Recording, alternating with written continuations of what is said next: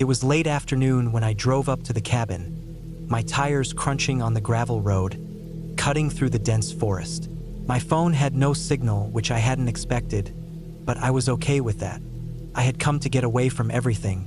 The noise, the constant pull of obligations, the feeling of being tethered to a life that felt a bit too tight for my liking. The cabin was supposed to be the perfect escape.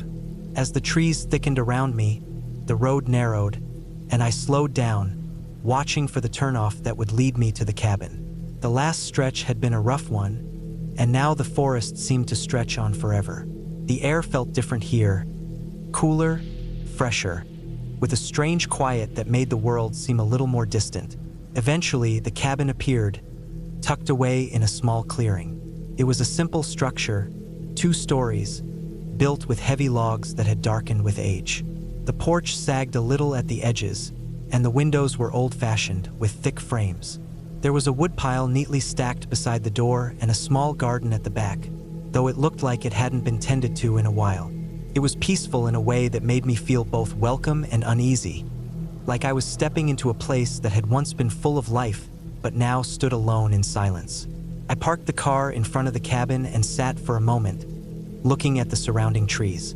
They were tall and dense, their branches heavy with leaves that blocked out much of the sky. The air smelled earthy, damp even, like the ground had been holding on to rain for far too long. I grabbed my bag from the trunk, a simple duffel with clothes, food, and some books. The place was supposed to have running water and electricity, but I wasn't too sure how reliable any of that would be. Still, I wasn't here for luxuries. I was here to disconnect. I stepped inside. The door creaked as I opened it, and I shivered despite myself. The inside was just as rustic as the outside, with wooden floors and dark beams overhead. A stone fireplace sat along one wall, and the smell of old wood filled the room. The furniture was sparse. A couch, a small dining table, a few chairs. Nothing fancy, but it felt homey in its own way. Everything was covered in dust, as though no one had been here for a long time. I dropped my bag by the door and explored the cabin, noting the basic kitchen in the corner, the bathroom off to one side, and a staircase leading up to a loft. There was a small window above the sink that looked out over the forest, giving me a perfect view of the trees that seemed to go on forever. By the time I finished unpacking, the sun was beginning to dip below the horizon, casting long shadows across the cabin. I started a fire in the fireplace to take the edge off the chill in the air and settled on the couch with a book, trying to unwind. The crackling of the wood and the occasional snap of burning embers became the soundtrack of my evening. It wasn't long before I felt the first hint of unease. It was a subtle thing at first. The wind picked up outside, making the trees sway, and I could hear the occasional creak and groan of the cabin settling. But then something else came. A scratching sound, light at first, but it quickly became a rhythmic thud, almost like something was tapping against the wall. I stood up, my pulse quickening, and walked toward the sound. It was coming from the corner near the window, where the wall met the ceiling. I pressed my ear to the wood, but there was nothing there. I stared out the window into the fading light, trying to shake the feeling that something was just beyond my sight. Maybe it was just my imagination. The forest was a strange place, and the quiet could play tricks on you. I made my way back to the couch and forced myself to focus on my book. The sound seemed to stop after a while, and the night settled back into its usual peaceful rhythm. But sleep didn't come easily. Every time I closed my eyes, I imagined that tapping sound again, echoing in the back of my mind. I'd roll over, try to settle in, and then the sound would return, softer but no less persistent. It wasn't the wind. It wasn't an animal. I couldn't shake the feeling that there was someone out there. I eventually got up, grabbed a flashlight, and checked the perimeter of the cabin. There was nothing. The forest was just as still as it had been earlier, the trees looming like dark sentinels in the night. I shone the flashlight at the ground, checking for any sign of tracks, but the earth was undisturbed. Still, my nerves were on edge. The cabin, isolated as it was, felt suddenly too large, too empty, like it was closing in around me. I locked the door behind me and went back inside, feeling a bit ridiculous for worrying over nothing. The night passed quietly after that, though I didn't sleep well. My dreams were filled with images of things moving in the dark, things I couldn't see but could hear, thumping, scratching, whispering. I woke up several times, my heart racing, the feeling of being watched too strong to ignore. The next day, I tried to distract myself. I went for a walk through the woods, hoping to clear my mind. The sun was higher now, and the forest didn't feel as foreboding as it had the night before. Birds chirped from the trees, and the sound of a nearby stream added a peaceful backdrop to the quiet of the woods. I walked for hours, exploring the trails, but as the afternoon wore on, something felt off. The sun dipped behind a thick bank of clouds, and the temperature dropped suddenly, sending a chill through the air. I turned to head back to the cabin, but that's when I noticed something strange. There was a trail. It wasn't much, just a faint path in the underbrush, not wide enough for a car but enough to be noticeable. My curiosity got the better of me and I followed it. It wound through the trees, twisting and turning, until it eventually led to a small clearing. At the center of the clearing stood a structure, an old shed half collapsed with broken windows and a sagging roof. It looked like it hadn't been used in decades. The door was slightly ajar, hanging on one rusted hinge. I approached it cautiously, my pulse quickening. There was something about this place that made my skin crawl. The air seemed heavier here, as though the forest itself was holding its breath. I stepped inside the shed, the floorboards creaking beneath my feet. There was nothing remarkable about it. Just a few old tools scattered around, cobwebs in the corners, and the smell of damp wood and rot. But then I saw it. In the back corner, hidden beneath a pile of old tarps, was a wooden crate. It was large, about the size of a coffin, and it was covered in dirt and grime. My heart skipped a beat. There was something about it that felt wrong, like it didn't belong here. I approached it slowly, my hand trembling as I reached out to touch it. The lid was heavy, but with some effort, I managed to pry it open. Inside, there were a few items that made no sense.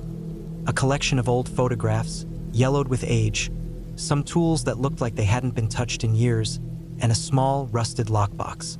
I pulled the lockbox out carefully, trying to ignore the strange feeling that was rising in my chest. As I held the box in my hands, I noticed something carved into the lid. It was a symbol, a strange, jagged design that seemed almost familiar, like something I had seen before, but I couldn't quite place it. I turned the box over, trying to see if there was a keyhole, but there was nothing. The sense of unease intensified. I felt like I had stumbled upon something I wasn't meant to find. I quickly shoved the box back into the crate, closed the lid, and backed away. I didn't want to be there anymore. Without thinking, I turned and ran back to the cabin. When I returned to the cabin, the sky had grown dark, and the air felt thick with tension. I locked the door behind me, my hands shaking. I didn't want to think about the box, the shed, or what it all meant. I just wanted to feel safe again. The night passed without incident, but I couldn't shake the feeling that something had changed. The next morning, I packed up and left, not bothering to check the cabin one last time. I didn't need to.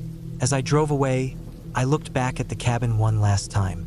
It was just a cabin in the woods, nothing more, but something deep inside me knew I would never return. The feeling that something was waiting there for me, something that I didn't understand, would stay with me forever.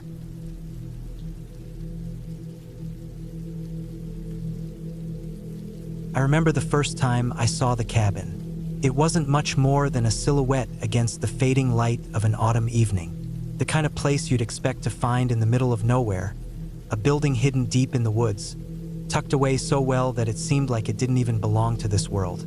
I was running from something, but I didn't know what. I'd rented the cabin for the weekend, thinking I'd be able to clear my head.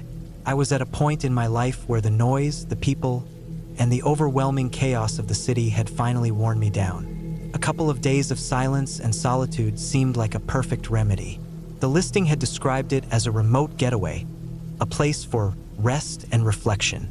The pictures didn't show much, just a cozy, old cabin tucked in a dense forest. The more I looked at them, the more I felt a strange pull. Maybe I just wanted to feel alone for a while, far away from everything that had been weighing on me. I didn't think much about it, just clicked the book button and packed my bags. I arrived just before nightfall, and the drive up had been slow, even though I'd planned it well. The gravel road was narrow, winding through thick trees that seemed to close in on me, creating shadows that played tricks on my eyes. The air was heavy with the scent of pine, the kind that seems to settle into your lungs and stay there. It wasn't particularly cold yet, but there was an underlying chill in the air, like the forest knew something I didn't. The cabin itself was small, built from rough-hewn logs that gave it a rustic, weathered look. Its roof was slanted steeply, the shingles darkened by years of rain and snow. I parked my car, taking in the surroundings before heading inside. There was nothing out here, no neighbors, no other signs of life for miles, just trees and the cabin. The peace was almost too much, as if the world had been pressed into a halt. The interior was just as simple as the exterior. A small kitchen with basic amenities, a living room with a worn-out couch, and a fireplace that looked like it hadn't been used in years. Upstairs, there was a single bedroom with an old bed, the blankets faded and a little frayed. The kind of bed you'd expect to find in a place like this, nothing fancy, but functional. I set my things down and began to unpack, eager to get comfortable, yet feeling the slightest hint of unease creeping in. I chalked it up to nerves. After all, it was just a cabin in the woods. I made myself dinner, simple pasta with sauce, the smell filling the room as I sat at the small wooden table. The fire crackled in the fireplace, casting flickering shadows against the walls. For a while, I just sat there, eating slowly, listening to the stillness of the night. The cabin creaked now and then, the wind outside rustling the branches, but nothing out of the ordinary. As I cleaned up and got ready for bed, something caught my eye. A shape, a shadow outside the window. At first, I thought it was just the trees swaying in the wind, but then it shifted, almost deliberately. My heart skipped a beat. I turned toward the window, trying to get a better look, but all I saw were the trees and the thick darkness beyond. I chalked it up to my imagination, reminding myself that this place was isolated, just the wind playing tricks on me. Still, the feeling lingered. I locked the door behind me before heading upstairs. The bedroom smelled faintly of wood and dust. It was a comfortable enough room, but there was something unsettling about it. The bed creaked under my weight as I lay down, trying to relax. I turned off the light, and the room was plunged into darkness. I was just starting to drift off when I heard something. A knock, soft at first, almost like a tap on the wood, but then it came again, louder this time. My heart raced, and I sat up in bed, trying to listen more closely. It wasn't coming from the door, though. No, it was coming from the wall. The wall. The room was so quiet I could hear it clearly, a dull tap against the wood, like something was on the other side. I stood up, my feet cold against the floorboards, and walked over to the window. I pulled the curtain aside and peered into the darkness, but I couldn't see anything. The woods were thick, and the moonlight didn't reach very far. The tapping stopped after a few seconds, and for a moment, I felt silly. It had to be an animal, I told myself. Maybe a branch or something scraping against the cabin. But as I lay back down, I couldn't shake the feeling that I wasn't alone. The tapping had been too deliberate, too rhythmic, as if someone or something was trying to get my attention. I stayed awake for what felt like hours, listening to every little creak and groan the house made, convinced that I was imagining things. Eventually, I managed to fall asleep, though I didn't feel fully at ease. The next morning, the sun shone through the trees, casting long shadows across the cabin. It was cold now, the air crisp and sharp, but it was beautiful, like something out of a dream. I got up, stretched, and made my way downstairs to make coffee. I thought maybe a walk through the woods would clear my head, take my mind off the weird sounds from last night. The woods around the cabin were dense and still, the trees towering above me, blocking out most of the light. As I walked, I noticed that the forest floor was covered in a thick layer of fallen leaves. It was silent, too silent. No birds, no squirrels, no animals scurrying about. It felt unnatural. I kept walking, trying to shake the creeping feeling that I was being watched. It wasn't until I came to a small clearing that I saw it. a pile of rocks arranged carefully in a circle. At first, I thought it was just a random formation, but as I moved closer, I saw something else. A broken piece of wood, the kind that looked like it had been carved, laying in the center of the circle. I reached down to touch it, but something stopped me. It wasn't the wood that bothered me. It was the way the pile of rocks had been arranged. Felt deliberate, too intentional. I stepped back, my skin crawling, and decided it was time to head back to the cabin. I didn't need to be in the woods any longer than necessary. When I got back, I started to notice little things that hadn't been there before. Small marks on the doorframe, scratches, like something had tried to claw its way inside. I brushed it off at first, but now that I was looking more closely, I realized how strange everything was. I hadn't heard any more tapping last night, but I could still feel the presence, like something was waiting for me. Every little sound in the cabin seemed amplified. The creak of the floorboards, the crackle of the fire, the wind moaning through the trees outside. By the afternoon, I was starting to think about leaving. I hadn't felt right since the moment I arrived, and every passing hour seemed to bring more strange occurrences. But then I remembered my original goal, to escape, to get some peace. Maybe I was just being paranoid. I spent the evening inside, pacing around the cabin, trying to keep myself busy.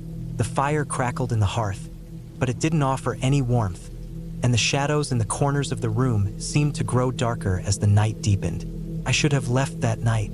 I should have packed up and driven away, but I didn't. I stayed, hoping it was just my imagination running wild. The next few days were a blur, a collection of fleeting moments and growing unease. The tapping continued, coming at night, sometimes from the walls, sometimes from outside the cabin. I never saw anything, but the feeling of being watched only grew stronger. I'd wake up in the middle of the night, sweating, heart racing, sure that something was there, just outside my reach. I'd go to the window and find nothing but trees, always the trees. On the third night, it finally happened. The tapping turned into something worse, something louder. A thud, a series of heavy, deliberate knocks like someone was hammering on the walls, on the door. My heart pounded in my chest, and I froze. The cabin felt like it was shaking from the force of the knocks. I didn't know what to do. My instincts screamed at me to run, but the thought of stepping outside into the dark woods made my stomach twist in knots. I didn't sleep that night. I didn't move from the couch, my eyes fixed on the door, waiting for whatever it was to make its next move. It wasn't until the next morning that I found the answer. The sunlight was just beginning to peek through the trees when I heard a sound outside. The door creaked open, just a little, the latch scraping against the frame. I didn't even think. I grabbed the nearest thing I could find, a rusty old fireplace poker, and rushed outside. And that's when I saw it. There, in the clearing in front of the cabin, was a figure. A man, or at least something that looked human, crouching low in the grass. His back was to me, but I could see the scraggly hair, the torn clothes, the wild, unkempt look of him. Before I could even react, he turned around. His eyes were empty, and in that moment, I realized I wasn't alone in those woods. I'd never been alone, and whatever had been out there, it had been watching me all along. But as I stood there, paralyzed by fear, something strange happened. The man didn't move. He didn't speak. He just stood there, watching me. I don't know why, but I walked towards him. And as I did, the emptiness in his eyes became clearer. He wasn't a threat. Not.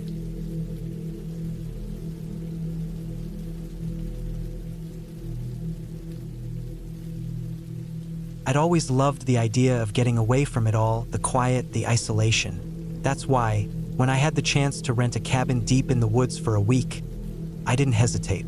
It was an old, weathered place, tucked away on the edge of a dense forest, miles away from the nearest town.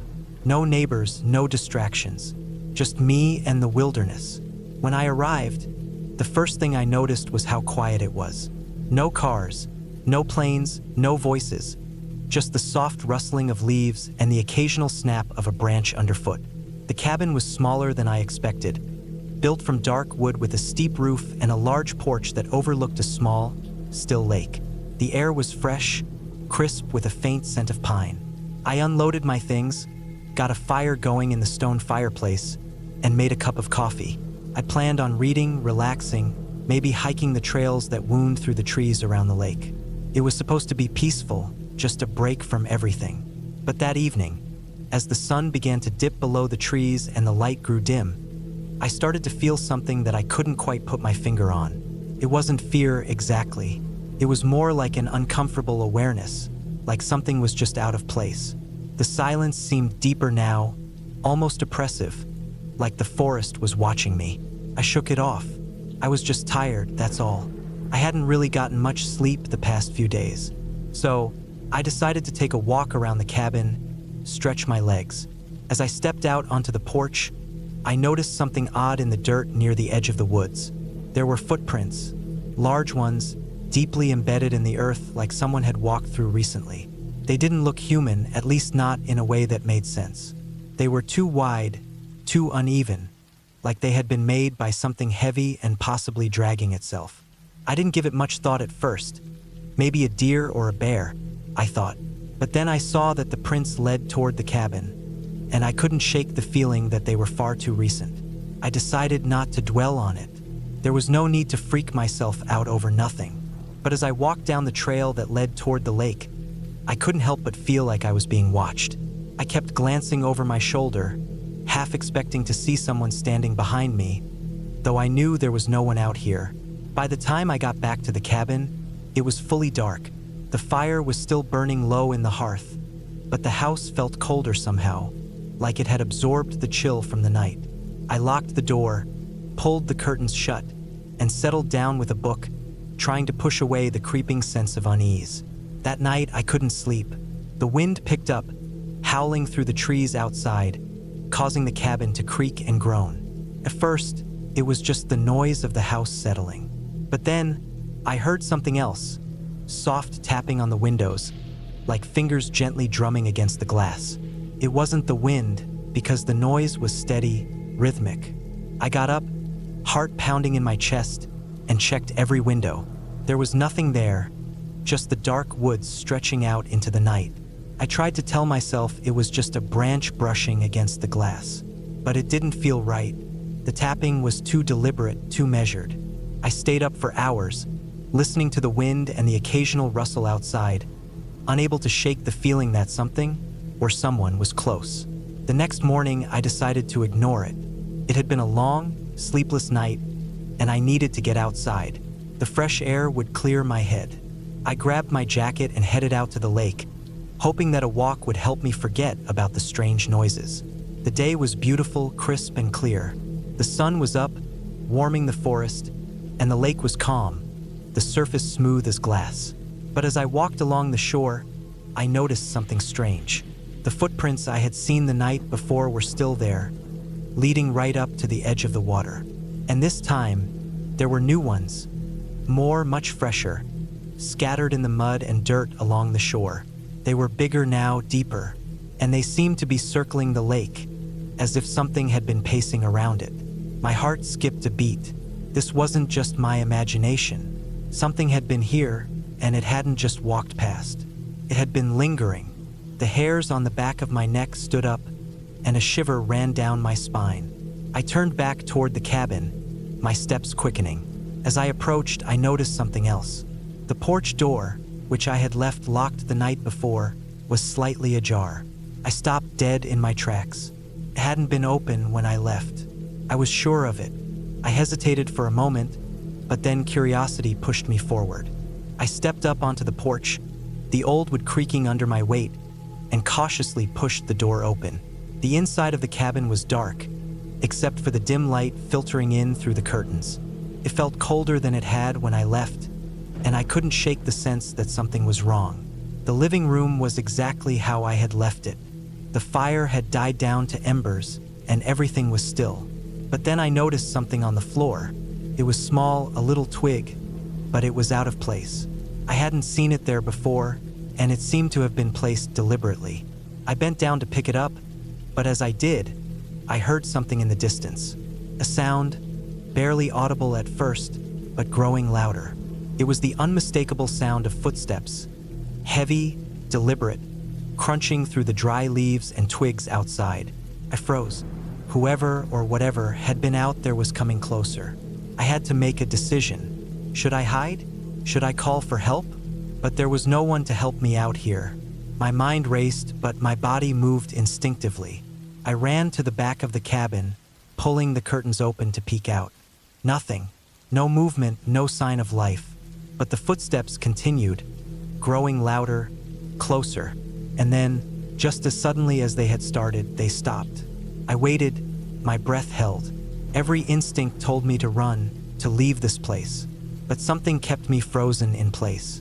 The silence returned, and I stood there for what felt like hours, barely daring to move. Eventually, I couldn't stand it anymore. I grabbed my things, shoved them into my bag, and started for the door. But as I reached for the handle, I heard something behind me, a sound so soft, so faint, that I almost thought I imagined it. A creak, a whisper of movement in the other room. I turned slowly, my heart pounding. The room was empty, no one there, but the feeling of being watched didn't go away. It was as if the walls themselves were pressing in on me, closing in. Without another thought, I opened the door and bolted into the night. I didn't look back as I ran down the trail toward the lake, my feet slipping on the wet ground. I could hear the sound of something following me, close but never quite catching up. My breath came in ragged gasps and panic set in. Was it a person? Was it something else? I ran until I reached the edge of the lake, my legs burning. And there, at the far end of the clearing, I saw something that stopped me cold. A large figure standing by the water. It wasn't a person, though. It was too big, too broad, its shape indistinct in the dark. But there was no mistaking the presence of something out of place, something wrong. I didn't wait to figure out what it was. I turned and ran again, straight through the trees, not caring where I was going. My heart was in my throat, and my legs were ready to give out, but I didn't stop, couldn't. Eventually, I stumbled into the clearing near the road. I didn't know how long I'd been running, but I didn't care. I flagged down a passing car, almost falling into the street as it came to a stop. The driver looked at me like I was crazy, but I didn't care. I climbed into the back seat, and as we drove away, I looked back at the dark, silent cabin in the distance. I never went back there. Something about that place, about the feeling of being hunted, never left me. The woods, the isolation, it wasn't peaceful. It wasn't calm. It was a trap, and I was lucky to get out.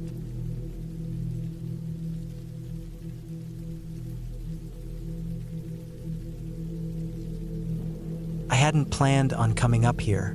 To be honest, the cabin was an impulse decision. I'd been driving for hours, wanting to clear my head. The pressure from work, the endless emails, the constant noise of the city. It was all too much. So when I saw the sign that pointed to a small cabin rental, just an hour off the main road, I took it as a sign. It seemed like a good way to get away from everything, even if it meant going into the woods. The road leading up to the cabin was narrow, hardly wide enough for my old SUV to fit through without brushing against the overgrown branches. As the trees closed in around me, the sun dipped lower in the sky, and the road became darker. There was no cell signal out here, and the few homes I passed were distant and far apart. It felt isolating, like the world was shrinking around me. I finally arrived at the cabin just before sunset. It was small but charming, made of weathered wood, sitting on the edge of a small clearing surrounded by thick trees.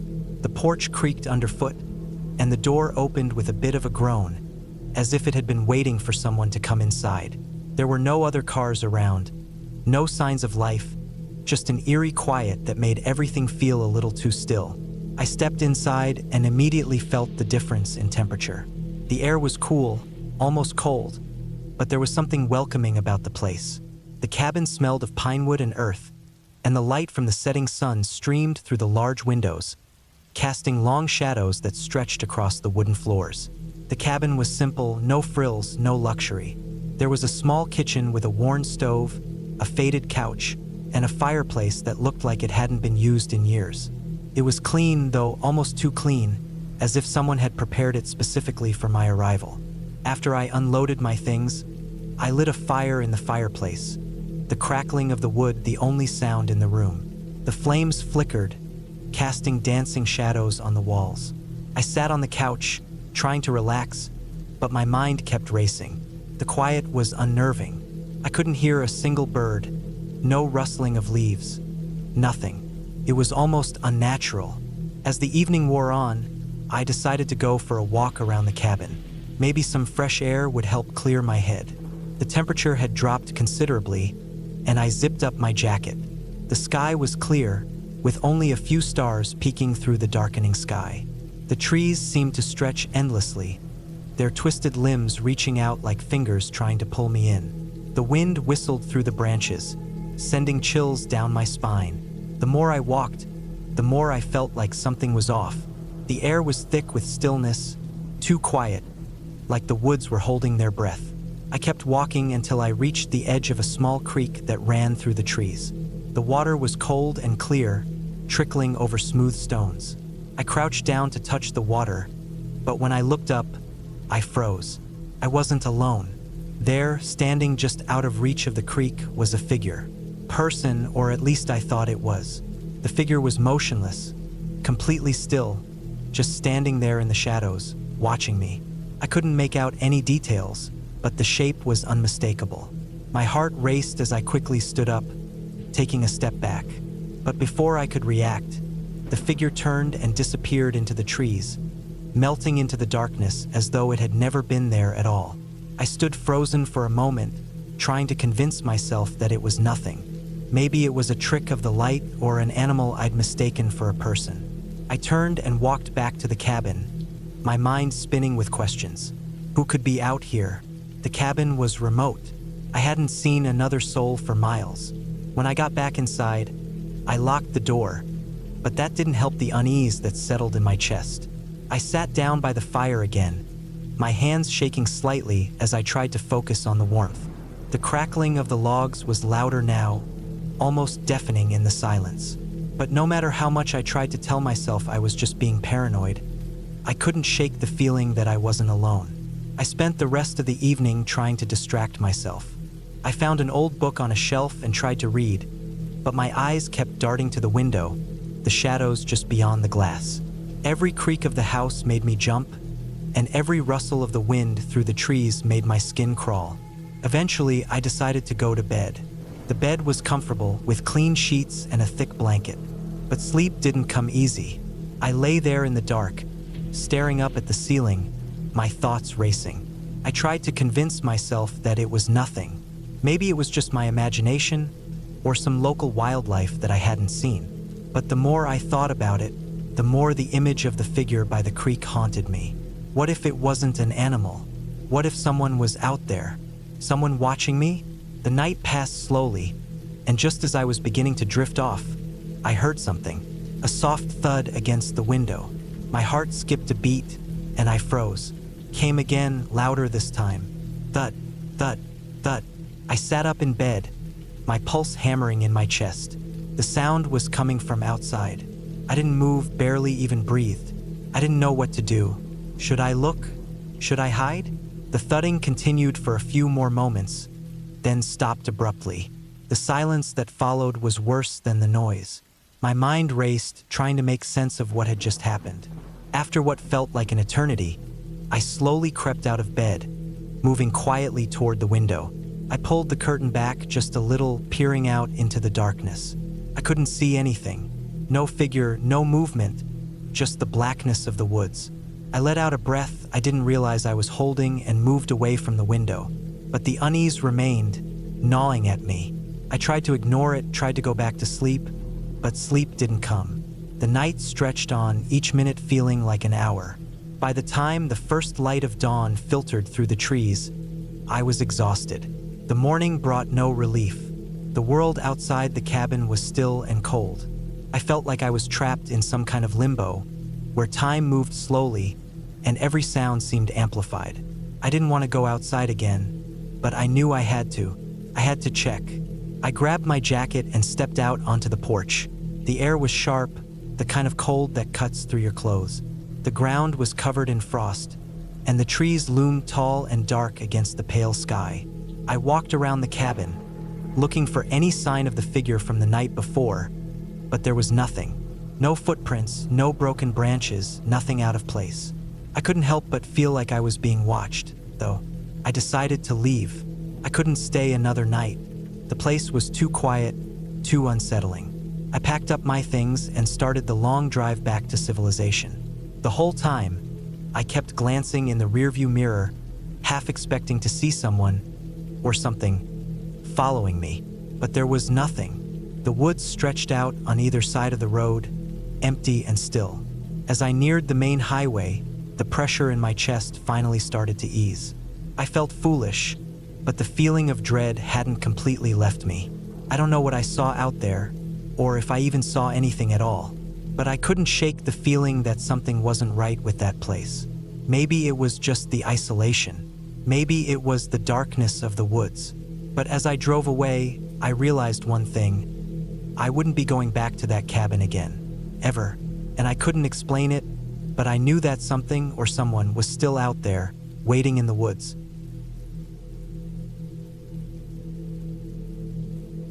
I don't know what I was thinking when I agreed to come out here.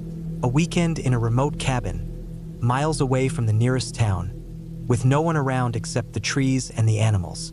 It was supposed to be a break, some time to get away from everything, clear my head, and maybe do some reading, a few days to unwind. The kind of escape people talk about when life gets too loud. But the silence here, it's different. I drove up to the cabin in the late afternoon, the road long and winding, narrow in places where the branches of trees pressed in on both sides. The car's tires kicked up dust as I made my way through the woods, the air thick with the scent of pine and damp earth. There wasn't much of a road left when I finally reached the cabin, just a gravel path that led through the trees. The place itself looked like something out of an old postcard, rustic and worn, with a stone chimney and a porch that creaked when I stepped on it. I'd never been out here before, but the cabin was booked under a last-minute deal, one of those getaway offers that seemed too good to pass up. The listing had promised peace and solitude, with a view of the mountains in the distance. Figured, why not? The first thing I noticed when I stepped inside was the smell. The air inside was stale, like it hadn't been properly aired out in ages. Dust hung in the corners of the rooms, and cobwebs clung to the ceiling in the kitchen. The place had a certain quietness, but not the comforting kind. It was more like a place that had been abandoned, left to sit, forgotten by everyone except for the animals and the occasional passing traveler. But it had what I needed: a bed, a roof over my head, and maybe, just maybe, I'd find some peace here. I didn't mind the age of the place. In fact, it felt kind of comforting. Old wooden beams, a stone fireplace, and mismatched furniture gave the cabin character. The floor creaked as I moved through it, and every time I walked past the window, I glanced out, half expecting to see someone standing there. I laughed at myself every time. Ridiculous. Who would be out here in the middle of nowhere? The first night, I decided to just relax. The fireplace crackled as I sat in a worn armchair near the window, reading a book. Outside, the sky had gone dark, and the forest was completely still. No sounds. Not even the wind moving through the trees. Just the occasional pop and crackle of the fire. After a few chapters, I felt my eyes grow heavy. I yawned, stretched, and decided it was time for bed. The cabin had 2 bedrooms, both simple with a bed, a dresser, and a small window. The one I chose was near the back, facing the woods. There was no streetlight, no artificial glow, just the moonlight filtering through the branches, casting long shadows on the floor. I pulled the blankets up, trying to ignore the faint scent of mildew in the room, and closed my eyes. That's when I heard it. A soft knock. Not a loud knock, but a gentle tap on the window, like something or someone was gently tapping the glass with their fingers. I froze, listening hard. There was no breeze. The trees were still. My first thought was that it was an animal, maybe a branch swaying in the wind and tapping against the window. But the sound was too distinct, too deliberate. My heart began to beat a little faster, and I slid out of bed slowly, moving to the window. My hands felt cold as I pulled aside the curtain, half expecting to see someone standing there. There was nothing, just the trees, swaying gently in the moonlight. I let out a breath I didn't realize I'd been holding. It must have been nothing, probably just my imagination. I checked the locks on the windows, double-checked the door, and crawled back into bed. But sleep wouldn't come easily after that. Every creak of the floorboards, every rustle of the branches outside had me on edge. My mind raced with thoughts of who could be out there, what could be out there. But I kept telling myself to relax. It was nothing. By morning, I had almost convinced myself it was nothing more than my nerves. I had driven a long way to get here, and the quiet of the place had messed with my head. The sun was up, and the world outside was bathed in light, peaceful, tranquil. Birds were chirping in the trees, the faint smell of pine in the air. I made myself some coffee, sat on the porch, and looked out at the vast stretch of trees that seemed to go on forever. That day, I spent most of the time walking around the area, exploring the woods behind the cabin. The further I went, the quieter it became. The trees seemed to close in on me as I walked, their thick trunks casting deep shadows. The air was cooler here, and it had an odd stillness to it. No animals, no birds, just an eerie quiet. I shrugged it off. Nature, I told myself, it's all part of the wilderness. But as the sun began to dip, something felt off. I hadn't planned on going far, but I found myself deep in the woods, and the sky was growing darker by the minute. The feeling of being watched crept up on me, and I kept turning around, half expecting someone to be behind me. It was ridiculous, of course. There was no one. The trees were just trees. Yet I couldn't shake the feeling that I wasn't alone. When I finally made it back to the cabin, the evening air was thick with fog. The trees loomed like silent sentinels, and the only sound was the faint rustling of leaves. I hurried inside, double-locked the door, and turned on the lights. But I couldn't get the feeling out of my head. Something wasn't right. I tried to relax by the fire, but every little noise seemed amplified in the silence. That night, I stayed up late, too uneasy to sleep. I kept hearing noises outside, not the typical sounds of the forest, no owl hoots or rustling animals, just soft sounds, taps, scratches, like something or someone was moving around outside the cabin. I couldn't bring myself to check the windows again. I stayed in bed, covers pulled tight around me, staring at the ceiling. The next morning, I woke to find something odd, a footprint. It was outside, near the porch, just one footprint, but it was large, too large for an animal. It wasn't a deep print, but it was clear, almost as if someone had stepped in the damp soil and left it behind, their foot sinking slightly into the earth. It looked fresh, too. The ground around it wasn't disturbed by rain or wind. I stood there for a moment, my heart racing again, trying to convince myself it was just someone passing through. But who? There was no one for miles. I spent the day inside, pacing around the cabin, trying to shake the unease. The fog hung heavy in the air again, and the trees seemed to stretch higher, casting deep shadows across the landscape. The silence was unbearable. Every creak of the floorboards felt like an intrusion, and every gust of wind made me jump. By the time evening came, I was exhausted, mentally drained. I locked the doors and windows, but still, that feeling didn't go away. The knocks, the footsteps, the strange footprint in the dirt. I couldn't stay here any longer. I grabbed my bags, packed quickly, and went outside to the car. But as I reached for the door handle, I heard something. A whisper, a voice, low and distant, barely audible. It came from the trees, from the woods beyond the cabin. I spun around, my heart in my throat, but there was nothing there. No one. The air was still, the trees unmoving. Without thinking, I got in the car, started the engine, and drove off. My mind raced as I looked in the rearview mirror, half expecting to see someone standing in the driveway. But there was nothing. Just the empty road stretching back behind me. I drove for hours, all the way back to the nearest town, where I found a small motel and checked in for the night. I wasn't sure if I was overreacting. Maybe it was all just my nerves. Maybe I'd let the isolation and the silence mess with my head. But that night, in the safety of my motel room, I slept like a rock. No more strange noises, no eerie whispers, just peace. But even now, I can't help but wonder, what was out there? Who or what left the footprint? I'll never know for sure, and maybe it's better that way. I'm just glad I left when I did.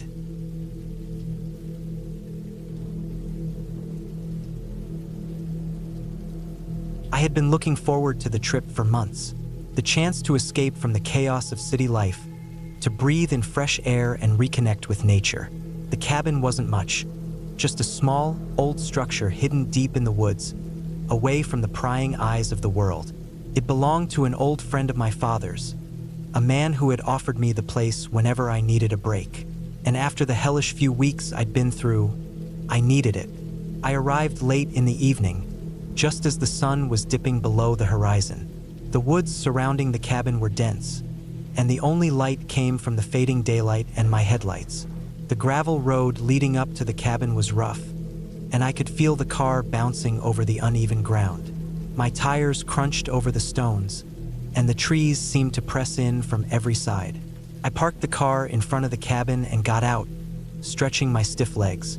The air smelled fresh, like pine and damp earth, the kind of scent that makes you feel alive again. The cabin itself was simple, just a wooden structure with a sloping roof, a small porch with a single chair, and a chimney that seemed to have been unused for years. The windows were dark, but I could tell they had been covered with heavy curtains from the inside. I grabbed my bag from the trunk, locked the car, and made my way up the porch steps. The door creaked as I opened it, the sound echoing in the stillness of the forest. Inside, the air was musty, as if the place hadn't been used in a long time. Dust lay thick on the furniture, and the only light came from the dying glow of the sunset outside. I didn't mind. It was rustic, felt like the perfect escape. I set my things down on the old wooden table and took a moment to look around. The interior was simple but cozy. A stone fireplace on one wall, a couple of mismatched chairs, a small kitchen area, and a narrow staircase leading up to a loft. It looked like something out of an old magazine, a little worn down but still charming. I set my bag down and made myself at home. There was a small firewood pile outside, so I grabbed a few logs and started a fire in the hearth. The warmth from the fire felt good, and the cabin started to feel more comfortable. I opened the fridge, which was empty except for a few bottles of water and some old jars of pickles, but that didn't bother me. I wasn't here for luxury. I was here to get away from everything. The first night was peaceful. I spent some time reading, letting the crackling of the fire fill the silence. As the night wore on, I grew tired and decided to head up to the loft. The bed up there was simple, but it looked inviting enough. I pulled the blanket over me and drifted off to sleep with the sounds of the forest outside. The next morning, I woke to the sound of birds chirping and the sun streaming through the window. It was a beautiful day. I stretched, feeling the muscles in my back pop and crack, and made my way downstairs. The fire had long since gone out, but the cabin still felt warm. I went outside to get some fresh air, taking in the view of the forest surrounding the cabin. The trees were thick, their trunks twisting toward the sky, and there was a small stream nearby that I could hear gurgling softly. Everything felt so serene, so perfect. It was exactly what I needed. I spent the day hiking through the woods, letting my mind wander as I explored the trails around the cabin. The woods were quiet, the kind of silence that presses down on you and makes you aware of every small sound. A twig snapping underfoot, the rustle of leaves in the wind, the distant sound of birds calling to each other. Felt almost oppressive at times, but in a good way. It was as if nature was reminding me of my smallness in the grand scheme of things. As I returned to the cabin in the late afternoon, I noticed something odd. The door was slightly ajar. It wasn't open all the way, but there was enough of a gap for someone to have been inside. I froze for a moment, unsure of what to make of it. I was sure I had locked the door when I left, but now it was open. My heart began to beat faster, and I walked cautiously toward the door. I pushed it open slowly, half expecting to find someone inside, but the cabin was empty. Everything seemed undisturbed, except for one thing. The firewood pile on the porch had been shifted. Some of the logs were out of place, scattered across the ground like they had been moved recently. I stood there for a few seconds, my mind racing. Had I left the door unlocked? No, I was sure I hadn't. But someone had been here. I felt a chill run down my spine. The thought of someone being in the cabin while I was gone made my skin crawl. I quickly checked the rest of the cabin. Everything seemed fine. The windows were still closed, the furniture was in place, and nothing appeared to be missing. But the feeling that something was wrong lingered. That night, I didn't sleep well. I kept hearing sounds from the woods, branches snapping, leaves rustling, as if someone was moving around outside. Every time I closed my eyes, I imagined someone standing just beyond the cabin, watching me. I pulled the blanket tightly around me, trying to ignore the creeping unease that was settling in my stomach. The next morning, I decided to pack up and leave. I didn't want to be here anymore. The thought of someone being around the cabin, someone I hadn't seen, was too much. But as I packed my things, I felt the need to go check something. I grabbed a flashlight and went outside to the woods, toward the stream. There was a small clearing about half a mile from the cabin, and I had noticed earlier in the day that it seemed unnaturally empty. No animals, no birds, nothing. It was a strange feeling, like the life had been drained from it. I made my way through the trees, the sound of my boots crunching on the ground loud in the quiet forest. As I approached the clearing, I felt a sudden drop in temperature, like I had walked into a shadow. I stopped at the edge of the clearing and scanned the area. That's when I saw it. There, in the middle of the clearing, was a small mound of dirt. It wasn't natural. It wasn't a pile of fallen leaves or a stump. It was a mound of earth, freshly disturbed. My stomach tightened, and I approached it slowly. As I got closer, I saw that the dirt had been dug up recently, and something had been buried there. Something large enough to leave a noticeable depression in the ground. I dropped to my knees and brushed away the dirt, my hands trembling. Beneath the earth was a pile of old, torn clothing, a few mismatched shoes, and something that made my blood run cold: bones. Human bones. I stumbled backward, my heart pounding in my chest. Someone had been buried here, someone who had been left to rot in the woods. I didn't know what to do. I thought about calling the authorities, but I didn't even know where to start. The woods were so remote, and the cabin felt so far from any town. But I knew I couldn't stay there. I couldn't stay anywhere near this place. I ran back to the cabin, grabbed my things, and drove off without looking back. I didn't care about my things. I didn't care about anything. The forest behind me felt like a trap, and I was desperate to get away.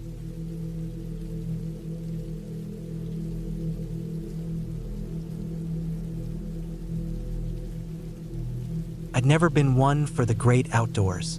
It wasn't that I was afraid of nature or camping, I just never saw the appeal. But after a series of exhausting weeks at work and the constant demands of city life, I figured a weekend getaway would be the perfect way to clear my mind. My cousin had told me about a small cabin he had up in the woods. He promised me it was quiet, secluded, and the perfect escape from the noise of everything. What he didn't mention was how unsettling it could be when you're alone in a place that feels like it's been abandoned by the world. The drive out there had been long, winding, and lonely. The closer I got to the cabin, the more the world around me seemed to shrink. The trees closed in tighter, their long, gnarled branches seeming to stretch toward the road. There was an eerie stillness, almost as if the whole forest were holding its breath. The cabin itself wasn't much to look at. It was a small, one-story building made of weathered wood. The roof was covered in moss, and the walls looked like they'd been standing there for far longer than they should have been. The surrounding land was thick with trees, and a small creek ran nearby, its soft babbling almost soothing if you were able to ignore the sense of isolation. I parked my car outside and stood there for a moment, taking it all in. I wasn't sure why, but I suddenly felt a sense of unease. Maybe it was the way the forest seemed to press in around the cabin. Maybe it was the way the air felt heavier than it should have. Whatever it was, I shrugged it off, grabbed my things, and went inside. The door creaked as I opened it, the sound reverberating in the silence. The interior was as simple as you would expect from a cabin. A small living area with a couch, a few chairs, a fireplace, and a small kitchen tucked into the corner. There were a few windows, but they were covered with old curtains, letting only a little bit of light filter through.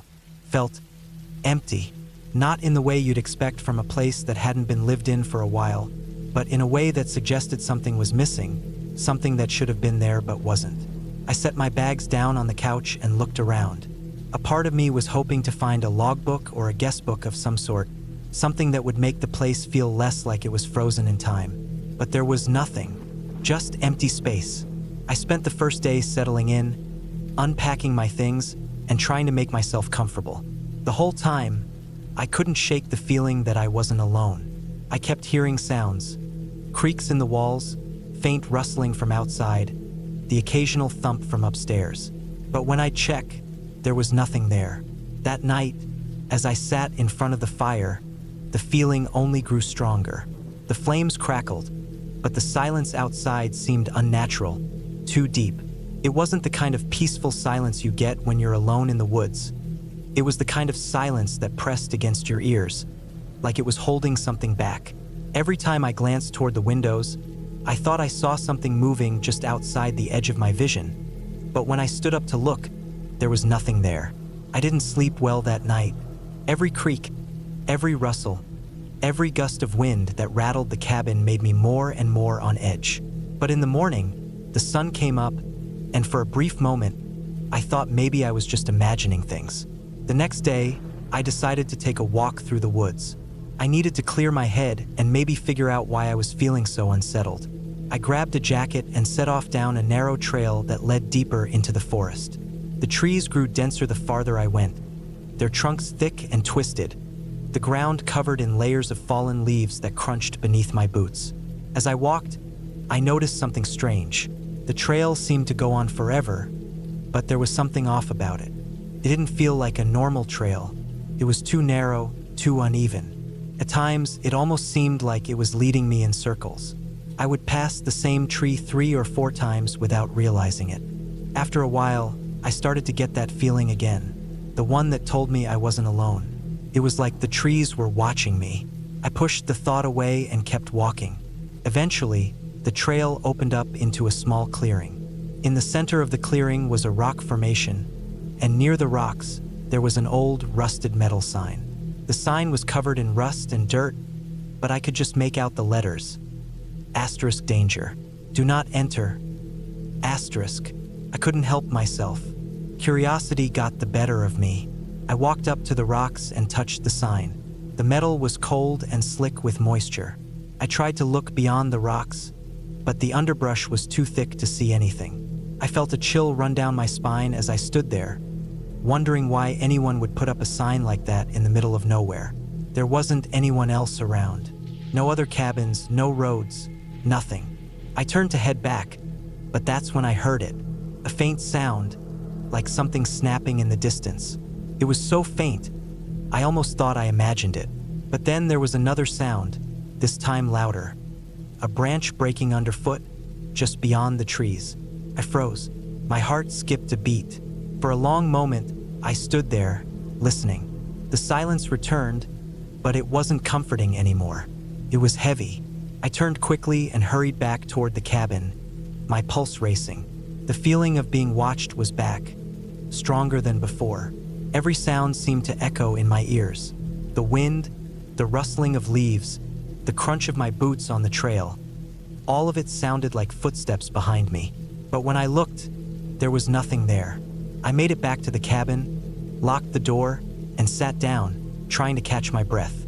It was ridiculous. I was just overthinking things. It was just the woods. Nothing was out there. I tried to convince myself of that, but it didn't help. The cabin felt different now, colder, more isolated. As the day wore on, I decided to make dinner and distract myself. I started a fire in the hearth, unpacked some canned food, and settled in to eat. The cabin felt quieter than before, the only sound the crackling fire. But as I ate, I noticed something odd. The air smelled different, faintly of smoke, but also something else, something sharp. I looked around, half expecting to see something in the corner of the room, but there was nothing. Just the fire, just the shadows. That night, I locked the doors again, but sleep didn't come easy.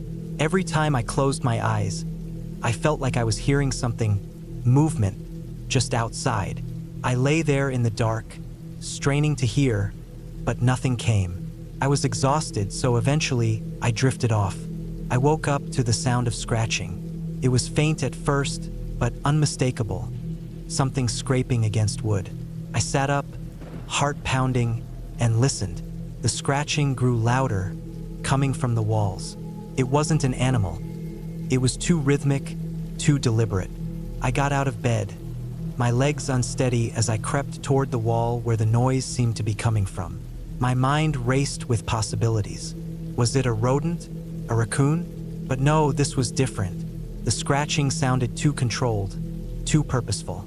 I reached the wall, placed my hand on it, and froze. There, under my fingertips, I felt a slight vibration. And then it stopped. Just like that, the scratching stopped. I pulled my hand away, my breath shallow. The room felt colder now, the silence pressing in. I backed away from the wall, my mind racing, trying to make sense of it. I wasn't alone. I could feel it again, the sensation that someone or something was in the cabin with me. I rushed to the front door, but when I pulled on the handle, it wouldn't open. Panic rose in my chest. I tried again, but it was stuck. I shoved at the door, my heart pounding in my throat. My eyes darted around the room, the shadows growing longer and darker in the corners. Then I saw it. A small gap in the floor just under the edge of the rug. Something was there. I knelt down, my hands trembling as I lifted the rug. Underneath, there was a trapdoor, hidden beneath the wooden floorboards. I hadn't noticed it before. My stomach twisted. I didn't want to open it, didn't want to know what was down there, but I had to. I pried the trapdoor open with all my strength, my mind screaming at me to stop, but I couldn't. Inside, there was a narrow, dark tunnel, its edges lined with old, rusted pipes and thick, twisted roots. The air smelled stale, damp, like it had been sealed off for years. I stared into the darkness, the hairs on the back of my neck standing on end. There was something down there. I didn't know what it was, but I knew it wasn't good. I didn't have time to think. I slammed the trapdoor shut and bolted out of the cabin. My car was parked nearby, but I didn't even hesitate. I jumped in, started the engine, and drove as fast as I could. I never went back to that cabin.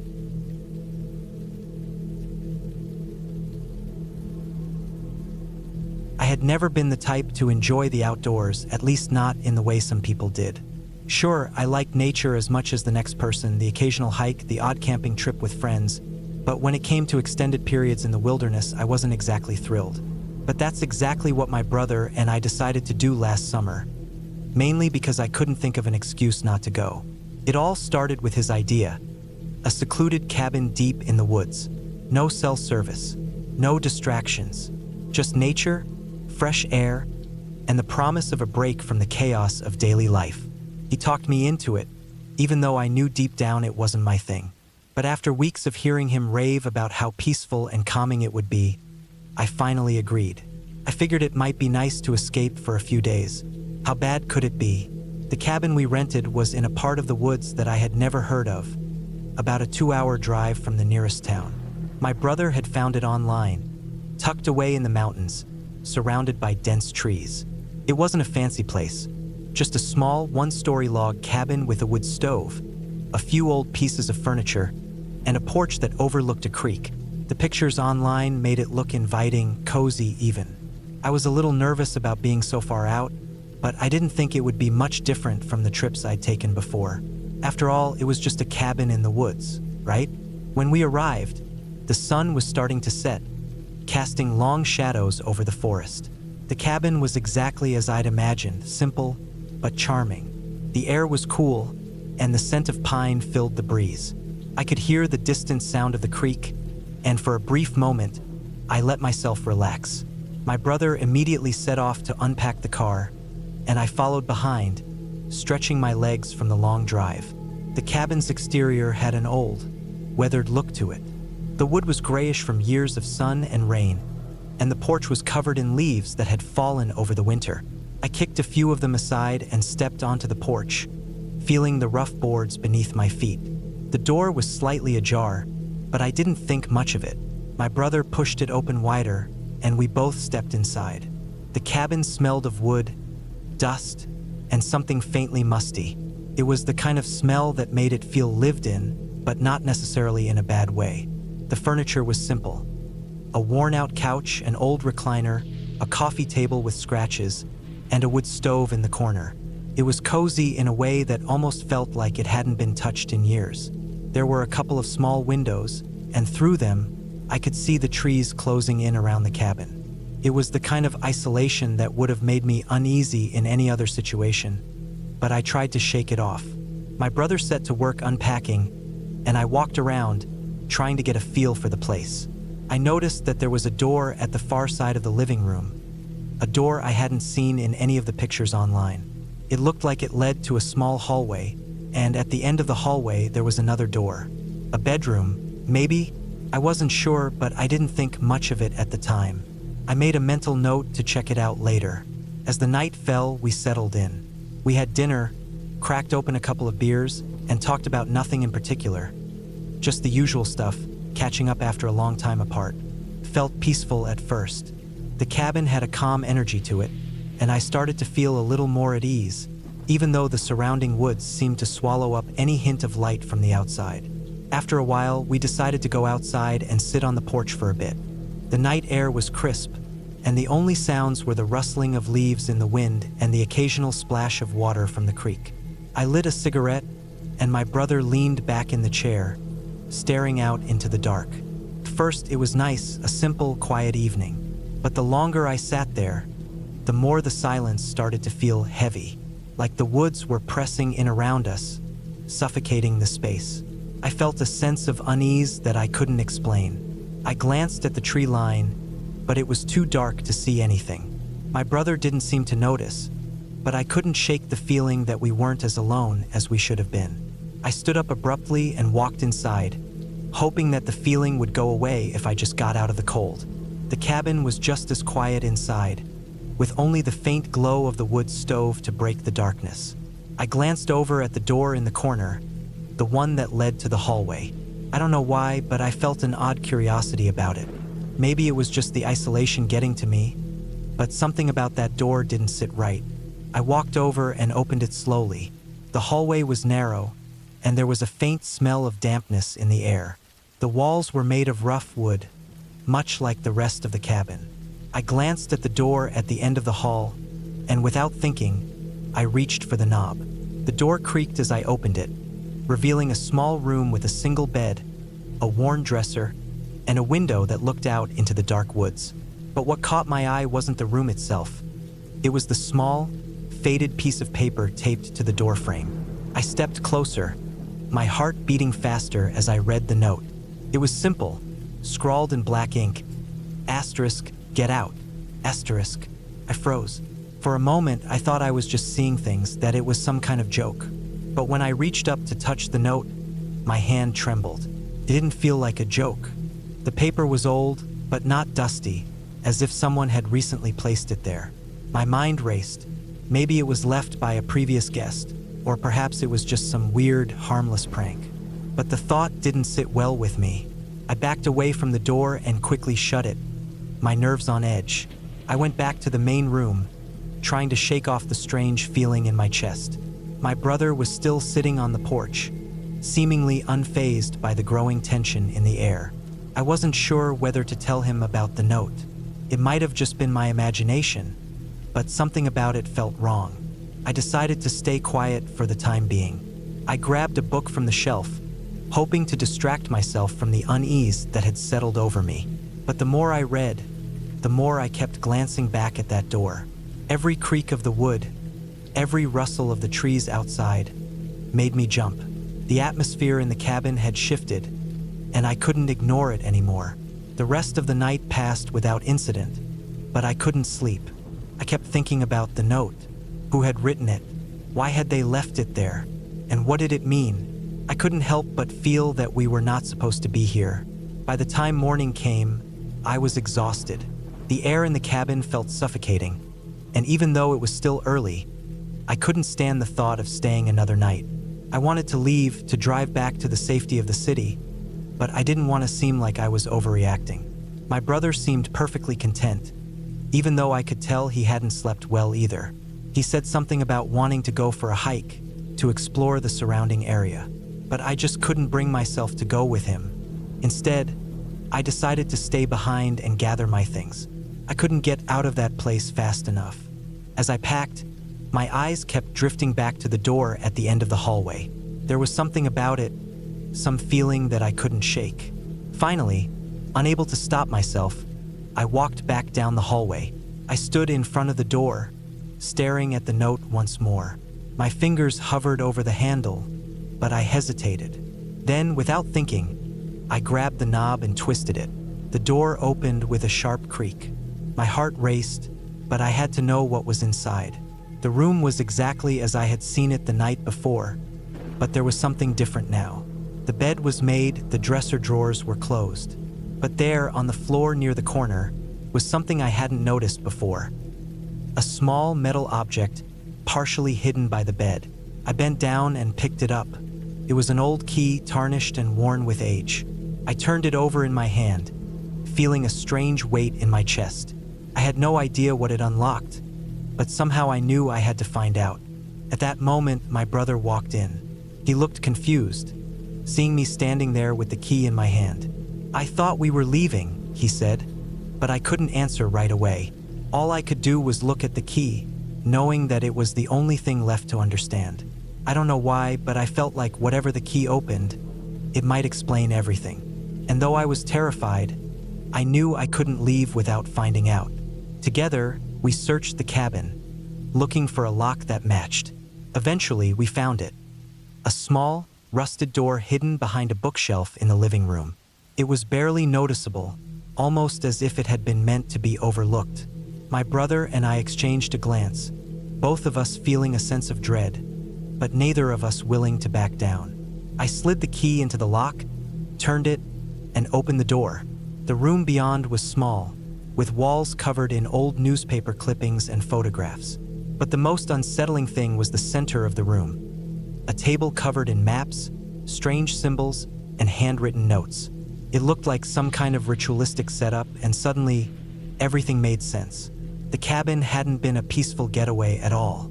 It had been a place for something far darker. Someone or something had been there before us, and they hadn't left willingly. We didn't stay another night. We grabbed our things and left the cabin as quickly.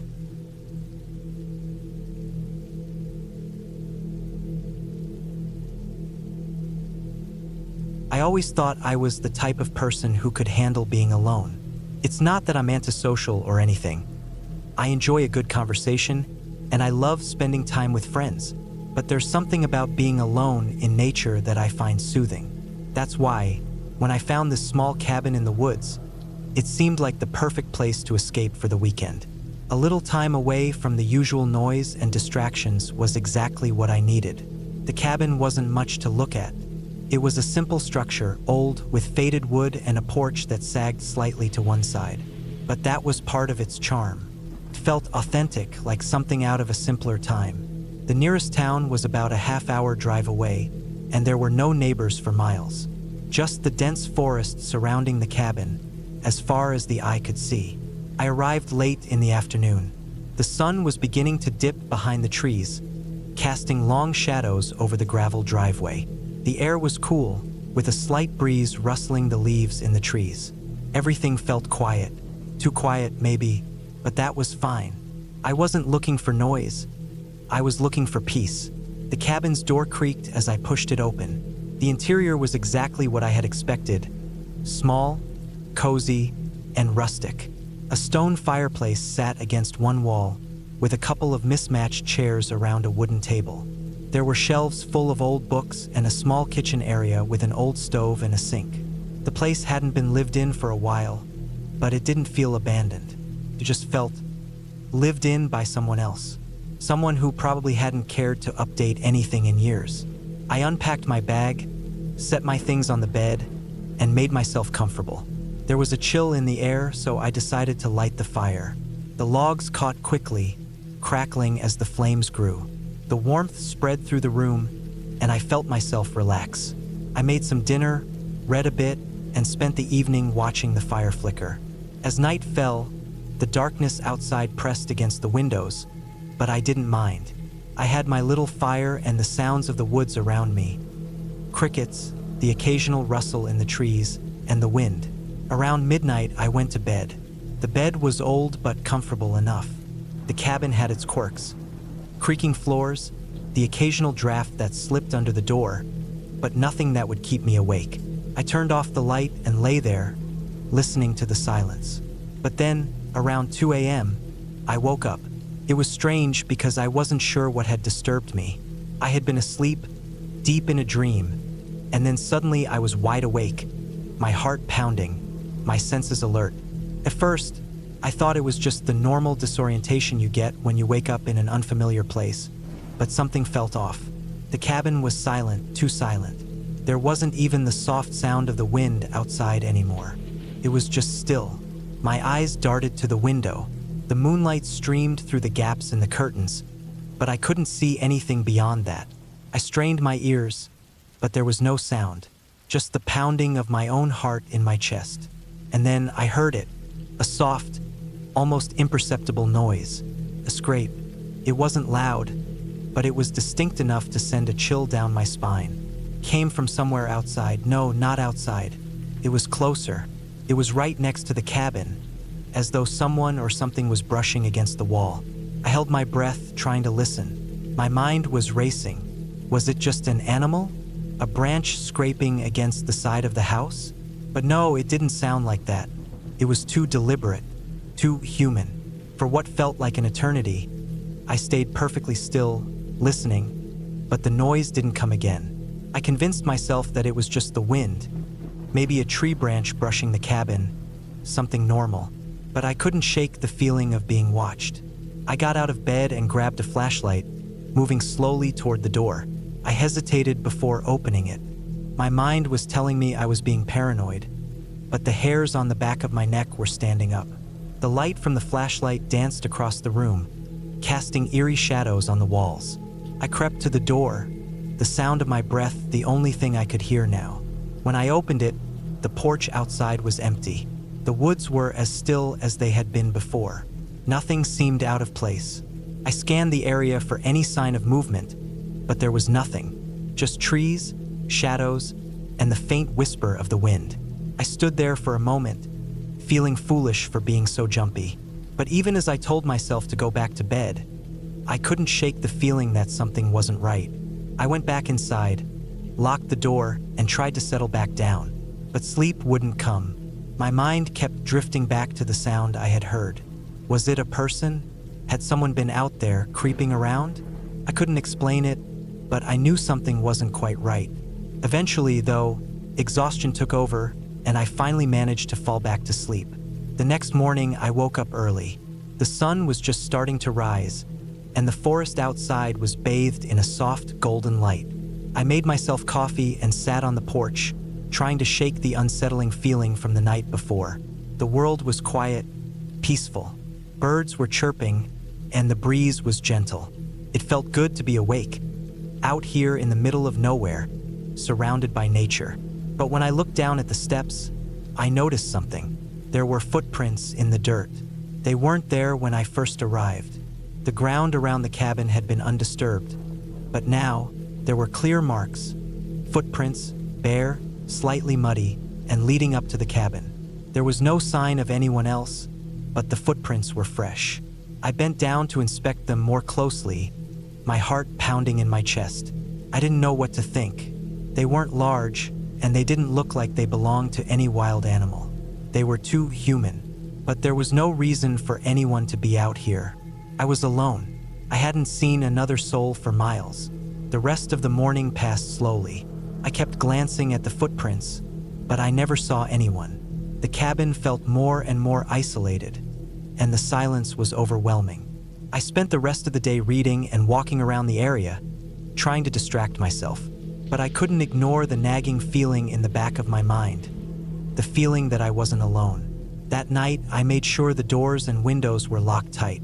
I sat near the fire, but the warmth did little to ease my growing anxiety. Every creak of the cabin, every rustle outside, made me jump. I told myself it was nothing, that it was just my mind playing tricks on me, but deep down, I knew something was off. The cabin, the woods, the silence. It all felt like it was closing in on me. Around midnight, I heard it again. A noise outside, soft like a scrape against the wall. I froze, the firelight flickering across the room. I strained to listen, but this time the sound didn't stop. Continued, faint at first, but then louder. Something or someone was moving around the cabin. My pulse quickened. My mind raced through all the possibilities. Could it be another person? Someone living nearby? But I hadn't seen any other cabins. There was no one else around for miles. I grabbed the flashlight and slowly made my way to the door. I didn't know what I was going to do if I opened it, but I had to know. I couldn't just sit there in the dark, wondering. When I stepped outside, the wind had picked up again, rustling the trees. The air was thick with tension. I swung the flashlight around, scanning the yard, the trees, the shadows. There was nothing there, nothing that I could see. But then, I heard a noise from behind me. I spun around, the beam of the flashlight cutting through the darkness. There, just a few feet away, was a figure standing at the edge of the porch. My heart stopped. It was a man, tall, thin, wearing a dark jacket. His face was hidden in shadow, but I could see his eyes, wide, unblinking, staring right at me. I didn't know what to do. My legs felt like they were made of stone. I could barely breathe. And then, just as suddenly as he appeared, he was gone. The spot where he had been was empty.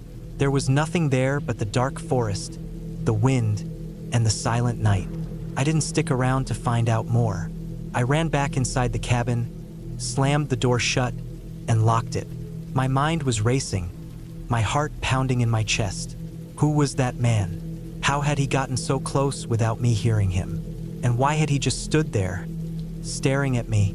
I didn't sleep that night. Couldn't. The entire experience had left me shaken to the core. The next morning, I packed my things and left as quickly as I could, not looking back as I drove down the dirt road away from the cabin. I never went back to that cabin. It sits out there, alone in the woods, with its creaky walls and shadowed corners. And sometimes, when I'm out hiking in the woods, I think I see something moving between the trees, just out of sight. Something or someone watching me from the shadows. But I don't go back, and I never will.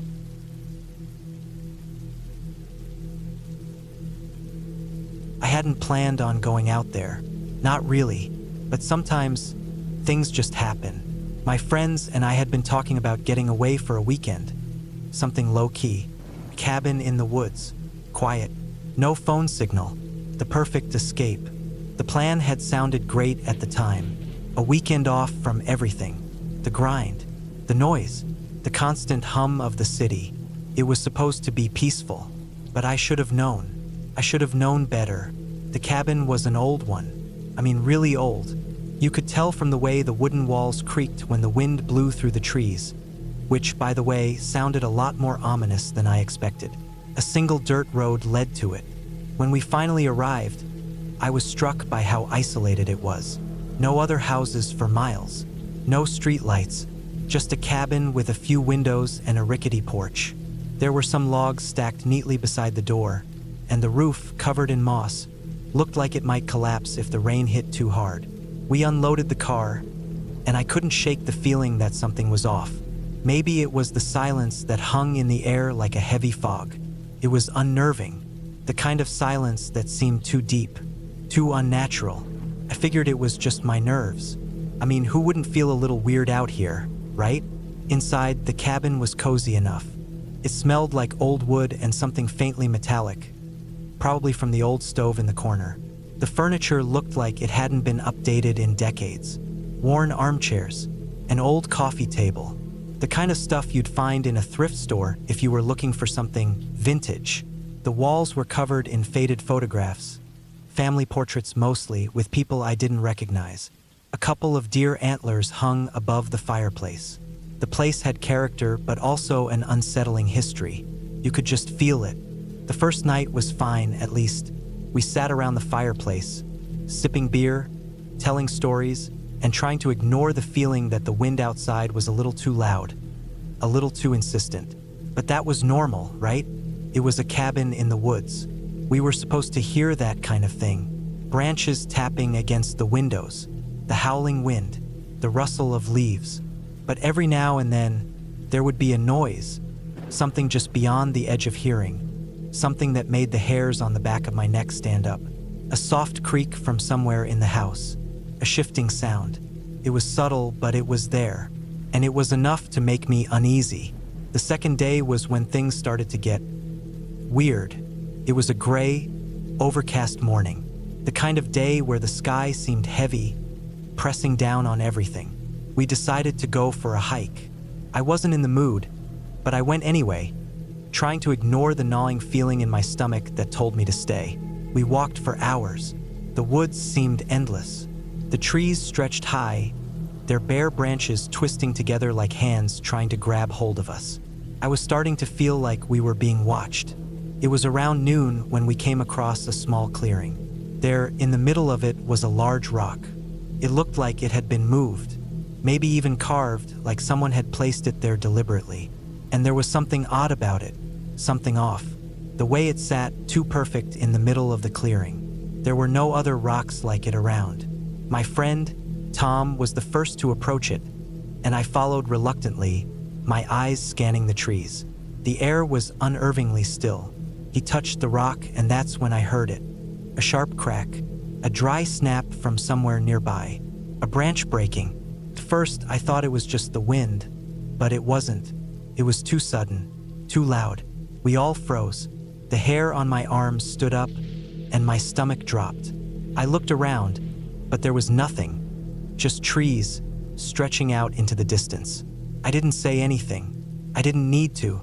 We all knew something was wrong, but we shrugged it off as people do when they're too embarrassed to admit they're scared.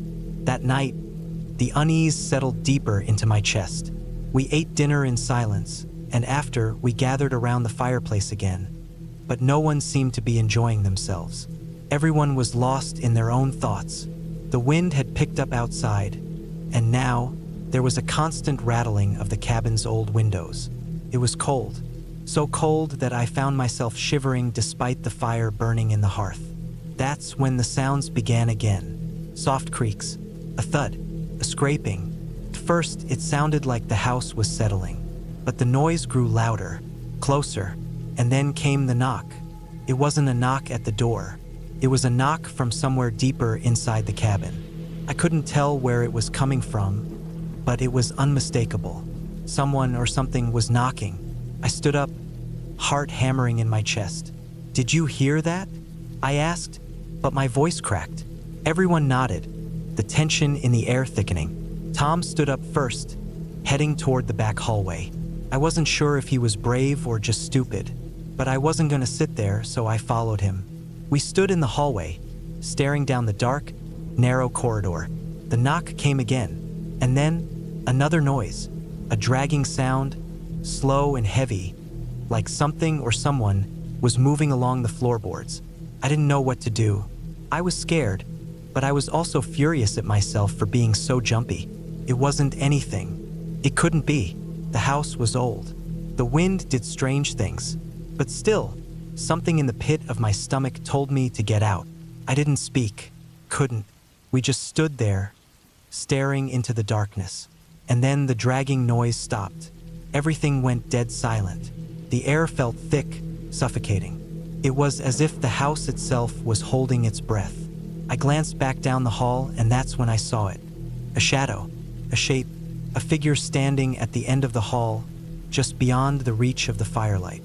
It wasn't a person. I could tell that much. It was tall, too tall, and the way it moved, it was like it was gliding. No footsteps, just a smooth, unnatural motion. I didn't wait for anything else. I turned and ran, barreling back into the living room. My friends followed close behind, all of us standing there in shock, gasping for breath. No one spoke. We didn't need to. We all knew what we'd seen. After what felt like an eternity, we decided to leave. We packed our things quickly, rushing out into the night. The wind was howling now, almost deafening. It was a struggle just to get the car started. When we finally pulled out of the driveway, I glanced back at the cabin. The lights were still on. I couldn't help but feel that something was watching us. Something was waiting. We made it back to the nearest town and we stayed in a cheap motel. We didn't talk much. We didn't need to. We all knew something was wrong with that place. But here's the part that I can't explain. After that night, we never spoke of it again. None of us, not even in passing. It was like the memory was locked away in a box, buried so deep that it couldn't escape. We went back to our lives, to our jobs, to the routine. But every now and then, I think about that cabin. I think about the shadow in the hallway, and I wonder if we were just imagining it all. If we'd been spooked by nothing more than the isolation, the wind, the sounds of an old house settling. I don't know, but I'll tell you this. I'll never go back. Not ever. The woods are too quiet, too still. And I've learned that sometimes, the things that live in silence aren't the things you want to meet.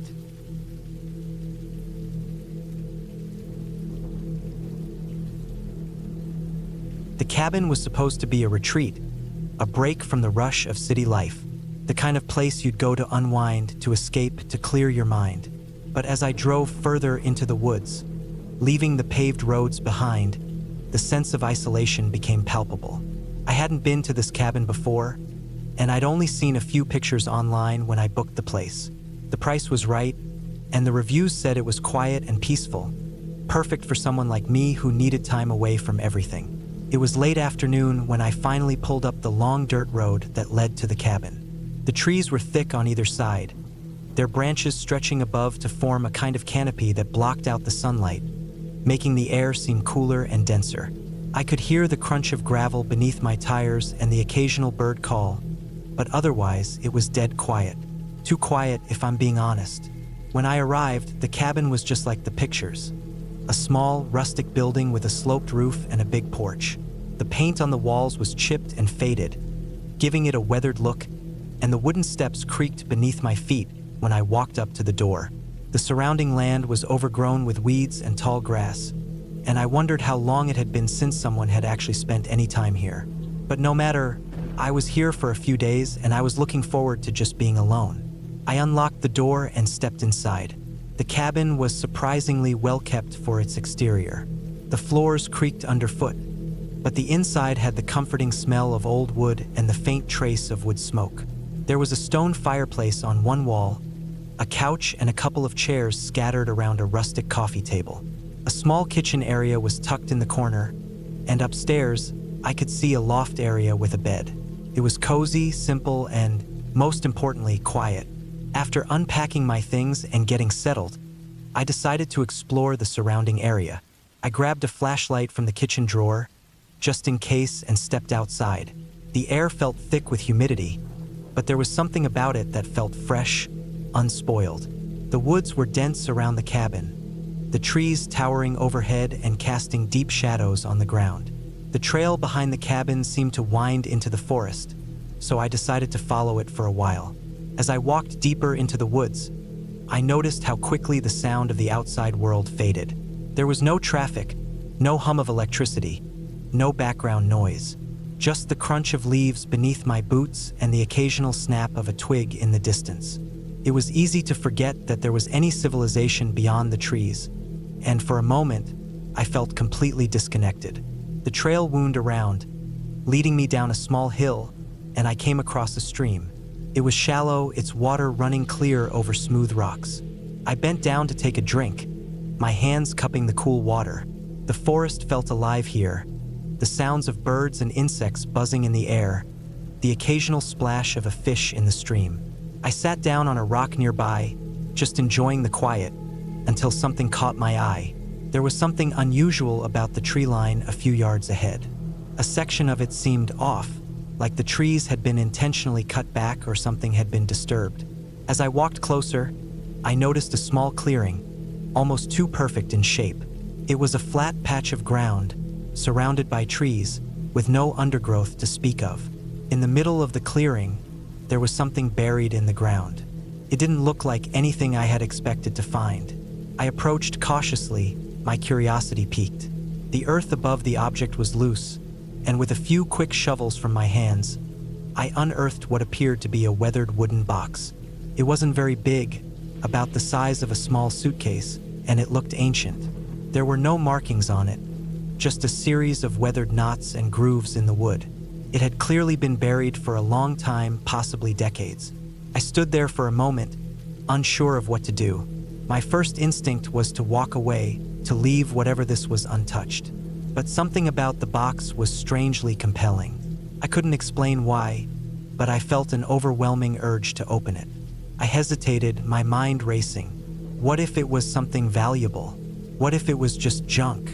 My fingers worked the lid open slowly, the creak of old would sending a chill down my spine. Inside, there was nothing but a few scraps of old cloth and a small leather-bound book.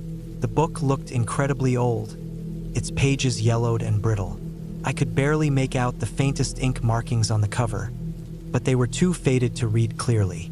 Without thinking too much about it, I tucked the book under my arm and buried the box again, covering it with dirt just as I had found it. I didn't know why I felt the need to keep the book, but something told me I should. I walked back to the cabin, feeling an odd sense of unease that I couldn't shake. The sun was beginning to set by the time I returned to the cabin. I sat down at the small kitchen table, the book still resting in my hands. I ran my fingers over its cover, tracing the worn edges, and I noticed that it had a strange weight to it. It felt important somehow, like it held secrets. But secrets of what? I opened the book to the first page, my fingers trembling slightly. The pages were written in a language I didn't understand, the words flowing in a tight, almost too perfect script. I turned the pages slowly, trying to make sense of the strange symbols, but nothing looked familiar. It didn't seem like any language I'd ever seen. I kept flipping through, mesmerized by the strange letters, until I reached the final pages. There, near the end, the writing seemed to change. The ink became darker, more intense, and the symbols began to resemble something more modern, almost like a warning. "Do not disturb the land," the final words read in what appeared to be English. "Leave it be, and it will leave you be. But if you disturb it, if you break the soil, you will bring ruin to yourself." I froze, staring at the page. My heart began to race. Had I made a mistake? Was I the one who had disturbed something I wasn't supposed to? I looked up at the surrounding woods, the trees swaying gently in the evening breeze. Everything seemed normal, but the weight of the warning in the book felt heavy. I tried to convince myself it was just some old superstition, nothing more than folklore. But as night fell, I couldn't shake the feeling that I was being watched. It started out small, a sensation that I couldn't place, like a distant awareness of something just beyond my vision. I tried to ignore it, retreating into the comfort of the cabin, but every time I looked out the window, the woods seemed darker, deeper, as though they were closing in around me. The wind picked up, howling through the trees, and I thought I heard something in the distance. At first, it was just a faint rustling sound, like something moving through the brush, but then it grew louder. It wasn't just the wind. I strained my ears, listening carefully. There was a distinct crunching sound, like footsteps. I grabbed the flashlight and hurried outside, my heart pounding in my chest. The woods were silent once again, but there was something different about the air now, heavy, thick, like the world itself was holding its breath. I walked around the cabin, shining the light in all directions, but there was nothing. No movement, no sign of anything unusual. My pulse was racing, but I couldn't bring myself to go back inside just yet. I stood there for a few moments, trying to calm my nerves, but the feeling of being watched persisted. It felt like something was out there, just out of sight, waiting. Eventually, I forced myself to go back inside, locking the door behind me. I tried to tell myself that I was just being paranoid, that it was all in my head. But sleep didn't come easy that night. Every creak of the cabin, every gust of wind, every snap of a twig in the distance made me jump. I kept thinking about the book, about the warning, and about what I might have set into motion. The next morning, I woke to the sounds of the forest, birds chirping, the breeze rustling through the trees. The oppressive feeling had lifted somewhat, but I couldn't shake the nagging thought that something wasn't right. I spent the day inside, reading through the book again and trying to make sense of the strange writing. But as the evening came, the sense of unease returned. That night, something changed. The wind started again, but this time it wasn't the gentle gusts from the day before. The wind was howling, tearing through the trees with an intensity that shook the cabin. The ground beneath me seemed to vibrate, and then I heard it, the unmistakable sound of footsteps, slow and deliberate, moving closer to the cabin. I didn't think, I just acted. I grabbed my things, shoved the book into my bag, and bolted for the door. The moment I stepped outside, the air seemed to grow colder, the shadows deeper. I didn't look back as I ran through the woods, my heart pounding in my chest. I didn't stop until I reached the main road, where I flagged down a passing car. The driver looked at me like I was crazy, but I didn't care. I just needed to get out.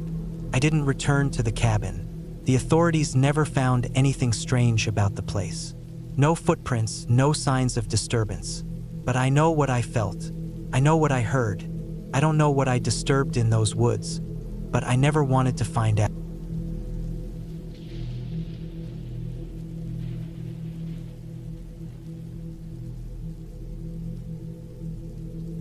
It was supposed to be a simple weekend getaway.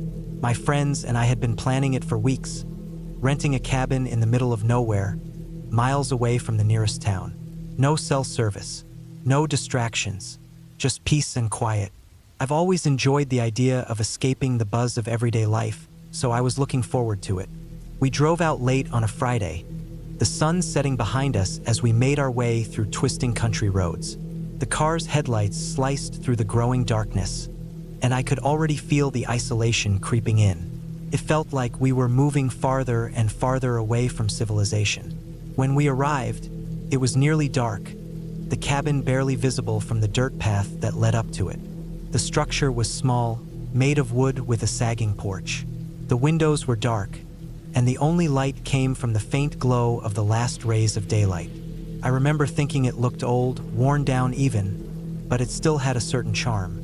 There was a rusted metal sign that read Sunset Cabin hanging by the door. We carried our bags inside, and the first thing that hit me was the smell.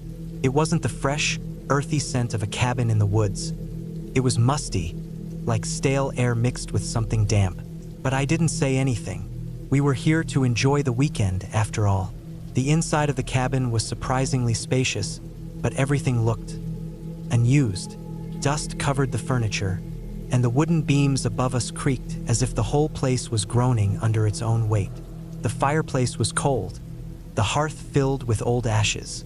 There were 3 bedrooms, 2 small ones on either side of the living room and a larger one in the back. We all decided to sleep in the larger room.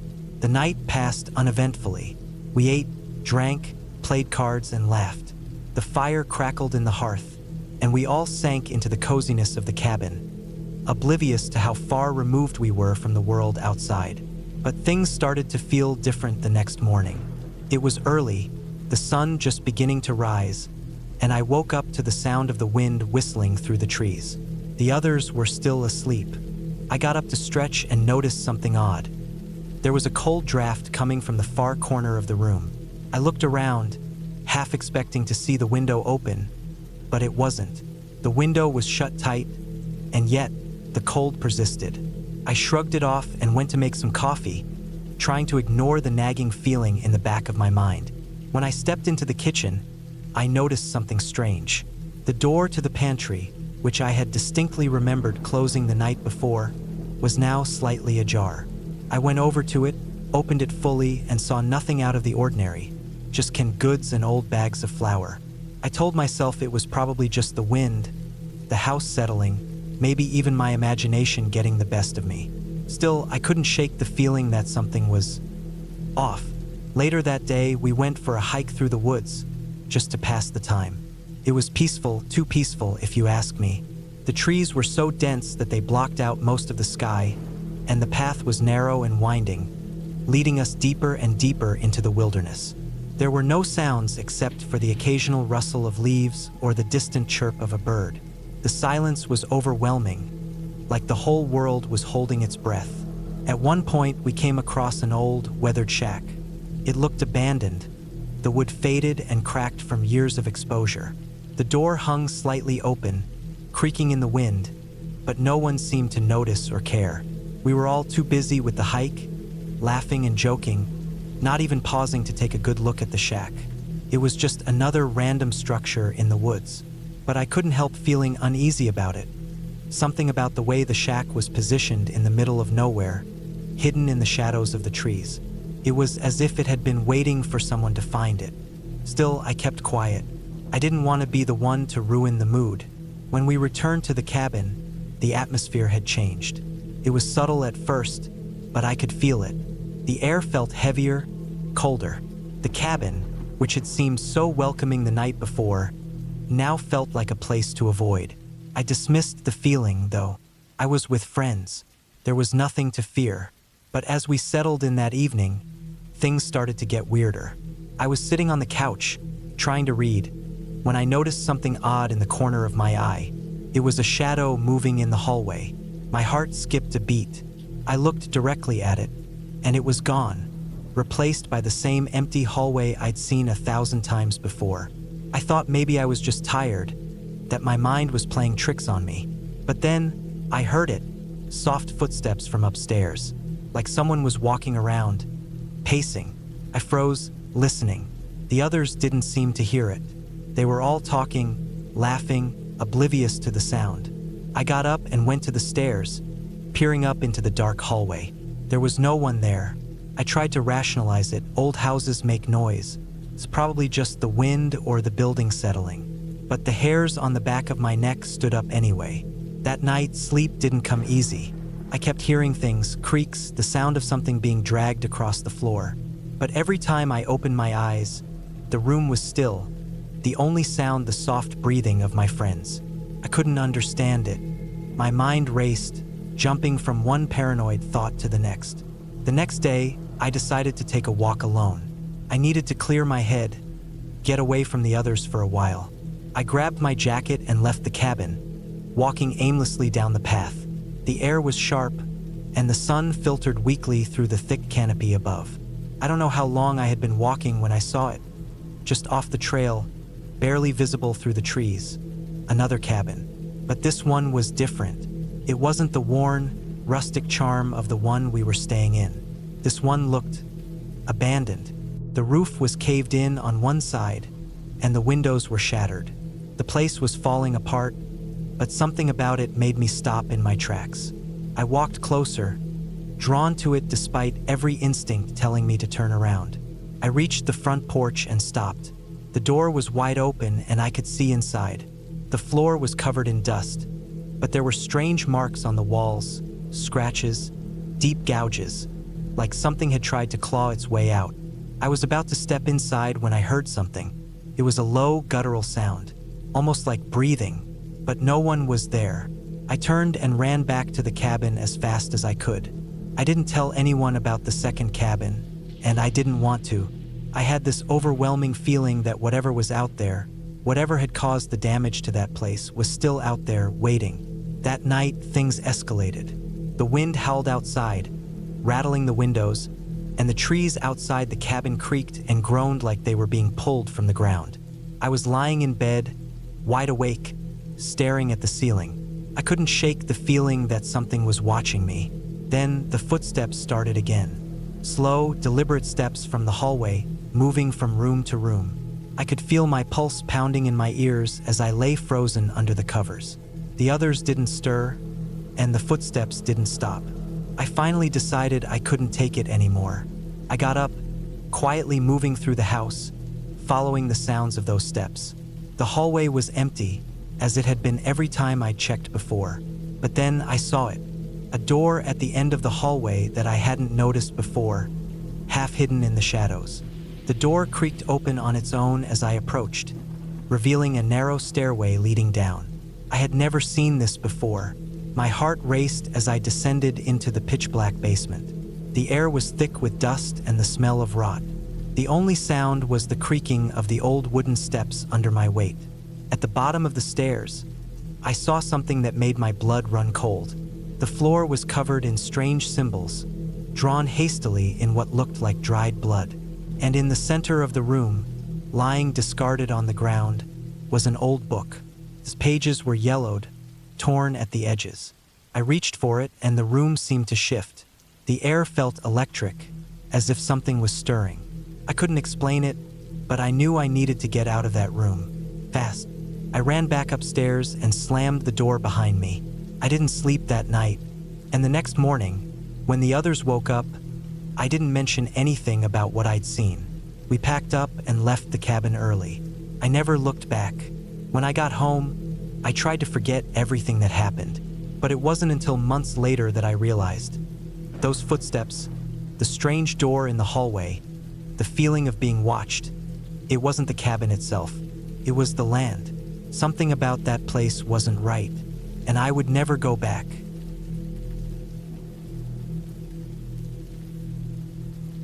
I'd always heard the rumors about the old cabin in the woods, but I never thought much of them. After all, it was just a cabin, tucked away far from any city or village, standing against the backdrop of thick pine trees and jagged cliffs. People said it was haunted or cursed, but that's what people say about anything that's been abandoned for a long time, right? It was supposed to be a weekend getaway, just a couple of days to get some peace away from the noise of city life.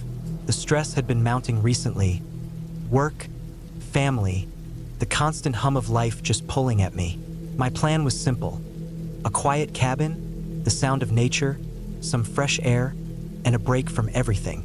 I didn't expect to be back home so soon. The drive out there had been longer than I anticipated. I'd taken an old road that twisted through the forest, barely wide enough for my car to fit through in some spots. It was already late afternoon when I reached the dirt path leading to the cabin. The last part of the road was rough, rocks, potholes, and roots breaking through the earth. My tires groaned against the uneven surface, but I pushed forward, eager to reach the cabin and settle in. The sun was beginning to set, casting long shadows over the land. The temperature was dropping fast. The cabin itself stood in a small clearing. It wasn't much, just a one-story building with faded, chipped paint and a sagging porch. It looked like something that had been forgotten by time, as if the world around it had continued moving on, leaving the structure to decay. The air smelled like wet wood and pine, the kind of smell you get when you're deep in the woods, away from any human touch. I parked my car, grabbed my bag, and walked up to the front door. There was no welcome mat, no lights, just the faint squeak of the old door hinges when I opened it. Inside, it was exactly what I expected. A sparse, simple cabin. A small kitchen, a few mismatched chairs, a wood stove in the corner, and a fireplace with a stack of dry logs beside it. A single bedroom with a small bed and a cracked mirror. The place seemed well kept, but there was something off about it, like it hadn't been fully lived in for years. I set my bag down on the floor and closed the door behind me.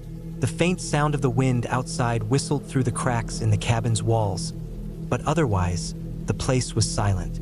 I took a deep breath and smiled. It wasn't luxury, but it was perfect for what I wanted, peace and solitude. I spent the next few hours unpacking and settling in. I built a fire in the stove, made myself a simple dinner, and then sat by the window to watch the last of the light fade from the sky. The forest around the cabin was eerily quiet, no animals stirring, not even the rustle of leaves in the wind, just silence. Felt like the world had gone still. As night fell, I turned off the lights and curled up on the couch, staring into the flames. I didn't feel scared, not exactly, but there was this nagging sense of unease gnawing at the back of my mind. Maybe it was just the isolation. Maybe it was the fact that the cabin had such a strange energy to it. I couldn't quite explain it. I had been looking for peace, but I was starting to feel like I'd found something else entirely. Sleep didn't come easy. I tossed and turned, the silence pressing in on me from all sides. At some point, I must have drifted off, but it was a restless sleep, filled with strange dreams of dark figures lurking just outside the cabin, their faces hidden in the shadows. I woke up in the middle of the night, the fire in the stove having burned out. The room was cold, and I was lying stiffly on the couch, my heart racing. For a moment, I lay there, listening to the silence. It was so still, too still. Then I heard it, something faint but unmistakable. A soft thud came from somewhere outside. At first, I tried to brush it off as nothing, maybe a branch falling or an animal moving through the underbrush. But then it came again. Another thud, louder this time. I sat up, my mind racing. I grabbed the flashlight I had left on the small table beside the couch and turned it on. The beam cut through the darkness, illuminating the cabin's walls and the window beyond. Everything looked normal, nothing out of place. Still, my hands were shaking as I held the flashlight. I listened again. Thud. I couldn't ignore it now. Someone was out there. I slowly stood up, moving toward the door, every step heavier than the last. My breath caught in my throat as I unlocked the door and eased it open, peeking outside. There was nothing there, just the same empty woods. The wind was picking up, rustling the leaves in the trees, but no sign of anyone. My heart was still pounding, and I felt foolish for even thinking there was someone out there. I closed the door, locking it again. My mind was playing tricks on me. I had to remember why I was here, to relax, to escape. But as I settled back down, something didn't feel right. The air was colder now, and there was a heaviness to it, like something was watching me. I turned the flashlight off and tried to sleep again, but the noise outside persisted, soft and rhythmic like someone was pacing around the cabin. My eyes darted to the window, but I saw nothing. I wasn't going to leave. It was just my mind, I told myself. I had come all this way for peace. I wasn't going to let my imagination ruin it. But the sound didn't stop. Thud, thud, thud. It wasn't until the sun began to rise that the noise finally stopped. I didn't sleep at all that night, sitting on the couch, wide awake, waiting for the light to return. When the first rays of morning light filtered through the cabin's small window, I felt a sense of relief wash over me. I didn't stay much longer. By the time the sun was fully up, I had packed my things and was ready to leave. I didn't want to risk staying another night. The feeling of being watched hadn't left, and the thudding sounds had come back, softer now but still there. My car seemed so far away, the winding path through the woods looking more menacing now that the light of day was fully upon it. It was like the forest had changed overnight. I stepped outside, quickly locked the cabin behind me, and rushed to the car. I didn't even want to look back. As I drove away, I glanced in the rearview mirror, expecting to see the cabin fading behind me, but I couldn't see it. The trees were thick, and the road curved sharply. I pushed my foot harder on the gas, my heart still racing. It wasn't until I got back to the main road that I realized I had left my phone charging in the cabin. For a brief moment, I considered going back for it, but something inside me told me to leave it behind. Whatever had happened that night, I didn't want to face it again. I don't know what I heard or who or what was out there in the woods, but I know I'll never go back to that cabin. Sometimes, I wonder if it was all in my head, a trick of the mind, a desperate need for peace in the chaos of life. But then again, I don't think I ever truly felt alone in those woods. Maybe it's better that I left.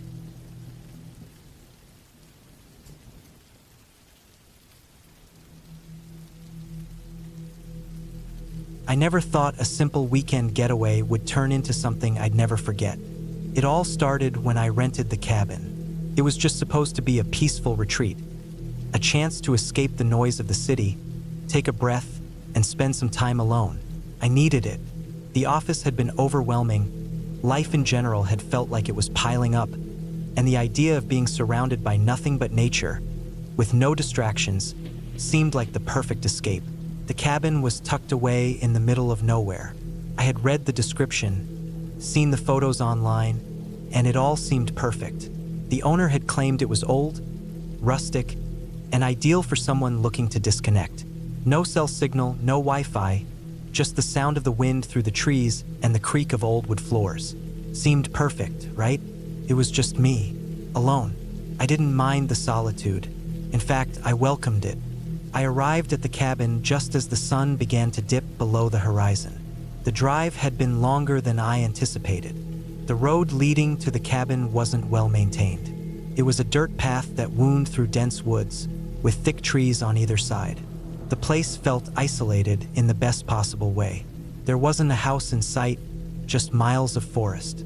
At first, I thought it was a little eerie, but I brushed it off. This was what I wanted. The cabin itself was small but charming. 2 stories with a wraparound porch and tall windows that looked out onto the forest. The exterior had that worn, lived-in look with chipped paint and a slight sag in the roof. Inside, it was just as old, but cozy.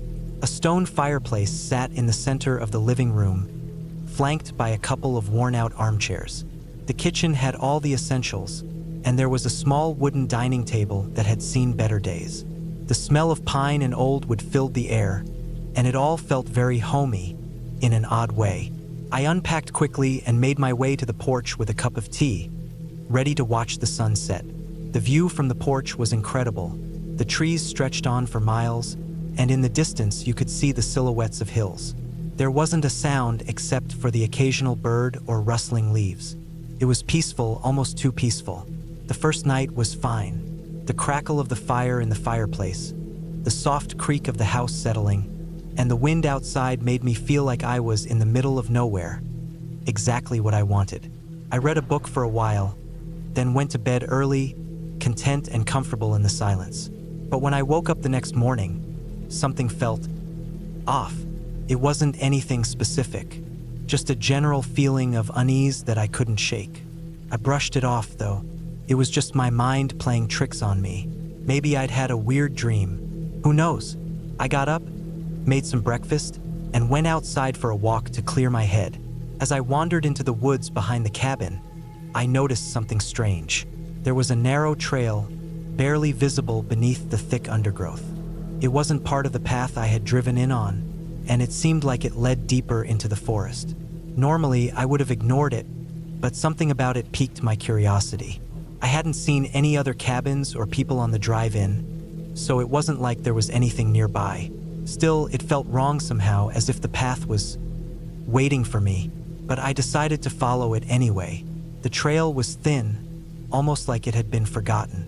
The trees on either side were tightly packed, their branches intertwining overhead, casting the path in shadows.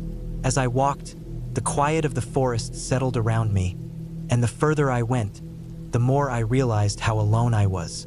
Not a single sound, no birds, no animals, not even the wind seemed to be stirring. It felt like I had stepped into some sort of void. The path twisted and turned, winding deeper into the woods. I began to feel a growing sense of discomfort, but I couldn't quite place why. Then I saw it. It was a small clearing up ahead, with a large, flat rock in the center. Around the rock were what looked like markings. At first, I couldn't make them out. Strange symbols carved into the earth. It almost looked like some sort of ritualistic pattern. A circle with lines extending outwards, all marked in the dirt. The weirdest part was the way the earth around it seemed disturbed, as if something had recently been moved. I stepped closer, my curiosity pushing me forward despite the strange feeling in my chest. That's when I saw something I wasn't expecting. On the rock was a small, weathered object, a metal trinket of some sort. It was shaped like an old key, rusted and chipped, its edges worn smooth by time. I bent down to pick it up, feeling an odd chill run through my fingers as I touched it. The moment I held it in my hand, I knew I had made a mistake. The air around me shifted. The birds that had been silent for so long suddenly started calling out in quick succession, the sound disorienting. The wind picked up, rustling the trees with an intensity that felt unnatural. The ground beneath me seemed to shift, and I stumbled back, nearly losing my balance. I turned and started walking quickly down the trail, my heartbeat pounding in my chest. When I reached the cabin again, I immediately locked the door and pulled the curtains shut. I was shaken, but I tried to tell myself it was nothing, just my imagination running wild. The symbols in the dirt, just a random thing. The key? Maybe it was something left behind by the previous owner. It didn't mean anything, but why had the atmosphere changed the moment I touched it? I couldn't stop thinking about it. That night, I tossed and turned in bed, the images of the symbols and the key dancing behind my closed eyelids. It wasn't just the odd feeling I'd gotten. There was something about it that didn't sit right. The next day, I was determined to forget it, to shake off whatever had gotten into me. I spent the entire day hiking further into the woods, but the sense of unease followed me.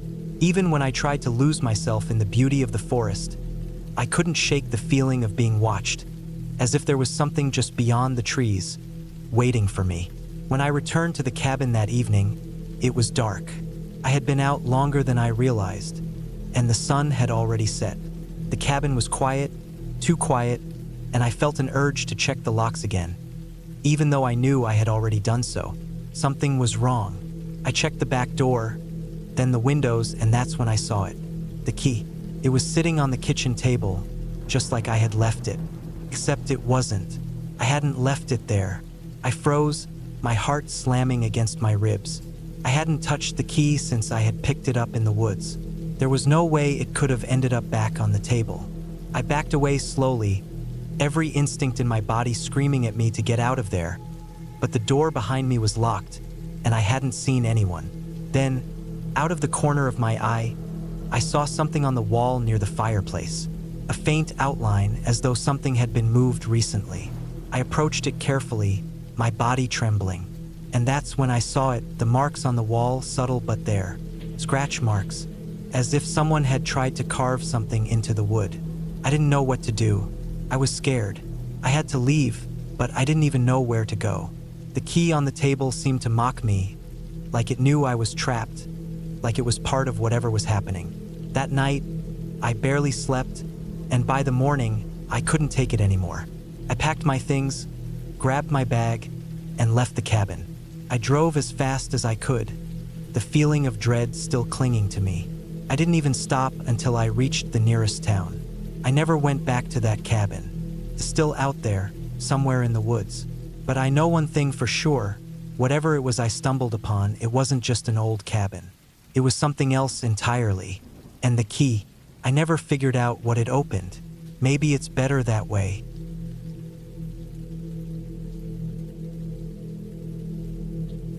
It's funny how we think we're invincible, even when we're doing things we know are risky. That's what I was thinking as I drove down the narrow, winding road leading to the cabin I'd rented for the weekend. It was supposed to be a peaceful retreat, just me and the solitude, but now, looking at the darkening forest, I wasn't so sure. I'd been looking forward to this trip for weeks, a chance to escape the noise, the people, the city, just me, my thoughts, and the woods. The GPS had led me here, a small spot hidden far off the beaten path. The last few miles had been a blur of trees, mist, and sharp turns, and now the cabin came into view. It looked like something out of a horror movie, old, rustic, and a little too isolated. The kind of place you wouldn't want to be caught in during a storm. But here I was. The driveway was rough, a patch of gravel and dirt that looked like it hadn't been touched in years. My tires crunched over it, and I couldn't shake the feeling that I wasn't alone, even though I knew I was. There was something about this place that set my nerves on edge. I parked the car in front of the cabin and stared at it for a moment. The building was dark brown, with peeling paint and crooked shutters. It was the only house for miles, as far as I could see. The sky was overcast, the air thick with humidity. The trees around the cabin were tall, their branches hanging low, almost like they were trying to keep the outside world away. The wind whistled through them, but there was no movement on the ground. No animals, no birds, just an eerie silence. I grabbed my bag from the trunk and walked up the creaky wooden steps to the front door. The key was in the lock, just like the owner had promised. As soon as I stepped inside, the smell of old wood and must hit me. The place was colder than I expected. The floors creaked under my feet, and the walls groaned as if the house itself was waking up. Inside, the cabin was much larger than I thought it would be. A large stone fireplace dominated the living room, and there were mismatched pieces of furniture scattered around. The kitchen was to the left, the countertops cluttered with odds and ends. There was an old wooden dining table, its surface scratched and worn from years of use. On the wall, there was a large painting of a forest, the trees twisted and dark, much like the ones outside. I set my bag down and immediately felt a sense of unease. The air felt heavy, the silence almost oppressive. I tried to shake it off. Maybe it was just the loneliness. I was used to noise, to people. Out here, it was just me and the wilderness. I decided to explore the place a bit, check out the bedrooms, and unpack. The stairs leading up to the second floor creaked under my weight. At the top of the stairs was a narrow hallway with 3 doors. One was open, revealing a small bedroom with a single bed, a dresser, and a window that looked out over the forest. The second door was locked. I assumed it was a closet or storage space, but I didn't bother trying to open it. The third door was the master bedroom. The master bedroom was far larger than I expected, with a king-sized bed in the center of the room, covered with an old quilt. There was a small desk in the corner, a few bookshelves with dusty old books, and a large window that overlooked the forest. The view was beautiful, in a haunting way. The trees stretched on forever, their branches thick with leaves, the forest dense and untamed. The window was cracked slightly, and I could hear the wind picking up outside, the trees rustling. I felt a strange pull to the window. I wasn't sure what I was looking for, but something about the way the trees moved in the wind seemed unnatural, as if they were whispering, trying to tell me something. I shook my head, trying to ignore the feeling creeping up my spine. It was just the isolation getting to me, I told myself. I needed to relax, unpack my things, light a fire, and enjoy the peace and quiet. But as I unpacked, I couldn't shake the sensation that something wasn't right. The house seemed too quiet, almost suffocatingly so. No sounds of wildlife, no wind rustling through the trees, just an unsettling stillness. I decided to go for a walk. The air outside was cool, the kind of crisp that made your breath visible in the air. I grabbed my jacket and headed out the front door. The gravel path leading away from the cabin was overgrown, the grass tall on either side, brushing against my legs as I walked. I walked for what felt like hours, though it was probably only a half hour or so. The further I went, the more I realized how isolated I truly was. No houses, no roads, just endless trees. The forest was dense, with the trees growing so close together that the sunlight barely filtered through. I felt small, insignificant in the vastness of it all. Then I saw something, a shape in the distance partially hidden by the trees. It looked like a cabin, smaller than the one I was staying in, but still a cabin. I hadn't seen any other houses on my walk, so the sight of it made my heart race. I wasn't sure if it was abandoned or if someone was living there, but something about it seemed off. I debated going closer. Part of me was curious, but another part of me felt a warning, an instinct telling me to stay away. I took a few steps forward, then stopped. There was something wrong about the way it stood in the clearing. The cabin was dark, almost blending into the trees around it. The door was slightly ajar, and there was no sign of life around it. I should have turned around then, gone back to the cabin where I knew it was safe, but I didn't. I kept walking. As I got closer, I noticed that the windows were covered with thick layers of grime. The paint was peeling, and there was a faint smell of rot in the air. The door creaked as I approached, like it hadn't been opened in years. I stood there for a moment, listening to the silence. There were no birds, no insects, not even the sound of the wind. I pushed the door open slowly, and it groaned on its hinges. Inside, the cabin was even worse than the outside. The floor was covered with dust and debris. The furniture was old, mismatched, and broken. It looked like no one had lived there for years, maybe even decades. But there was something strange about the place, something unsettling. I couldn't quite put my finger on it. I stepped inside and immediately felt a chill in the air. The temperature dropped, and I felt my breath coming out in puffs. The walls were covered with strange markings, symbols, lines, shapes, and designs that didn't make sense. They were carved into the wood, as if someone had scratched them in a frenzy. I ran my fingers over one of the symbols, and it sent a shiver down my spine. Suddenly, I heard a rustling noise behind me. I froze, my heart pounding in my chest. I turned slowly, but there was nothing there. The silence was deafening. The door behind me creaked shut, and I realized I was trapped. My breath quickened, my mind racing with the thought of getting out. But the door wouldn't open. It was stuck. I turned back toward the center of the room. The markings on the walls seemed to twist and change in the dim light. Something was wrong here, something I couldn't understand. Panic set in. I forced myself to stay calm, stepping back toward the corner of the room. I tried the door again, pulling with all my strength. It didn't budge. The air was thick, heavy with something I couldn't name. And then, I heard it, a whisper.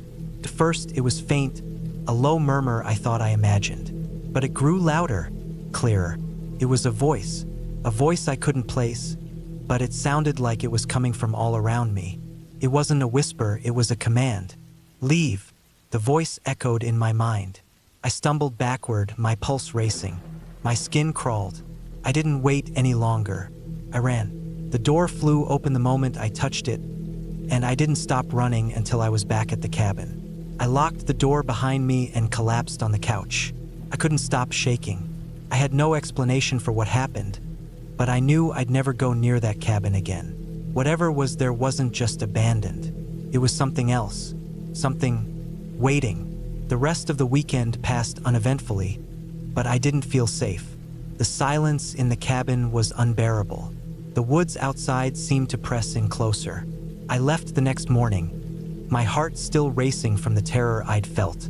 I never told anyone about what I saw, but I'm telling you now, whoever you are, if you ever find yourself in a place like that, leave. Just leave. It's not worth it.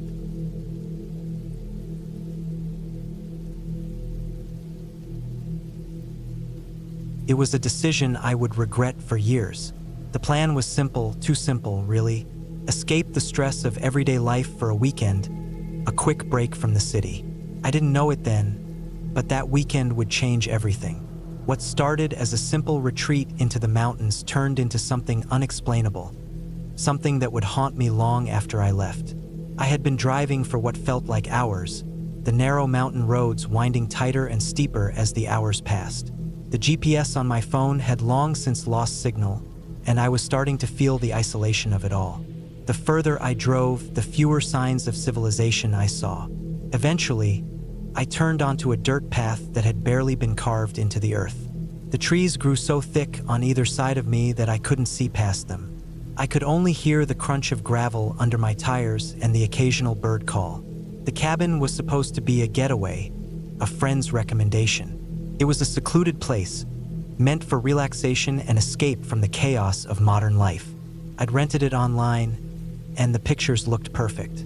A cozy, rustic little cabin nestled deep in the woods, far from any distractions.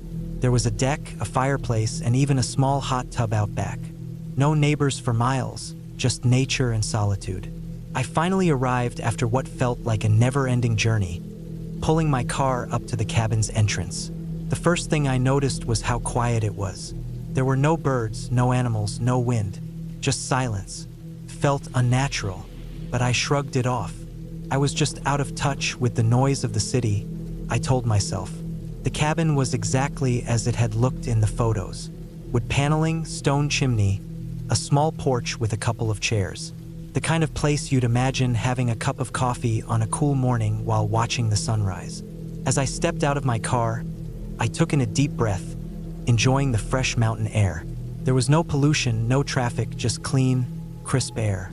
I unpacked my things and made my way inside. The cabin's interior was just as inviting. A fire was already crackling in the stone fireplace, which made the space feel warmer than it should have.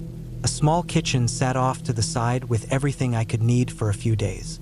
The bed was large, with thick, woolen blankets that looked like they'd been hand-woven. I spent the first few hours settling in, unpacking my bags, making some lunch, and wandering around the area.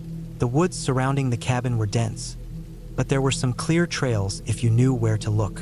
I explored a little, but soon found myself feeling a bit too isolated, so I returned to the cabin. The evening passed without much event. I sat in front of the fire, had a simple dinner, and read a book for a while. The sun had set, and the cabin was now engulfed in a heavy, suffocating darkness. The kind of dark where you could feel it pressing in on you, like the shadows were closing in. I went outside for a moment to stretch my legs. The cold mountain air bit at my skin, and I could feel my breath fogging in front of me. I looked out over the porch railing, trying to take in the beauty of the night. But the silence was overwhelming. There was no movement, not a sound. It was as if the world had stopped. I expected to hear the rustling of leaves, the distant call of an animal, anything, but nothing. Just that deep, almost oppressive quiet. I decided to go back inside after a few minutes. The silence was starting to make me uneasy, and I couldn't shake the feeling that something was off. Inside, I sat down on the couch and tried to distract myself. I turned on the small TV, but the signal was bad. Static filled the screen. I could hear the wind picking up outside, and the cabin creaked slightly, as though it were settling into the night. I glanced at the clock. It was just after 9 p.m. I hadn't realized how quickly the time had passed. My eyelids felt heavy, and I found myself dozing off on the couch. It was strange. I hadn't felt particularly tired, but the quiet, the warmth of the fire, the isolation, it all made me drift. I woke up suddenly, not sure what had caused it. The fire was still burning, but the room felt different now, colder somehow. I rubbed my eyes and glanced around. Nothing seemed out of place. The darkened windows stared back at me like black holes, and the wind howled outside, pushing against the cabin. I couldn't help but feel like I was being watched. A strange, prickling sensation ran down my spine. I stood up to make sure the doors were locked. The front door was fine, but when I reached the back door, I noticed something odd. It had been slightly ajar, just enough to let in a little bit of the cold mountain air. I was sure I'd locked it earlier.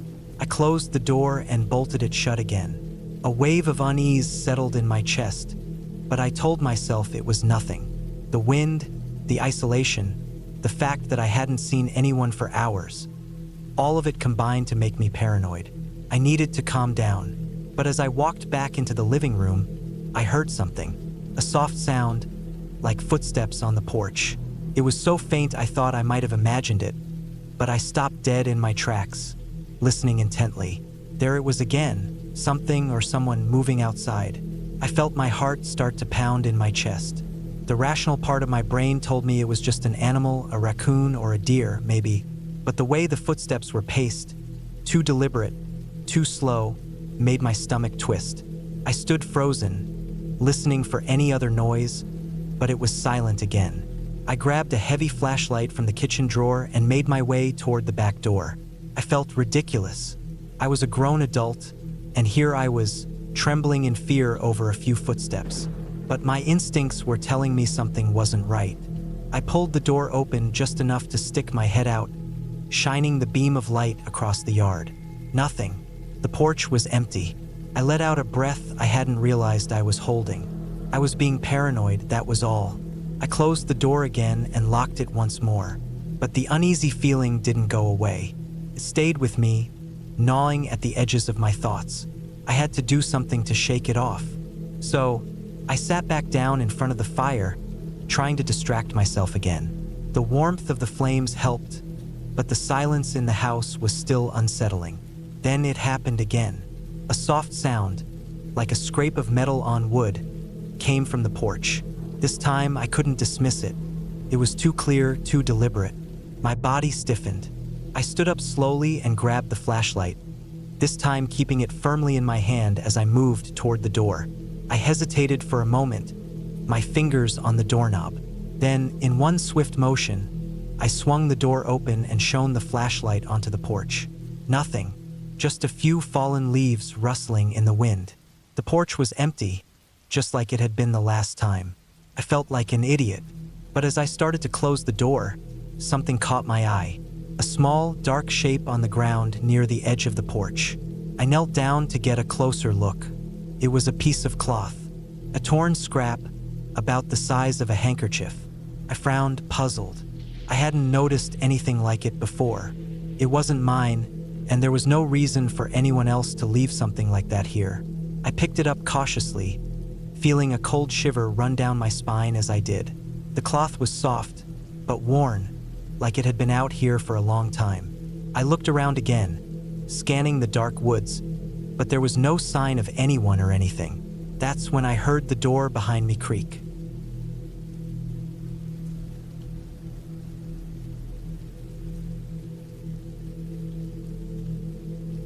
It wasn't supposed to be like this. I had been looking forward to this trip for months. A weekend getaway to a cabin in the woods, just to get away from the noise of city life, the endless phone calls, and the stress of everything piling up. A little bit of peace, solitude, and quiet. No distractions, just the wilderness, a book, and a warm fire. What could go wrong? The cabin was a small, rustic place, hidden deep in the forest. The kind of cabin you find when you're searching for somewhere to escape, away from the hustle of the world. I'd rented it online, along with some camping gear, thinking it'd be the perfect place to recharge. The photos on the website showed a cozy wood-burning stove, a small porch with rocking chairs, and a beautiful view of a nearby lake. The description talked about wildlife, a sense of tranquility, and the surrounding forest. It all sounded perfect. The drive there was long, but it was peaceful, with little to no other cars on the road. I didn't see another person for miles, just trees. The air was thick with the smell of pine, fresh earth, and something damp. By the time I turned onto the gravel road leading to the cabin, the sun was low in the sky, casting long shadows across the landscape. The last stretch was rough, with rocks and potholes that rattled the car. But I was excited. Finally, the cabin was just ahead. I pulled into the small gravel parking area. The cabin was just as advertised, small, weathered, and tucked away at the edge of a clearing. A few trees stood tall around it, their branches stretching out as if trying to protect the place. There was a small porch with 2 rocking chairs, just like in the picture, and a chimney that was dark, but I could already imagine the warmth of a fire inside. I grabbed my bag, took a deep breath of the fresh forest air, and stepped out of the car. The moment my feet hit the gravel, the silence hit me. It was the kind of quiet that felt thick, almost oppressive. No birds, no rustling leaves, not even a breeze. Just silence, broken only by the distant chirping of some unseen creature. I shook it off, thinking it was just the isolation, the kind of quiet that comes with being far from civilization. The cabin door creaked open when I pushed it, a sign of its age. Inside, the smell of wood and old furniture greeted me. It was a cozy, simple place. A small kitchen with an old stove and sink, a little living area with a couch and a wood-burning stove, and a loft above with a bed. It wasn't fancy, but it was clean and exactly what I'd imagined. I dropped my bag on the couch and took a few moments to just breathe it all in. As the sun began to set, I built a fire in the stove, pulling logs from the pile outside. The crackle of the wood was soothing, and I settled into one of the rocking chairs with a book I had brought along. The light faded quickly, and soon it was dark, the only light coming from the fire and the small flicker of the dying sunlight outside. It was at that moment I started to notice something odd. It was that feeling, the one you get when you sense that something is wrong, but you can't quite put your finger on it. A slight unease. I tried to ignore it, thinking it was just the unfamiliarity of being alone in the woods. I wasn't used to such isolation. Then I heard it, a sound, faint but distinct, coming from the woods. A rustling, like something large moving through the underbrush. I paused, listening, stopped, then started again, closer this time. It didn't sound like an animal. It sounded deliberate, like something was pacing. I stood up, my heart starting to race. I didn't want to admit it to myself, but there was a knot in my stomach, something primal that told me to be cautious. I grabbed the flashlight from my bag and stepped out onto the porch, shining the light into the trees. The beam cut through the darkness, but there was nothing there, just the blackness of the forest. The wind began to pick up, the trees swaying gently in the breeze, their branches creaking. I told myself it was just the forest, just wildlife moving around. There was no reason to panic. Maybe it was a deer or a bear. Could be anything. I went back inside, locking the door behind me. The night seemed to stretch on forever. I tried to read, but my mind kept wandering back to that sound. The pacing. It wasn't just a random animal. Whatever it was, it felt intentional. It wasn't until I heard something tap against the window that I froze. It wasn't loud, just a soft tap, but enough to make my heart leap into my throat. I stood up slowly and walked toward the window, the beam of the flashlight shaking in my hand. I peered outside, but all I saw was the dark, empty yard and the forest beyond it. The tapping came again, this time louder, and then it stopped. I didn't know what to do. I was alone, far from the nearest neighbor, and something was definitely off. I thought about calling the authorities, but what would I say? I think someone is outside my cabin? It sounded ridiculous, but still, the tapping hadn't felt like the wind or a branch. It felt like someone trying to get my attention. I grabbed the flashlight and went outside again, looking around with more urgency this time.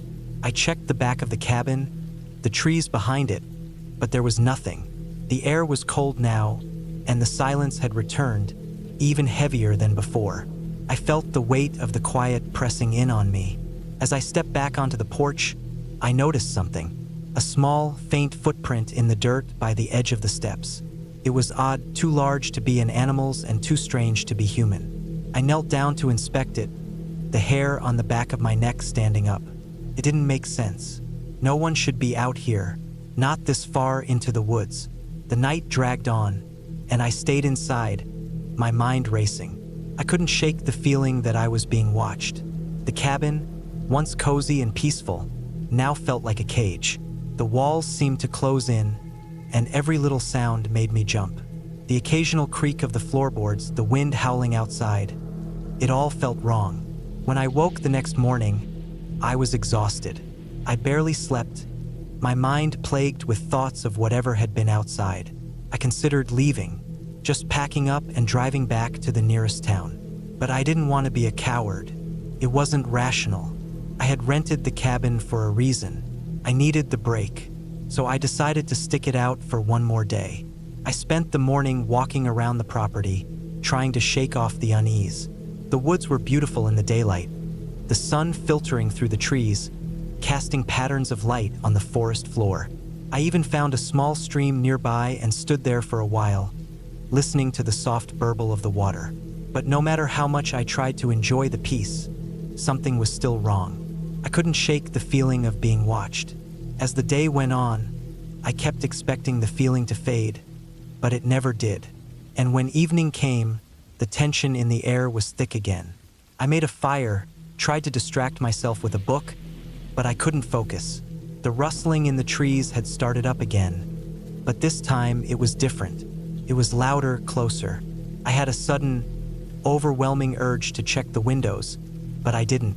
Instead, I grabbed my phone and started scrolling through the rental listing. There had been something odd about the property when I first looked at it, but I couldn't quite remember what. I scrolled through the details again, and then I found it. At the bottom of the page, under property details, there was a small note, almost like an afterthought. This cabin is isolated for a reason. Some prefer it that way. The words sent a chill down my spine. What did that mean? What was I missing? There was something off about this whole situation, but I couldn't figure out what. The rustling outside became more pronounced, closer. I knew now, deep in my gut, that whatever it wasn't just an animal. I couldn't just wait here anymore. With shaky hands, I grabbed my stuff, my phone, the keys, my jacket, and quickly locked the door behind me. I didn't even think about it. I ran. I didn't stop until I reached the road, my breath coming in sharp gasps, my legs aching. The car was still parked there, waiting for me, but something about it felt wrong now. I didn't know if I should drive off or call for help, but I didn't care. I just wanted to leave. I never went back to that cabin. I don't know what was in those woods or what I almost stumbled into, but I wasn't sticking around to find out. Months have passed, but I still think about it. Sometimes, when I hear the wind rustling outside, I feel that same unease creeping in, and I wonder if I'll ever know what was out there, in those woods. Maybe it's better that I don't.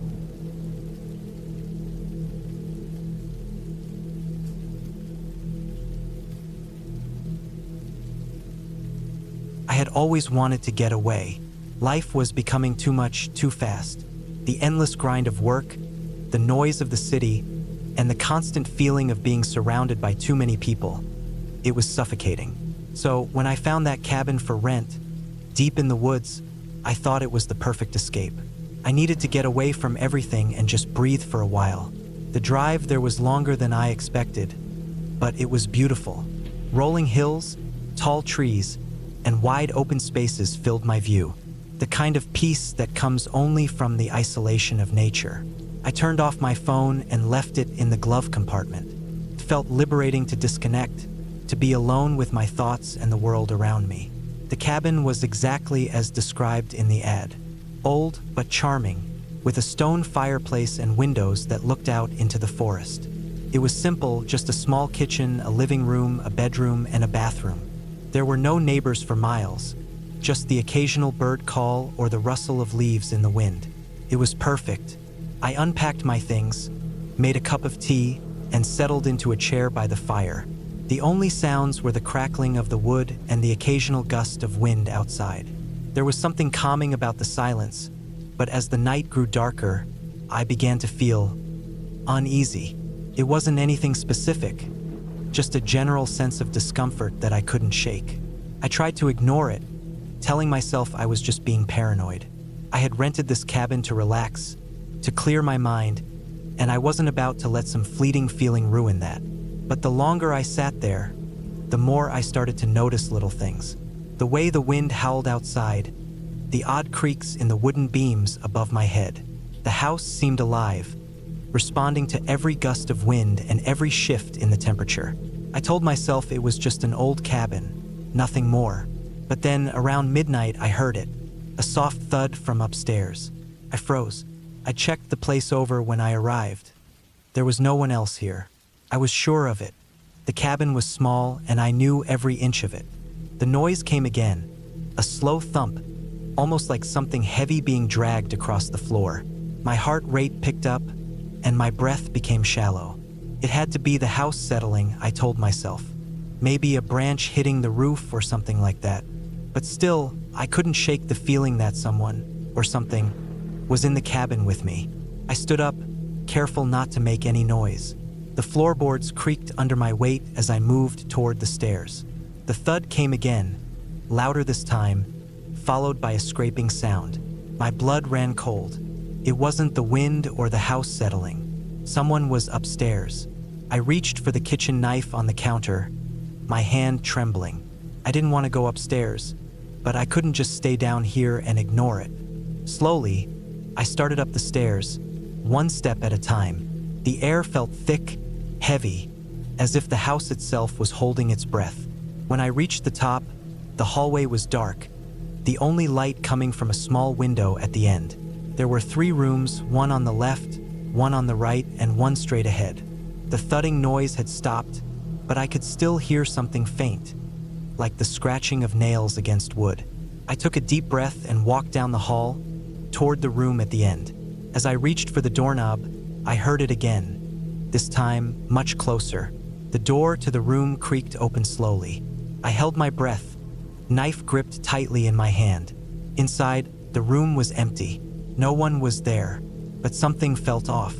There was a strange smell in the air, like damp earth and old wood. I scanned the room, my eyes flicking from one corner to the other. Nothing. But then I noticed something strange. A small pile of dirt right in the center of the room. It hadn't been there when I first walked in. My stomach churned. I stepped closer, my footfalls almost silent on the creaky floor. I knelt down and touched the dirt. It was cold. It wasn't much, but it was enough to make my mind race. I turned quickly and scanned the rest of the room, my nerves on edge. I had to get out of here. There was no logical explanation for the dirt or the sounds I had heard. My heart was pounding, my head dizzy with fear. I rushed out of the room, back down the hall, and into the living room. I locked the front door behind me, even though I knew no one could have gotten in. I spent the rest of the night sitting by the fire, staring at the door, waiting for something, anything to happen. But nothing did. The house remained silent, still. The wind outside had died down, and the only sound was the crackling of the fire. By morning, I was exhausted but relieved. I had convinced myself it was all just my imagination playing tricks on me. Maybe I had been too tired, too stressed. I decided to head into town to grab some supplies and get my mind off things. The drive to the nearest town took about an hour. It was a small place with only a few shops and a gas station. The people I spoke to were friendly enough, but I couldn't shake the feeling that they were all watching me, as if they knew something I didn't. The look they gave me, curious but distant, made my skin crawl. I grabbed what I needed and headed back to the cabin, trying to shake off the unease I felt. But as I drove back, I noticed something strange. The trees were denser, the road more narrow. It was almost as if the forest was closing in on me. The air felt heavier, thicker, and the sky was darker, as if the clouds were gathering, preparing for a storm. When I arrived at the cabin, I felt a wave of dread wash over me. It was still the same, quiet, secluded, almost peaceful, but I couldn't ignore the strange feeling gnawing at me. I decided to stay inside for the rest of the day, trying to shake off the strange sensations that had been building inside me. But I couldn't. As night fell, I locked the doors and windows, just as a precaution. The wind had picked up again, howling through the trees outside. The fire in the living room crackled, but it did little to calm my nerves. I kept hearing that same scraping sound from upstairs, faint but persistent, like something or someone was moving around up there. I stood up, my legs shaky. I knew what I had to do. I couldn't ignore it anymore. I had to find out what was going on in that house. I climbed the stairs, each step creaking louder than the last. As I reached the top, I noticed something I hadn't seen before. A small crack in the wall near the end of the hallway. It was subtle, barely noticeable, but it was there. My heart began to race. I moved toward it slowly, my mind racing with questions. What was behind the wall? Why had I never noticed it before? My hand trembled as I reached out and touched the crack. It was cold, and as soon as my fingers brushed against it, I felt a shift, a pressure, like the wall was moving. I pulled my hand back in surprise. Suddenly, the wall shifted again, and a section of it slid open, revealing a narrow, dark space behind it. My breath caught in my throat as I peered into the darkness. I didn't know what I was expecting, but it wasn't this. I stepped inside, my pulse racing. The space was cramped, barely enough room for me to stand. There was something on the floor, covered in a thin layer of dust. I knelt down, my hands shaking as I brushed away the dirt. Beneath it was an old, weathered box. I opened it and my stomach lurched. Inside were old, tattered papers, maps, journals, and photographs. They were all related to the cabin, to the land around it. Some of the photos showed people, strangers, faces I didn't recognize, standing in front of the cabin, looking directly at the camera. But the most chilling thing was the writing. Names, dates, details of rituals and strange practices that had been performed here long before I arrived. I backed away slowly, my breath shallow. I didn't want to believe what I was seeing, but the more I read, the clearer it became. This cabin had been built on land that had once been used for something far darker than I could ever imagine. The scraping sound from upstairs grew louder, more urgent. I knew then that I wasn't alone. But it wasn't just someone else in the cabin. It was something older, something buried beneath the walls, in the ground beneath my feet. I ran out of the cabin, my heart racing. I didn't stop until I reached the road. I didn't look back. I never returned to that cabin. But I did some digging and I learned the truth. The land had been abandoned years ago after strange occurrences had driven the previous occupants away. People had gone missing, rumors of strange rituals, and the woods had always felt off. The cabin wasn't just a place to get away from the world. It was a place where something dark had been disturbed. And now, whatever it was awake. I left the area and never spoke of it again. I don't know if what happened to me was just my mind playing tricks, but I know one thing for sure. I will never go back to that cabin.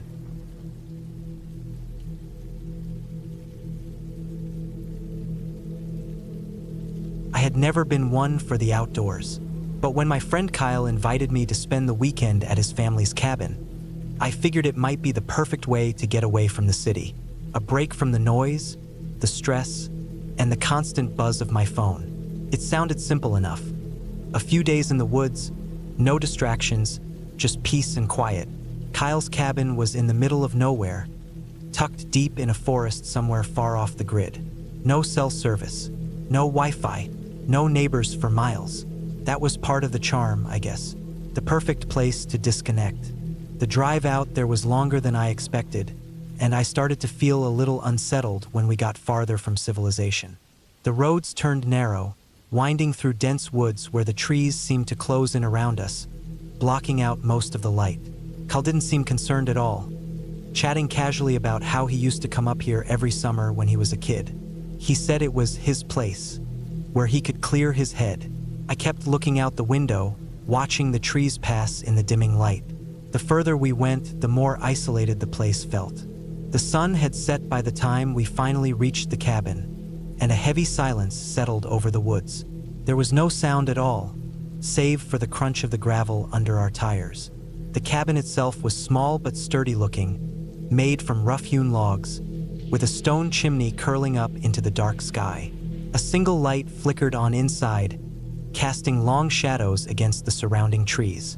Kyle gave a nod toward it as we got out of the car. "Home sweet home," he said, his voice echoing slightly in the quiet air. I followed him up the creaky porch steps, and he unlocked the door with a rusty key. The musty smell of wood and old furniture hit me immediately as we stepped inside. It wasn't a fancy place, but it had character. A stone fireplace dominated one wall, with a stack of logs beside it. The furniture was simple: old chairs, a wooden table, a couple of mismatched lamps, and the floors creaked with every step. Kyle started a fire in the hearth, the crackling flames adding warmth to the otherwise cold room. I unpacked my things and threw them on one of the couches, taking a deep breath of the woodsy air. It was peaceful here, but there was something about the place that felt off, like the walls themselves were holding on to old secrets. As the night wore on, we drank some beers, played cards, and talked about life, but I couldn't shake the feeling that something was wrong. The wind outside had picked up, howling through the trees, and the occasional thud or creak of the cabin seemed louder than it should have been. Kyle, however, didn't seem bothered by it at all. He just shrugged and mentioned that the place had always made noises at night. When I went to bed later that night, I lay there in the dark, staring at the ceiling.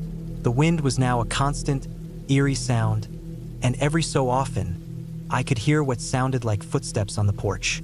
I tried to ignore it, convincing myself it was just the trees shifting in the wind, but every time I thought I'd dozed off, I'd hear the sound again, closer this time.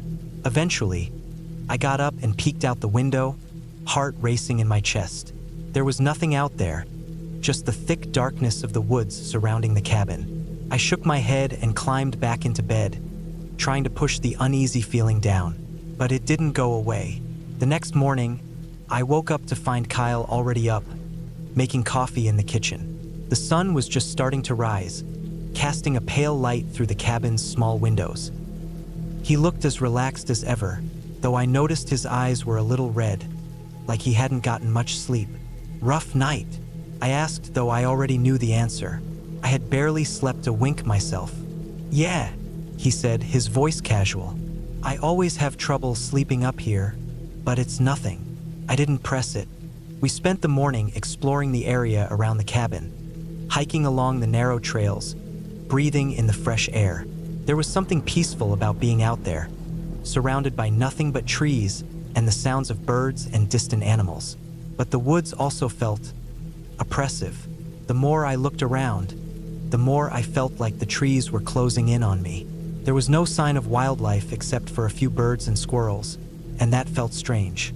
The silence here was unnatural, too deep, like everything was holding its breath. That afternoon, we sat outside on the porch, watching the sky as the sun sank lower in the sky. I asked Kyle if anyone else had been up here recently. He shrugged, not looking at me. "Not that I know of," he said. "I think the place has been empty for a few years now. Just me and my family, coming up here every summer. But something felt wrong. I couldn't quite place it, but I felt eyes on me. Something unseen, something that didn't belong." The hairs on the back of my neck stood up, and I stood abruptly, walking back inside. "I think I'm gonna go take a nap," I said, though I wasn't tired, I just needed to be away from whatever feeling had settled over me. As I lay on the couch inside, I tried to push away the uneasy thoughts. The house creaked and groaned with the wind, and I had just begun to drift off when I heard it. A loud thump came from the attic. I shot up, heart pounding. The thump sounded again, followed by a dragging noise. It was almost as if something or someone was moving around up there. I stood frozen, listening intently, but there was no sound of footsteps, no movement from Kyle. The house felt more alive now, almost as if it was watching me. I crept to the stairs, careful not to make a sound. The attic was above the kitchen, and I could see the trapdoor leading up into it. My hands were shaking as I reached for the handle. The sound stopped as I touched the door, but my breath came quicker, my pulse hammering in my ears. Maybe it's just the wind, I whispered to myself, but even I didn't believe it. I opened the door slowly, the hinges creaking. The attic was pitch black, and the only light came from the thin beam of sunlight coming through a small window. I stepped inside, moving cautiously, my eyes adjusting to the dimness. The floorboards groaned under my weight, and I scanned the cluttered space. Boxes, old furniture covered in dust, and the faint smell of mildew. There was nothing out of place. But then I saw it. A small, old-fashioned rocking chair sat in the corner of the attic, facing the wall. It was rocking back and forth, slowly, as if someone had just left it. My blood ran cold. I didn't know how long I stood there, just staring at the chair, but eventually, I backed away, almost tripping over my own feet. I slammed the door shut and rushed down the stairs, my heart pounding in my chest. Kyle was still sitting outside on the porch, oblivious to what had just happened. I didn't tell him about the chair, about the noise. Maybe I was just imagining things. Maybe I had been here too long, surrounded by all this silence. That night, the wind howled again, but this time it didn't feel like it was just the wind. I could hear scraping, soft at first, but growing louder, coming from somewhere inside the cabin. The walls groaned as though something was pushing against them. I sat up in bed, my breath shallow, and looked out the window. The trees were darker now, and the moon hung high in the sky, casting long, distorted shadows across the yard. Then I heard it, the sound of footsteps. I wasn't imagining it. There was someone outside. I grabbed the nearest object, a lamp, and tiptoed to the window. What I saw made my stomach turn. A figure was standing just outside, half hidden in the darkness, watching the cabin. Their silhouette was tall, thin, and unnatural. Their head was tilted at an odd angle, like they were trying to peer inside. I froze, my heart stopping. The figure didn't move, didn't blink, didn't seem human at all. I wanted to scream, but the words wouldn't come. It took what felt like forever before the figure finally turned and melted into the trees, disappearing without a sound. I never saw them again, but after that night, I couldn't shake the feeling that something had been watching me the entire time. The next morning, Kyle and I packed up quickly and left. Neither of us spoke about the things we'd seen, but the tension between us was palpable. As we drove away, I glanced back at the cabin, standing alone in the woods, and I knew one thing for certain: I would never come back here again.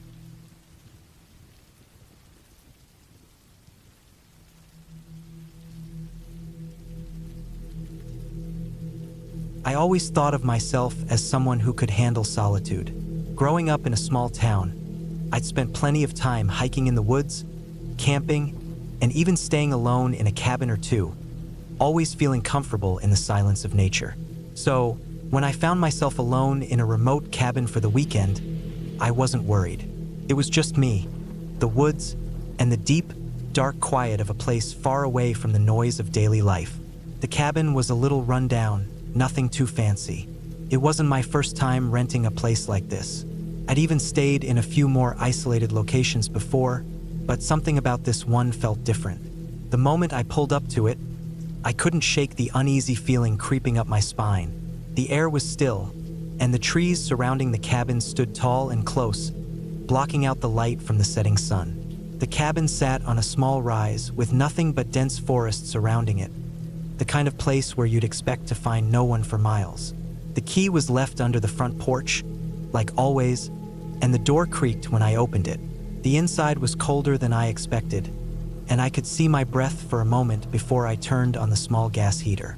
Dust lingered in the air, and the floorboards creaked under my feet as I set down my bag. I wasn't expecting luxury, but this place felt a bit off. Maybe it was the smell, the faint scent of mildew mixed with wood and something else, something metallic almost. I shrugged it off, set up my things, and decided to make the most of it.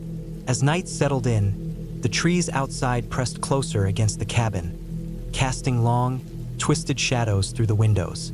It wasn't so much dark as it was suffocating, the kind of darkness that felt thick, almost oppressive. I got some food out of my bag, set up a simple meal, and ate quietly, listening to the occasional sound of branches scraping against the cabin's walls. I don't know what it was, but something made me feel uncomfortable. I found myself glancing over my shoulder every now and then, as if someone was watching me. I told myself it was just nerves. I'd spent so many nights alone in places like this, and I'd never felt anything like this. But here it was different. There was a weight to the silence, a strange tension that I couldn't shake. After dinner, I cleaned up, trying to ignore the feeling that was growing inside me. I couldn't help but feel that something was off. Maybe it was the isolation, the overwhelming sense that the world outside the cabin didn't exist anymore. No cars, no people, just me and the woods. I locked the door, double-checked the windows, and settled into the worn-out couch in front of the small fire. The fire crackled, filling the cabin with warmth, but the longer I sat there, the more the shadows seemed to stretch and move. I tried to distract myself, scrolling through my phone, but there was no signal. I'd expected that. The cabin was far from any sort of civilization. Still, the absence of contact with the outside world made the place feel more isolated, more empty.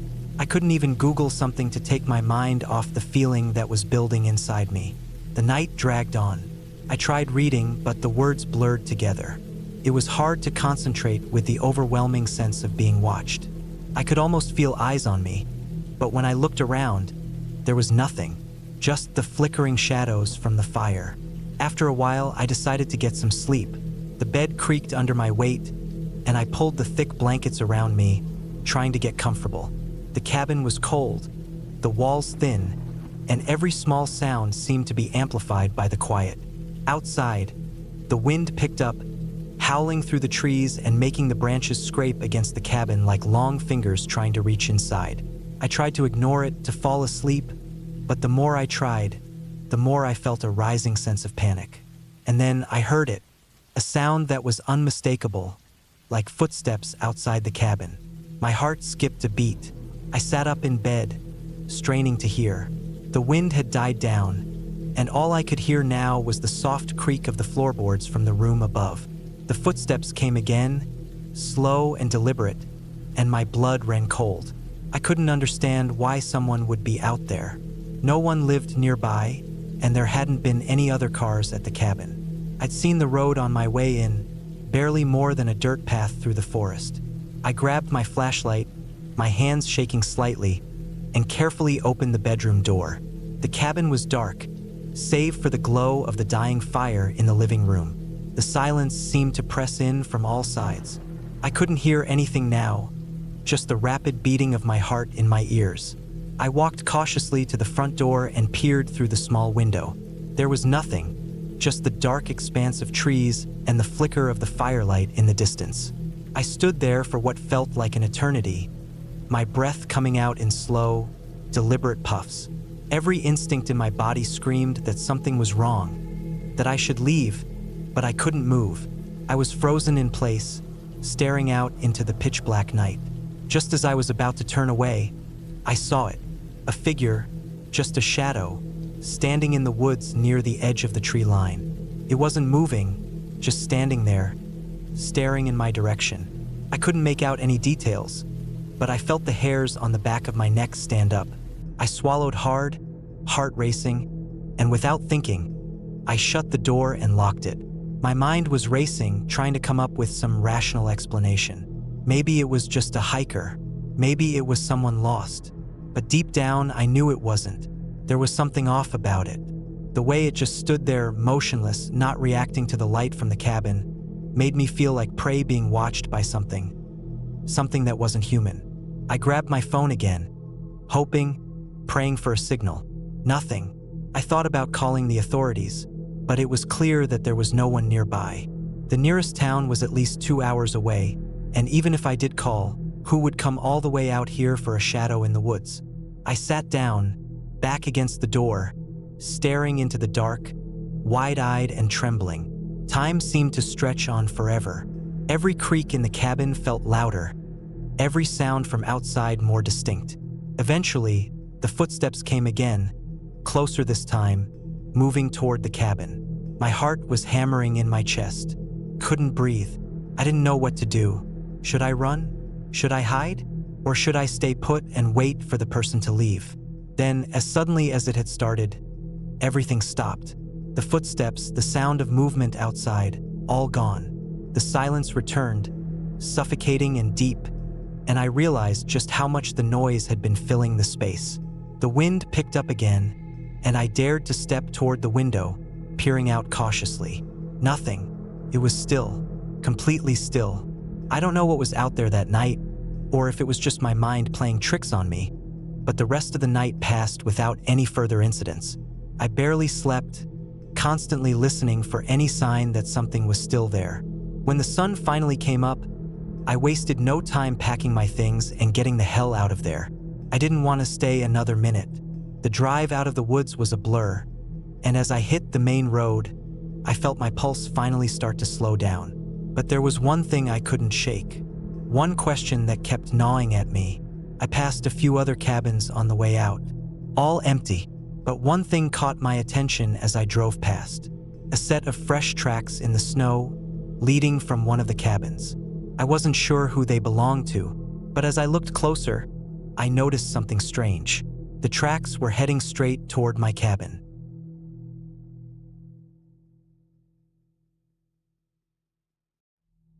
I didn't think much of it when I decided to get away for the weekend. Work had been stressful, and I needed to clear my head. So, I booked a cabin in the woods.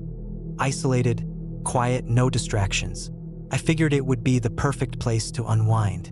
The cabin itself was exactly what you'd expect. Rustic, old-fashioned, and tucked deep in a forest about an hour's drive from the nearest town. The road leading up to it was narrow and winding, cutting through thick woods. The trees were so dense that they blocked out most of the sunlight, leaving only streaks of dim, amber light that managed to break through the thick canopy. I'd read the reviews about the place. It was quiet, peaceful, and the owners claimed it was perfect for those looking to disconnect. I didn't expect anything more than a weekend of solitude, some reading, and maybe a little bit of hiking. As I pulled into the dirt driveway, the cabin came into view, sitting there like an old friend, standing quietly beneath the towering trees. The wood was weathered, gray from years of rain and snow, and the roof sagged slightly in the middle. It didn't look dangerous, just old, like it had been sitting there for a long time with a history that nobody would tell you about. I grabbed my bag, locked my car, and made my way up the creaky porch steps. The front door was unlocked, just as the email had said it would be. The air inside was thick with the scent of pine, dust, and something else. Something I couldn't quite place but was definitely unsettling. It felt as if the cabin had been sitting untouched for a while. It wasn't cold, but there was this feeling of abandonment. I brushed it off as nothing and set my things down by the door. I spent the first hour just exploring the cabin. The living room had a large stone fireplace and a worn leather couch. The walls were covered in old wood paneling, and a thick layer of dust covered everything. There was a small kitchen area in the corner with a rusty stove, an old fridge that hummed faintly, and a sink with a cracked faucet. The only thing that seemed to work well was the bathroom, though the shower didn't look like it had seen much use in the last few years. The bedroom upstairs had a simple bed with a quilt thrown across it. There was a large window above the bed that overlooked the forest below. It was beautiful, no doubt, but there was something odd about it, something off. I shrugged off the feeling. I was alone, in a cabin, surrounded by miles of trees. No one could bother me here. I felt that sense of peace I'd been craving. I unpacked my things, made myself a cup of coffee, and settled down on the couch with a book. The crackling sound of the fireplace was calming, and outside, the wind gently swayed the trees. But as the day wore on, I started to notice things. Small things at first. A floorboard creaking when there was no one there. A faint noise that seemed to come from upstairs, like someone was walking around. At first, I thought it was just the house settling, but after a while, it didn't feel quite right. By the time it was dark, I'd convinced myself that it was all in my head. I had read too many ghost stories and watched too many horror movies. This was just an old cabin. I made dinner, sat down to eat, and tried to ignore the feeling that something was off. I had planned to go to bed early, but I found myself sitting up on the couch long after dinner, staring into the fire. The shadows in the cabin seemed to dance around me, twisting in odd ways that didn't seem normal. The wind had picked up outside, and the trees groaned in the distance. Every now and then, the sound of something heavy hitting the cabin's exterior echoed through the walls, making me jump. I figured it was just branches blowing in the wind, but it didn't sound right. Then, I heard it. A loud knock, unmistakable, coming from upstairs. The kind of knock that's too loud and deliberate to be the house settling. I stood frozen for a moment, my heart racing in my chest. I didn't move. Came again. Knock, knock, knock. I stood there for what felt like an eternity before slowly getting up and walking toward the staircase. Every step I took creaked beneath my weight. The air felt thicker now, heavier. As I reached the bottom of the stairs, I stopped, holding my breath. There was nothing but silence. No more knocks, no sound at all. I couldn't bring myself to go upstairs. Something about it felt wrong. Instead, I grabbed my flashlight from my bag and checked the windows, the doors, every corner of the cabin. There was no sign of anyone. The place was completely empty. Just me, alone in the dark cabin. I convinced myself it was the wind. Maybe a branch had hit the house, and the knock had been the house shifting again. I tried to brush it off, but the air felt thick with something unspoken, like the entire forest was watching me. I spent the rest of the night on edge, jumping at every little noise, unable to sleep. The next day was better. The sun was out, and I decided to take a walk in the woods. I figured I needed to clear my head. I spent hours hiking, the trees towering over me, their branches thick and gnarled. The trail led me to a clearing near a small creek, and I sat by the water for a while, listening to the sound of the rushing water. It was peaceful, almost too peaceful, the kind of peaceful that made my skin crawl. Later that afternoon, I returned to the cabin, feeling better. I spent the evening reading and cooking, determined to enjoy the rest of my time there. But as night fell, I started to feel that same unease creep back in. The sounds from upstairs, the knocks, it was all too real. That night, I decided to go up to the second floor. I needed to face whatever was making that noise. I grabbed the flashlight again, my hand trembling as I held it. The staircase creaked as I climbed, and the air grew colder the higher I went. The landing at the top of the stairs was dark, the only light coming from my small beam. The door to the bedroom was slightly ajar, and I pushed it open slowly, the hinges protesting. I swept the flashlight across the room, scanning every corner. Nothing. It was just a normal bedroom with the bed, the dresser, and the large window overlooking the forest. But something felt wrong.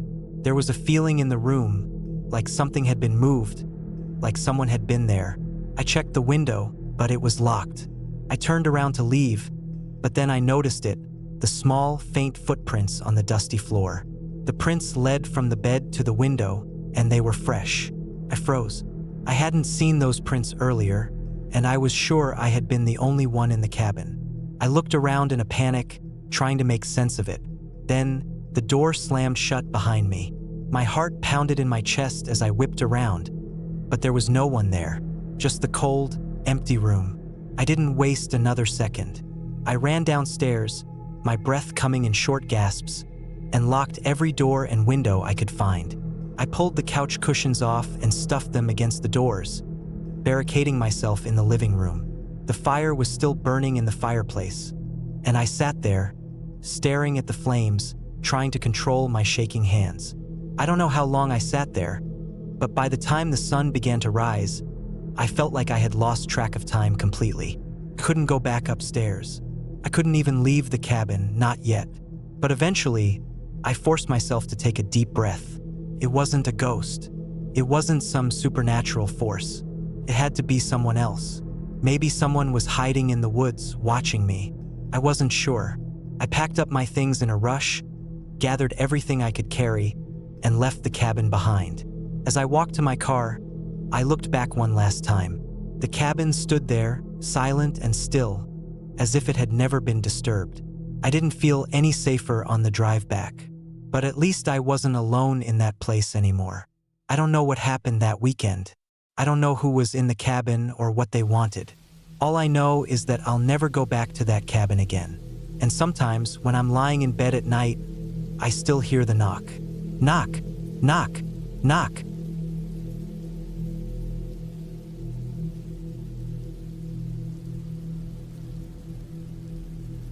I've always enjoyed the peace and solitude of the woods. It's something about the quiet, the way the air smells like pine and damp earth, the way the light filters through the leaves in the morning. I found a cabin tucked away in a small, forgotten part of the forest. It wasn't much, but it seemed like the perfect getaway. The photos had shown a rustic, almost charming little house, surrounded by thick woods. I needed time away from the noise of life, to think, to unwind. A weekend, that's all I needed. The drive out there was long, but scenic, a winding road that dipped and climbed over hills. I kept going, passing little towns where the roads were less traveled. The GPS was useless about halfway there. I should have realized then that maybe I should turn back. But I didn't. The roads got narrower, trees thicker, and the sun was slowly beginning to sink behind the hills, casting long shadows on the road. Still, I pressed on. By the time I reached the cabin, the sun had just about disappeared. It was eerily quiet. No crickets, no birds, nothing. Just the rustle of the wind in the trees. The cabin looked just like it did in the pictures. Small, with a porch that had a couple of rocking chairs, a little chimney puffing out smoke, and windows that looked almost too clean, too pristine for a place so isolated. The sort of place that might have been abandoned for years or maintained as a second home for someone who never came around much. I had rented it through an online service, a small rental company specializing in remote properties. It was supposed to be the perfect escape. There wasn't even a neighbor for miles. No one would bother me, and I wouldn't bother anyone else. It was exactly what I wanted. I parked my car and grabbed my bag, feeling a bit uneasy but brushing it off. It was just nerves, the kind you get when you're alone in an unfamiliar place. I walked up to the front door and noticed something odd. There were marks around the edges of the door frame, like something or someone had tried to force their way in. My heart skipped, but I figured it was nothing. Could have been animals, maybe some kind of weather damage. Still, it felt wrong. The door opened with a soft creak as I turned the knob. Inside, the cabin smelled like wood, like old furniture, and something faintly metallic. It was dark except for the fading light from outside. I flicked on a switch and the dim lights above flickered on, casting a yellowish glow over everything. The place was simple but cozy, with an old leather couch, a small fireplace, and shelves filled with books I didn't recognize. The kitchen was off to the side with a small stove and a table for two. It wasn't fancy, but it was just what I needed.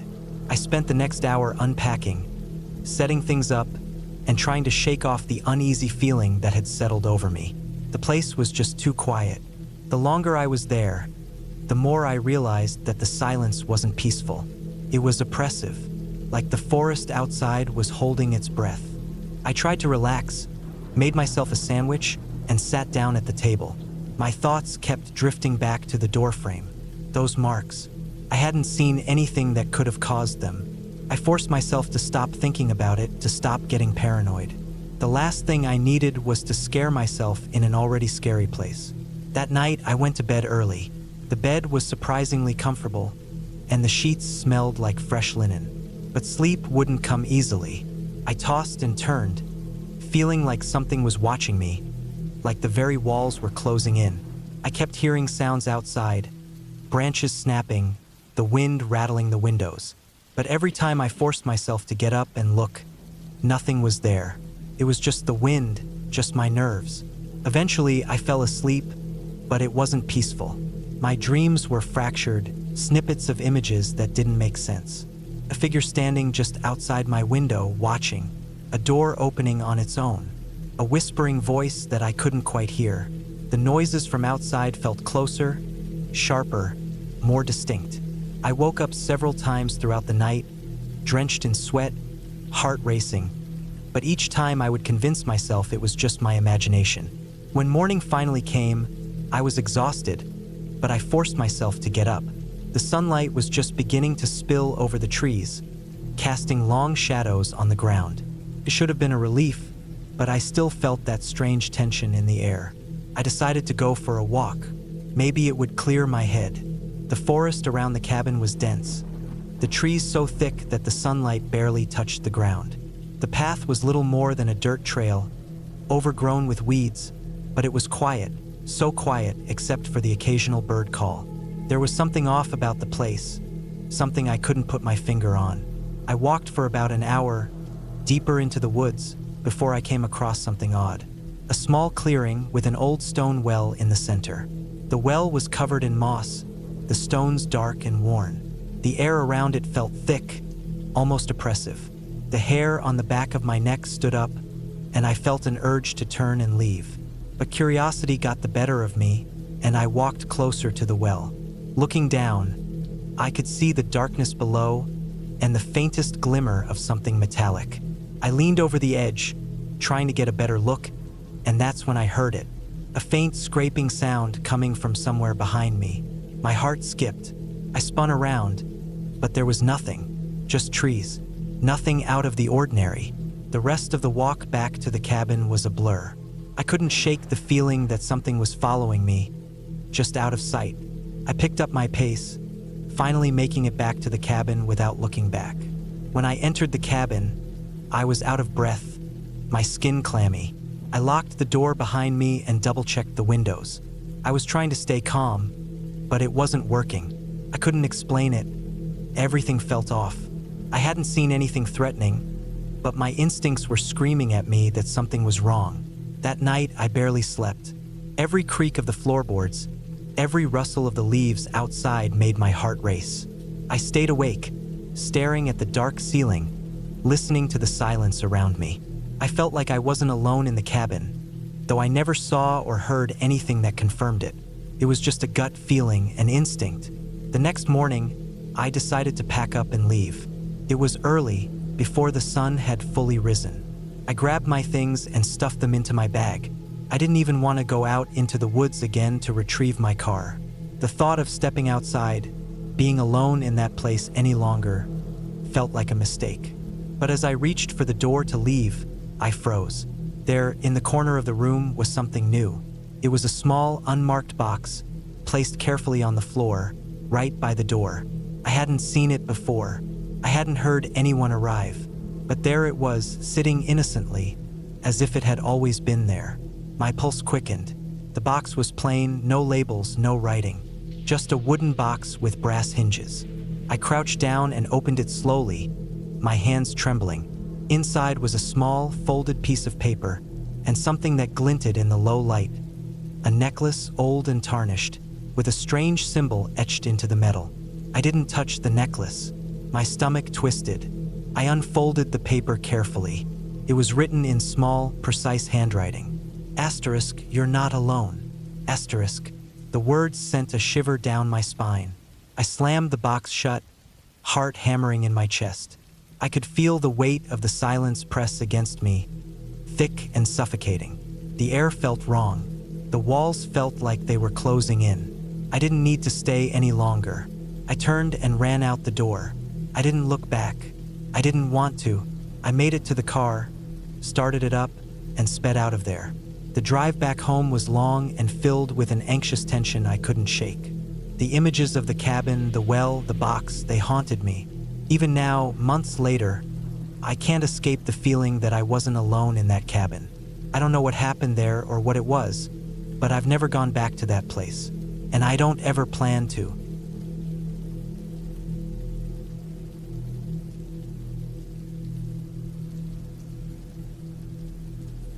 I never thought I'd end up here, in a cabin, miles away from any other human being, with nothing but the rustling trees and the wind for company. It wasn't my idea to come. My friends, they were the ones who convinced me. Just a weekend getaway, man. They'd said, it'll be fun. But now, standing in front of this old cabin, with the light of dusk fading behind the trees, all I wanted to do was turn around and leave. The cabin looked run down, like it had been forgotten by the world. The wooden planks were weathered, cracked in places, and the roof had a few missing shingles. There were no lights in the windows, and I wondered if anyone had actually lived here in years. Yet somehow this was supposed to be our retreat. The first few hours weren't so bad. We unloaded our gear, joking and laughing, as though there was nothing unusual about being so far from civilization. The place was secluded, sure, but it had that rustic charm people usually rave about. A small fire pit outside, a wide porch with a couple of creaky chairs, and the quiet hum of the forest surrounding us. We had brought a lot of supplies. Too many, really. I was mostly annoyed by the amount of canned food and packaged snacks, but no one seemed to care about that. It wasn't like we were going hiking or anything. We were just here to relax, to escape for a couple of days. But even as we set up our little camp, a nagging thought lingered in the back of my mind. I tried to ignore it. After all, what could possibly go wrong? We were just a group of friends, taking a break from the chaos of our busy lives. But as the sun dipped below the trees, that nagging feeling grew stronger. The wind started picking up, the trees rustled a little too loudly, and the air felt colder, thicker, almost suffocating. I shrugged it off as just the chill of the evening settling in. We made dinner, and I could hear the others laughing in the kitchen, talking about everything and nothing at the same time. It was familiar, comforting. At that moment, I almost felt like I could let the tension go. But then came the knock. It was late, close to 10 p.m. The fire outside had died down, and I had just stepped into the kitchen to grab another beer when the sound of a knock echoed through the cabin. I froze. The others didn't seem to notice, busy with their own conversations, but I couldn't shake the strange sensation that crept over me. No one else lived out here. Who could be knocking at the door? I set the beer down and walked over cautiously. My heart started to beat faster as I approached the door, the sound of my footsteps strangely loud against the silence of the cabin. I peered through the small, grimy window next to the door but saw nothing but darkness. My hand hovered over the doorknob for a long moment, and I felt a cold shiver run down my spine. I opened the door just enough to peer outside, but the porch was empty. There wasn't a soul in sight. I leaned out a little further, checking the shadows of the trees, but again, nothing. No one. I stepped back inside, closing the door softly behind me. The others hadn't noticed a thing. They were still laughing and chatting away. I shook it off as just the wind, maybe a branch hitting the door or something. The thought of an actual visitor seemed so ridiculous. Still, I couldn't ignore the uneasy feeling in my gut. The rest of the evening was uneventful. We stayed up late, talking about old memories and playing cards, the night passing by in the most ordinary way. But I couldn't shake that feeling. I kept glancing out the window, half expecting to see someone standing there in the darkness, but the view was always empty. It wasn't until I went to bed that the unease really settled in. The room was cold, colder than it should have been, and I found myself pulling the blanket tighter around me, despite the fact that I'd already turned the heat up in the cabin. I lay there in the dark, listening to the wind whistling through the cracks in the cabin, wondering if I was just imagining things. After all, there wasn't any logical reason to be scared. It was just a cabin, out in the woods. But then came the noise again, a thud, light at first like something bumping against the wall.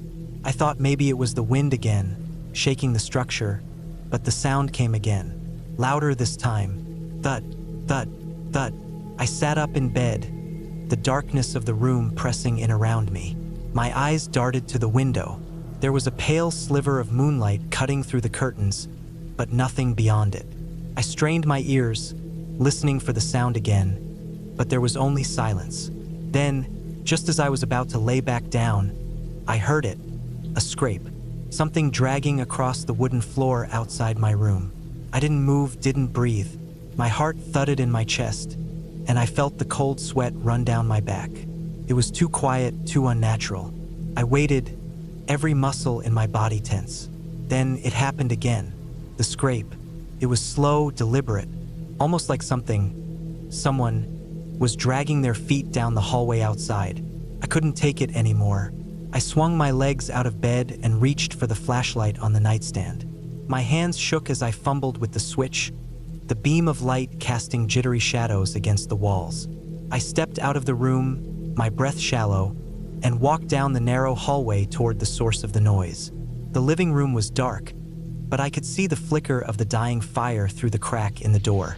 I pushed it open and looked around, scanning every corner.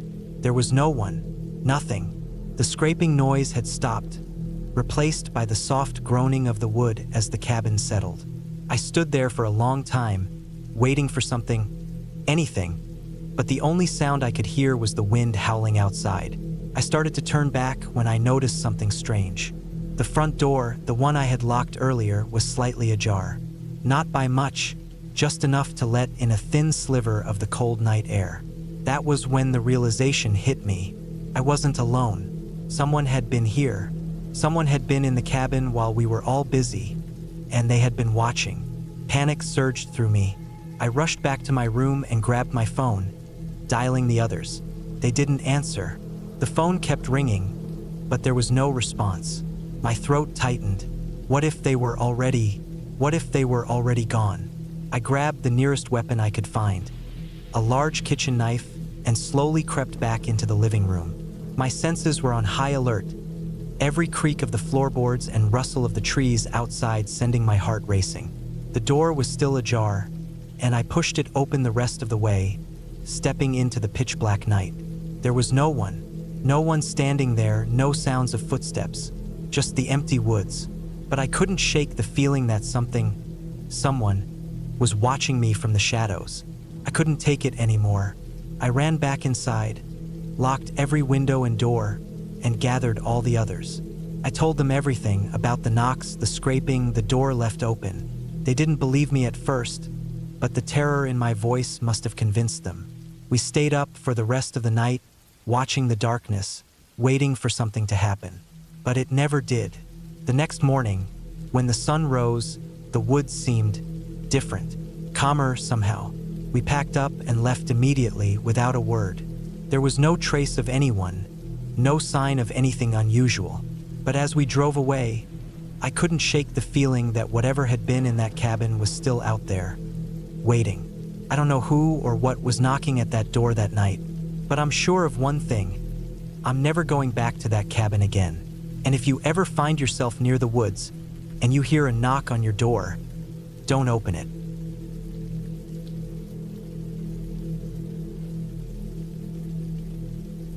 It was a decision I would regret for years. The plan was simple, too simple, really. Escape the stress of everyday life for a weekend, a quick break from the city. I didn't know it then, but that weekend would change everything. What started as a simple retreat into the mountains turned into something unexplainable, something that would haunt me long after I left. I had been driving for what felt like hours, the narrow mountain roads winding tighter and steeper as the hours passed.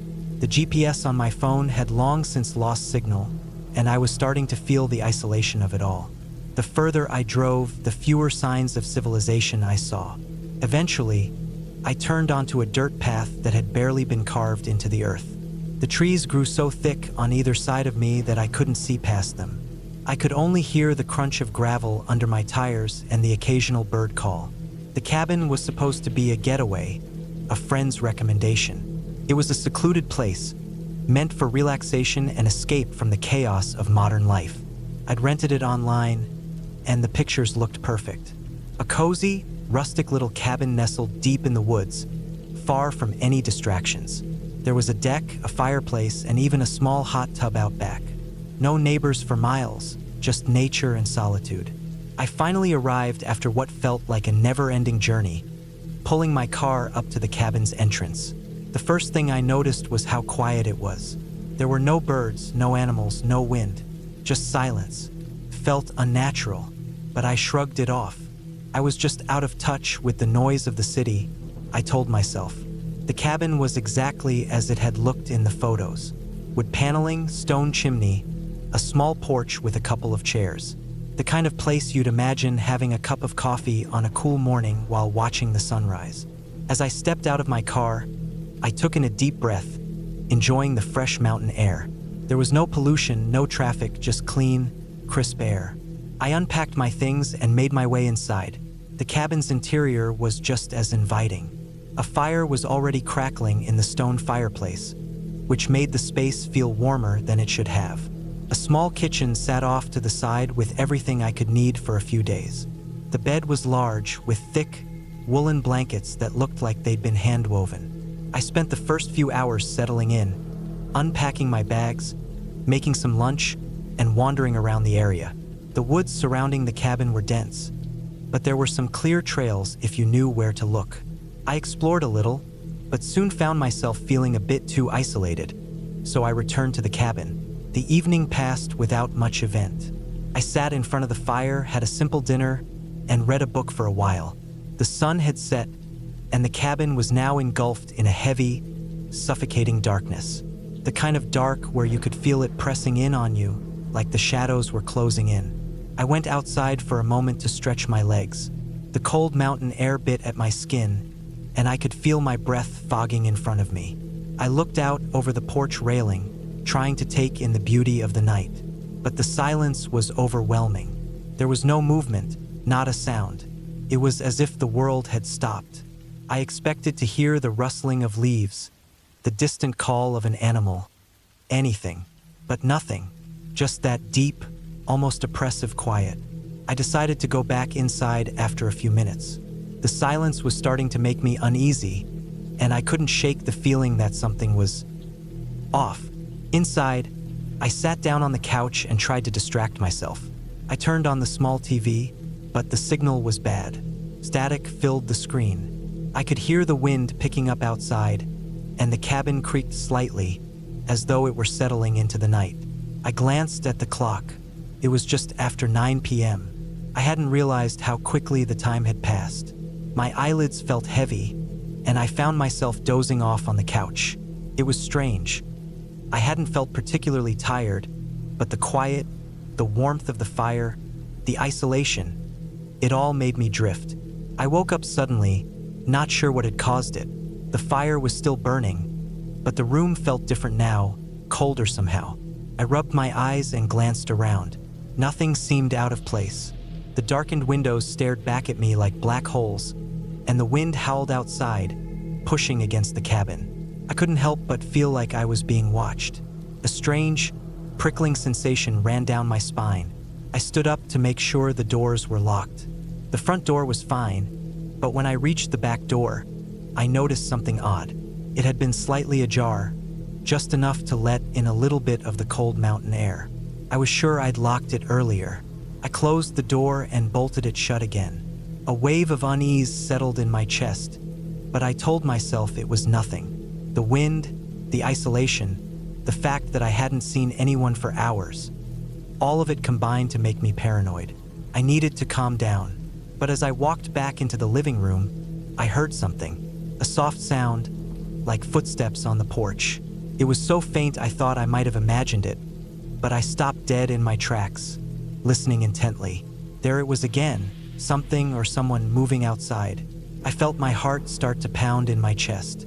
The rational part of my brain told me it was just an animal, a raccoon or a deer, maybe, but the way the footsteps were paced, too deliberate, too slow, made my stomach twist.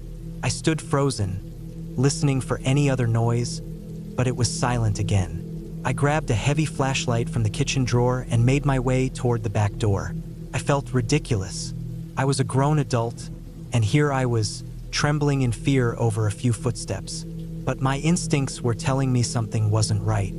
I pulled the door open just enough to stick my head out, shining the beam of light across the yard. Nothing. The porch was empty. I let out a breath I hadn't realized I was holding. I was being paranoid, that was all. I closed the door again and locked it once more.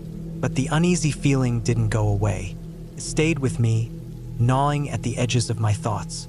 I had to do something to shake it off. So, I sat back down in front of the fire, trying to distract myself again. The warmth of the flames helped, but the silence in the house was still unsettling. Then it happened again. A soft sound, like a scrape of metal on wood, came from the porch. This time I couldn't dismiss it. It was too clear, too deliberate. My body stiffened. I stood up slowly and grabbed the flashlight, this time keeping it firmly in my hand as I moved toward the door. I hesitated for a moment, my fingers on the doorknob. Then, in one swift motion, I swung the door open and shone the flashlight onto the porch. Nothing, just a few fallen leaves rustling in the wind. The porch was empty, just like it had been the last time. I felt like an idiot, but as I started to close the door, something caught my eye. A small, dark shape on the ground near the edge of the porch. I knelt down to get a closer look. It was a piece of cloth, a torn scrap, about the size of a handkerchief. I frowned, puzzled. I hadn't noticed anything like it before. It wasn't mine, and there was no reason for anyone else to leave something like that here. I picked it up cautiously, feeling a cold shiver run down my spine as I did. The cloth was soft, but worn, like it had been out here for a long time. I looked around again, scanning the dark woods, but there was no sign of anyone or anything. That's when I heard the door behind me creak.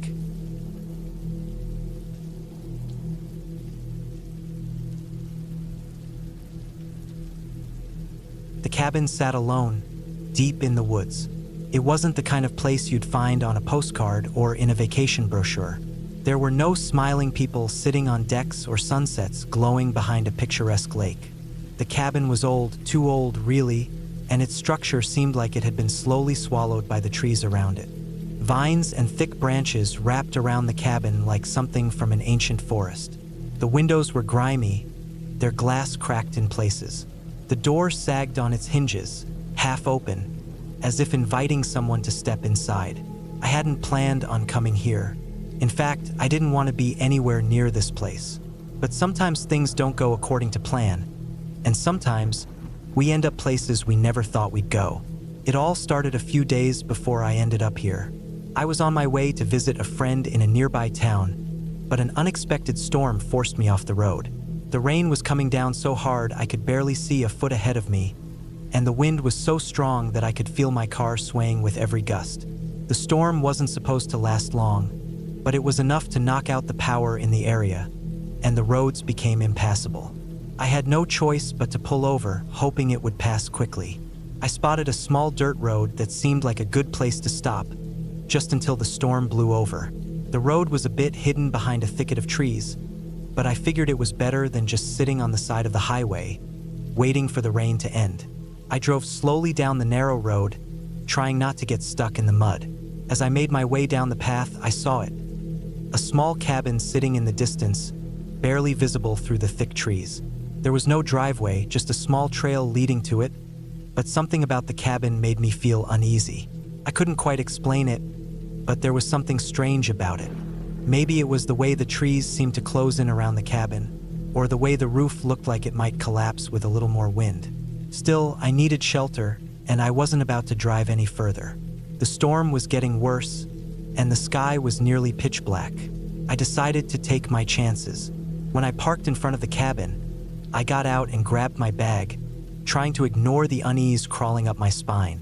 The door creaked loudly as I pushed it open. Inside, the air was thick, stale, like it hadn't been opened in years. Dust filled the air, and the smell of mildew and something old clung to everything. The floorboards groaned under my weight, and I could hear the occasional skitter of something small moving in the shadows. The interior wasn't much better than the exterior. A cracked stone fireplace stood in the center of one wall, and a rickety wooden table was tucked in the corner. Cobwebs lined the ceiling, and a set of mismatched chairs sat around the table. There was no electricity, no phone signal, and nothing to indicate anyone had been there recently. I knew I shouldn't have stayed, but the storm was raging outside, and I didn't think I'd have any better luck trying to leave. So I made the decision to settle in for the night. There was a worn-out couch against the wall, covered in layers of dust.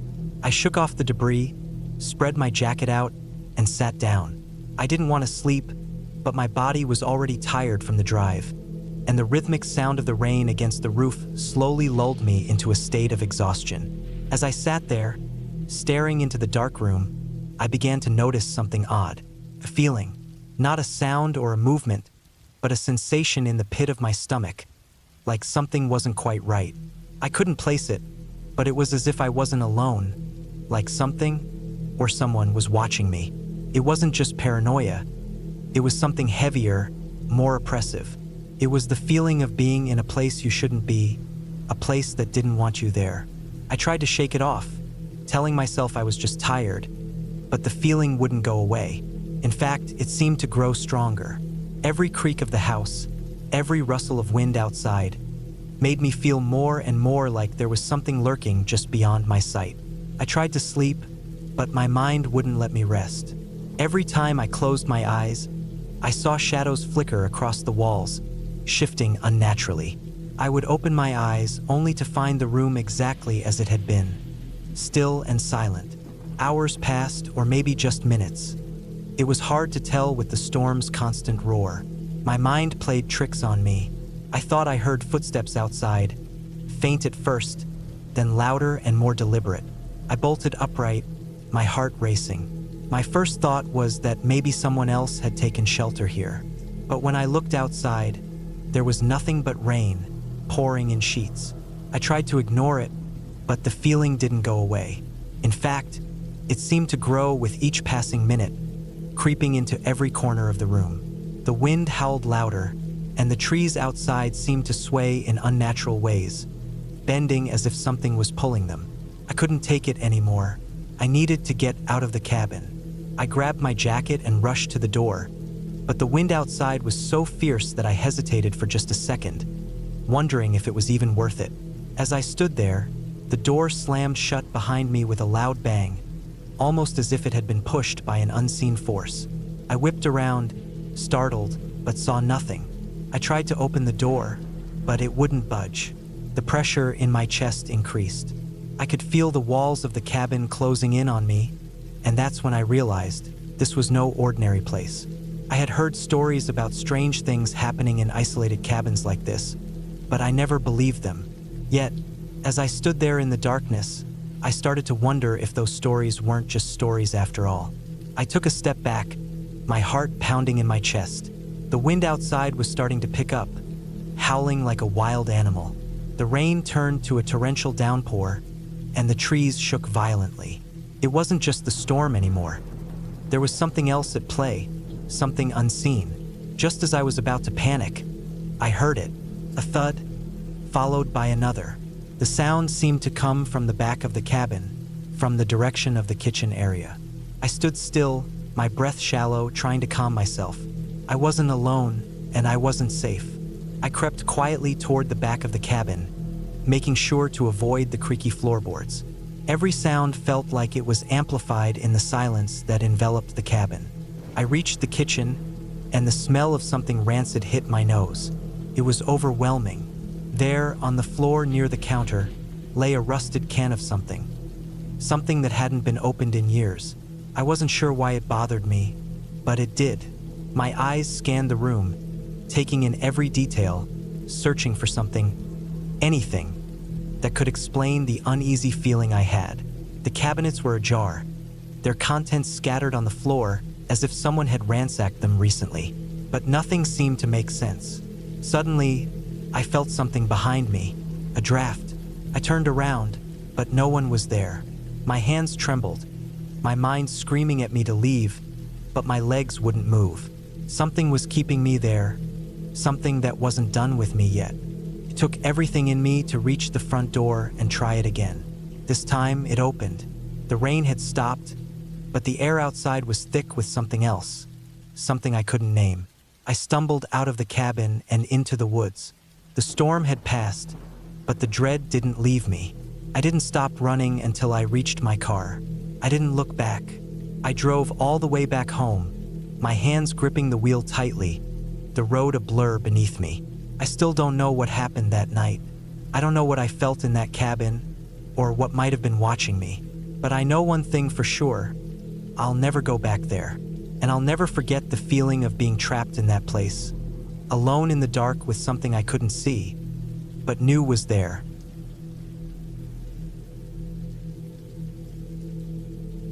It was supposed to be just a weekend getaway, a break from the stress of work, the noise of the city, and the constant pressure to be somewhere, do something, and be productive. I'd rented the cabin online. Simple, secluded, and surrounded by trees.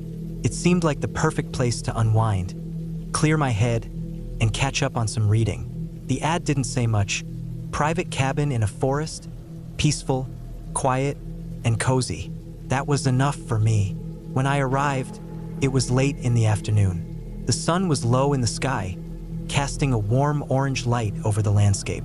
The drive had been longer than I'd expected, winding through small country roads, and as I turned off the paved road onto a gravel path, I could feel the isolation settling in. The cabin was small, made of wood, with a chimney that looked like it hadn't been used in years. No neighbors, just trees, lots of trees.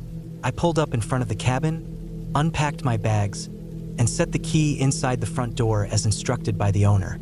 Inside, the cabin was exactly as I'd imagined it. There was a fireplace, a couple of worn couches, a small kitchen area, and an old wooden table with chairs around it. Everything felt, well, a little too quiet, but then again, that was what I wanted. I turned on the lights and made myself comfortable. The first thing I did was open a bottle of wine and pour myself a glass. I sat by the window, watching the trees sway in the breeze, listening to the occasional bird call. The peace was almost overwhelming. Too much. I tried to shake the feeling off and focused on the book I'd brought with me. The sun set quickly, and the sky darkened into a soft blackness filled with stars. The wind picked up, causing the trees to rustle, but it was oddly soothing. As I sat there, I felt a strange sense of loneliness creep in, but I tried to ignore it. It was just the isolation, I told myself. I hadn't been alone in a while. The silence of the forest, the stillness of the cabin. It was all new. Around midnight, I decided to head to bed. The bed was nothing special, just a simple mattress with a blanket and a couple of pillows. I pulled the blanket up to my chin, turned off the light, and tried to drift off to sleep. That's when I first heard it. A noise, soft at first, like a twig snapping in the distance. I tried to ignore it, thinking it was just the wind. But then it came again, louder this time. Definitely a footstep. My heart skipped a beat. I sat up, listening. The cabin was still. There were no other cars in the driveway, no signs of anyone outside. I was the only one here. I waited for a few minutes, but there was no other sound. I convinced myself that it was nothing, maybe an animal in the woods or a tree branch shifting, but my thoughts kept drifting back to that strange noise. The feeling of being watched grew stronger. I tried to push the thought out of my mind, pulled the blanket up tighter, and forced myself to close my eyes. Sleep, I thought. You need sleep. But the silence felt thick now, suffocating. I stayed awake for what felt like hours, the noise never repeating itself. Eventually, exhaustion took over, and I managed to fall asleep. I woke up early the next morning to the sound of birds chirping. The sunlight streamed through the window, and everything seemed calm again. For a moment, I almost convinced myself that the previous night's events were nothing more than my imagination running wild. It had been quiet, peaceful, and the noise I heard last night, just the wind or an animal. Nothing more. But as I got out of bed and started to make coffee, I noticed something odd. The front door was unlocked. I was sure I had locked it the night before. I distinctly remembered turning the key in the lock before heading to bed. But now, the door was wide open, just a crack, as if someone had nudged it during the night. I hesitated for a moment, my mind running through possibilities. Could I have forgotten to lock it? Maybe. Could the wind have blown it open? Unlikely. I checked the rest of the cabin, but everything seemed fine. Nothing appeared to be disturbed. No signs of forced entry, no footprints leading to the door. Still, I couldn't shake the feeling that something wasn't right. My instinct was to leave, but I didn't want to overreact. Maybe I was just being paranoid. I decided to close the door and lock it again. The rest of the day was uneventful. I went for a walk through the woods, snapping some photos of the trees, the sunlight filtering through the leaves, the quiet of the forest. It was peaceful, beautiful even, but there was a growing unease in the pit of my stomach that I couldn't ignore. The woods felt too still, like they were holding their breath, waiting for something. It was a subtle feeling, but it was there, gnawing at me. I tried to distract myself by reading, but the thoughts kept circling back. The door, the noise in the night, the feeling of being watched. I knew there was no logical reason for it, but I couldn't shake the sense that something was wrong. The sun set again, and with it came the growing discomfort. I made sure to lock the door before bed and even pushed a chair up against it, just in case. I lay in bed, staring at the ceiling, my thoughts racing. I knew I was being irrational, but I couldn't help it. There was something about this place, something off about it. Then, just as I was about to drift off, I heard the noise again, a footstep. I froze, my body going rigid. This time, the noise was much closer. I could hear it clearly, a heavy step, like someone was walking just outside the cabin. I held my breath, straining to listen. The wind had died down, and there was no other sound, just the crunch of a footstep on the gravel. I sat up in bed, heart pounding. There was no mistaking it. Someone was out there. The logical part of me told me to call the police, but I couldn't. The nearest town was an hour away, and I didn't have a signal. I was on my own. I crept out of bed, moving as silently as I could. I grabbed the flashlight from my bag and slowly made my way to the window. I peeked through the blinds, my breath catching in my throat. There was no one there. I waited for a moment, then checked again, moving the blinds just a little. Still nothing, just the dark woods stretching out in front of me. I shook my head, trying to make sense of it. My mind was playing tricks on me. That had to be it. But as I turned away from the window, I heard it again. The sound of a footstep, this time from inside the cabin. I whipped around, my heart nearly stopping in my chest. The door to the hallway was cracked open. It hadn't been open before. The next few hours passed in a blur. I don't remember exactly what happened after that. My mind was a mess, filled with fear and confusion. I remember checking the door again, locking it tightly, and sitting by the window, waiting, listening for anything. I heard the footsteps again, but this time, they were unmistakable. The sound of someone walking in the cabin, their footsteps slow and deliberate, moving through the dark rooms. I wasn't alone, but when I mustered the courage to check, I found nothing. The cabin was still empty, no signs of anyone else. By morning, I was exhausted. My mind was so consumed by fear and confusion that I couldn't think clearly. I knew it was time to leave. Whatever was happening, I couldn't stay here anymore. I packed my things in a hurry, my hands shaking as I shoved clothes and other belongings into my bag. When I went to the front door, I noticed something odd. The chair I had pushed up against it was now moved aside. It wasn't me. The door was open again. I bolted outside, not caring if I left things behind. The forest felt like it was closing in on me. I didn't look back. As I reached my car and started the engine, I felt a strange sense of relief wash over me. The road back to civilization felt like freedom, but I couldn't shake the question. Who had been in that cabin with me? What had been walking through the rooms at night? I may never know.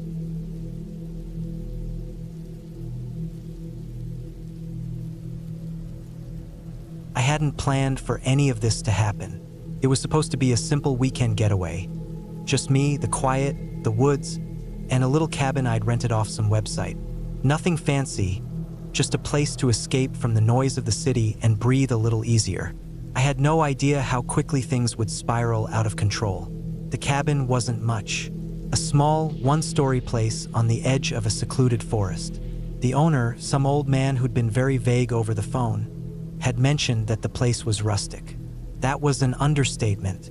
The wooden beams were creaky, the walls seemed to lean at odd angles, and the smell of damp wood was everywhere. But it was peaceful. The kind of peace I didn't realize I needed until I sat on the front porch, listening to nothing but the chirping of crickets and the wind in the trees. I didn't mind it. In fact, it was exactly what I wanted. I unpacked my things, made a cup of coffee, and sat on the porch, watching the sun dip behind the trees. The air had a kind of heavy stillness to it, as though nature was holding its breath. As the night settled in, the temperature dropped quickly. I grabbed a blanket, wrapped myself up, and went inside. The fire in the old wood stove flickered softly in the living room, casting long shadows on the walls. The only sound in the cabin was the occasional creak of the wood as the house settled. Felt safe. Too safe, maybe. That's when I started hearing the knocks. First, I thought it was just the house. The cabin was old, after all, and houses like this had a tendency to make noises at night. But after the third knock, something changed. It wasn't like the usual creaks or groans I'd been hearing. It was deliberate, sharp, fast, and almost rhythmic. 3 knocks, then a pause. 3 more knocks, then silence. I stood still, frozen in place. It was too much of a coincidence. The knocks sounded like they were coming from the back of the cabin, right near the kitchen window. I wasn't sure what to do.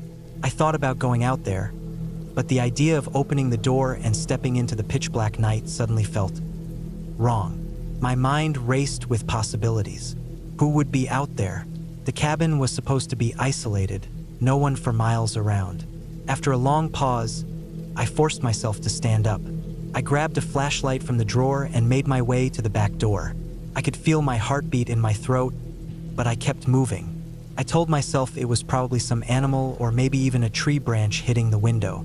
But when I opened the back door, there was nothing. Just the dark woods, stretching out like an endless sea of black. I shone the flashlight around, but the beam only cut through a few feet of the darkness. Nothing.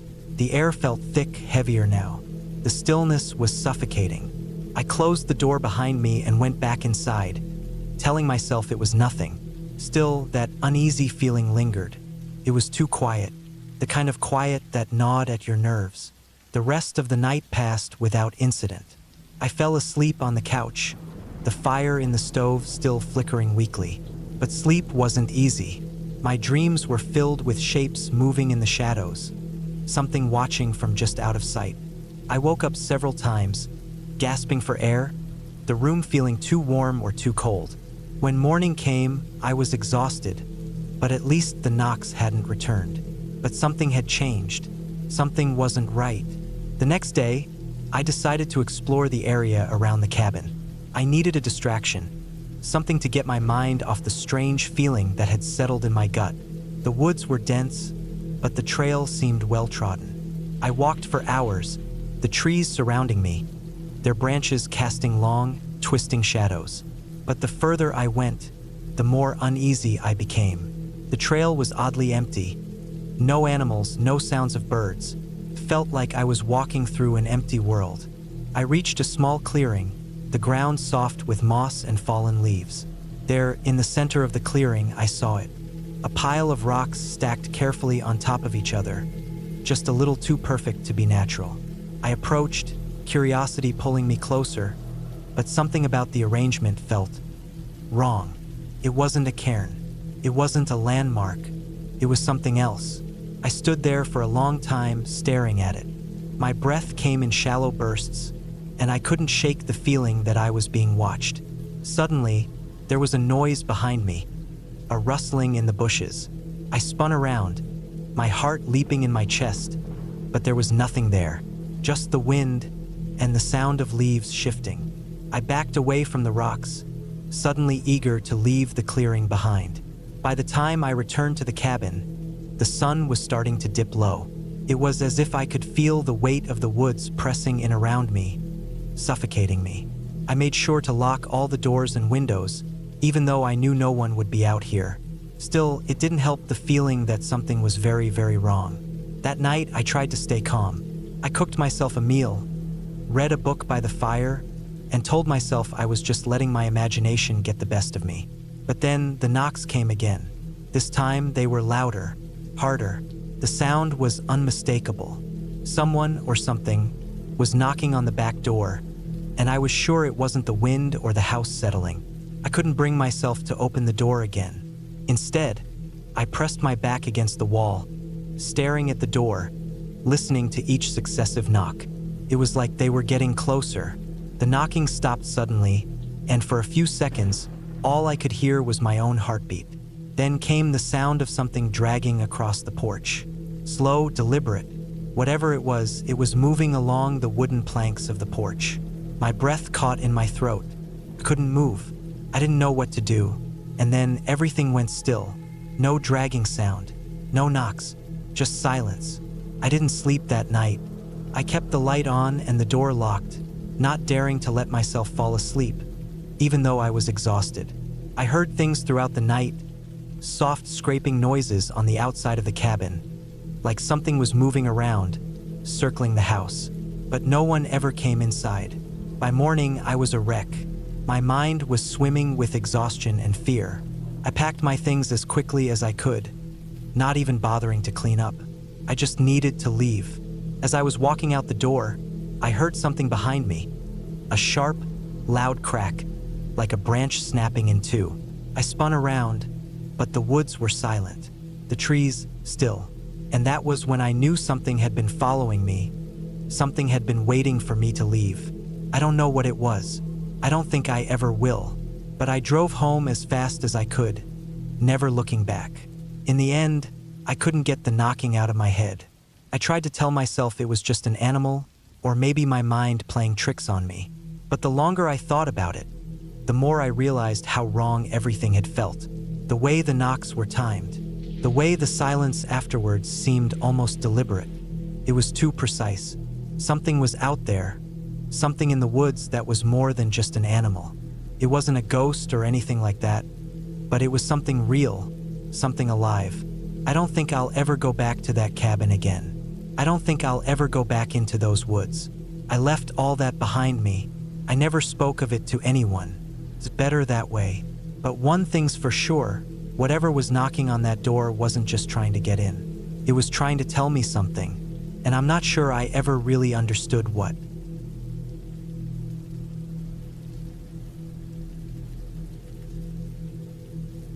I had never been the type of person to be afraid of the outdoors. Growing up, I spent most of my weekends camping, hiking, and exploring the woods with friends. But nothing could have prepared me for the weekend I spent alone at a cabin deep in the forest. It wasn't supposed to be a big deal.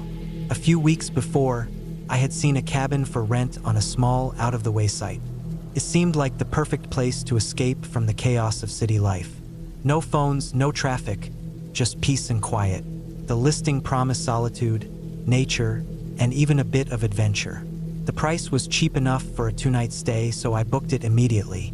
The cabin was tucked away in a remote area of the forest, a couple of hours outside the nearest town. The drive was long, mostly on winding, narrow roads that cut through dense trees. As I got closer, the road became more and more rugged. The map on my phone was no help, as the area was barely marked. At some point, the gravel gave way to dirt, and then even that became a challenge as large rocks littered the road, forcing me to drive carefully. When I finally arrived, it felt like I had stepped into another world. The cabin, small and rustic, stood alone among tall pine trees. There was no one in sight, no neighbors, not even a nearby house. The place looked exactly as it had in the pictures, old, weathered, and almost forgotten by time. A small porch wrapped around the front, with a couple of rocking chairs that had clearly seen better days. The air was different out here, fresh, clean. I stepped out of the car and breathed in, taking a deep breath, and I immediately felt the tension from the city start to fade away. This was what I needed, a real break. I grabbed my bag, locked the car, and walked up the steps to the porch.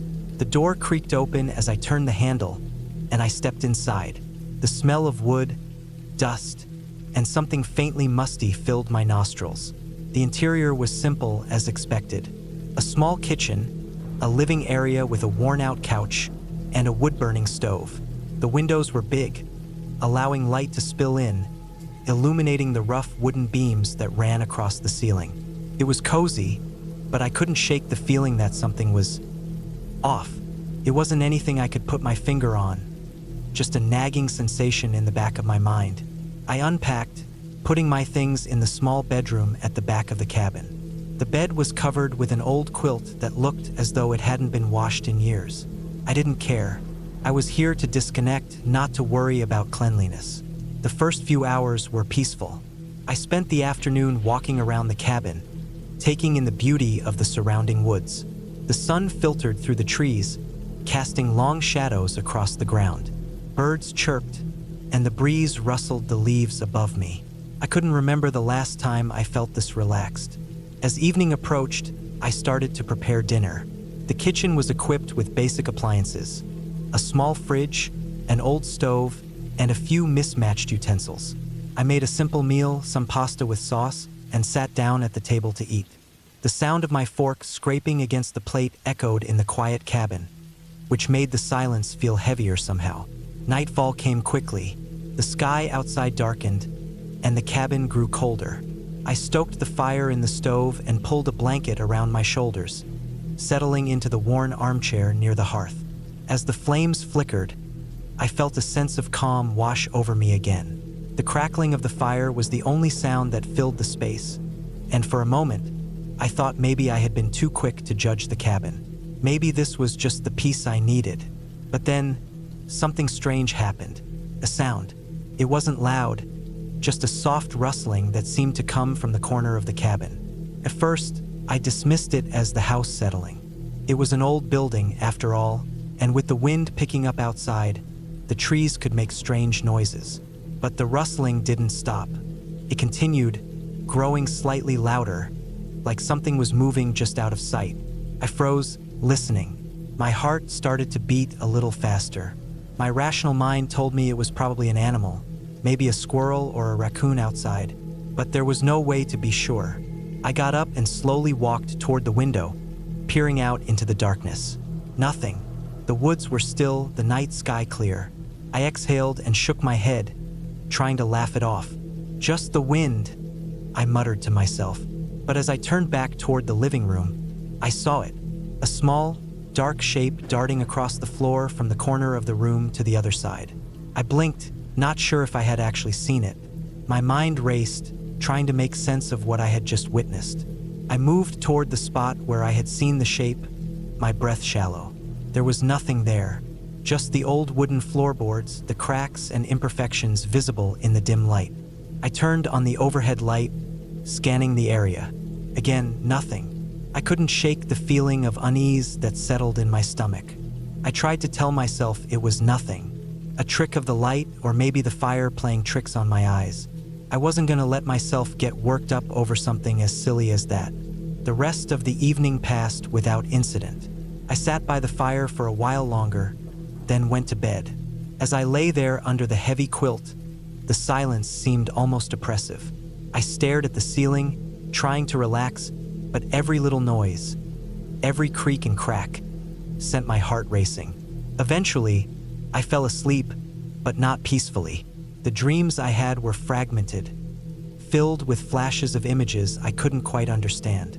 I woke up in the middle of the night, drenched in sweat, heart pounding, but there was nothing out of the ordinary, just the familiar darkness of the cabin. The next day, I decided to take a long walk through the woods to clear my mind.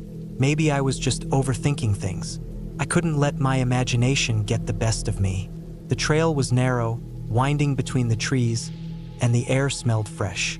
The sun was out, and for a while, I managed to shake off the unease from the night before. But then, as I walked deeper into the forest, I saw something that made my blood run cold. It was a small clearing not far from the cabin, and in the center of the clearing was a pile of sticks and rocks. It wasn't natural. The pile was too organized, too deliberate. Someone had placed the sticks and rocks in a perfect circle, almost like an altar. I felt a chill run down my spine. I should have turned around right then and there, but I didn't. I moved closer, my footsteps silent on the forest floor. As I crouched down to get a better look, I noticed something else. Small items scattered among the pile. A few old trinkets, a piece of cloth, a broken necklace. I reached out to touch one of the items but stopped myself. Something about the whole scene felt wrong. I backed away slowly, my heart pounding in my chest. The hairs on the back of my neck stood up, and I didn't want to be in that clearing any longer.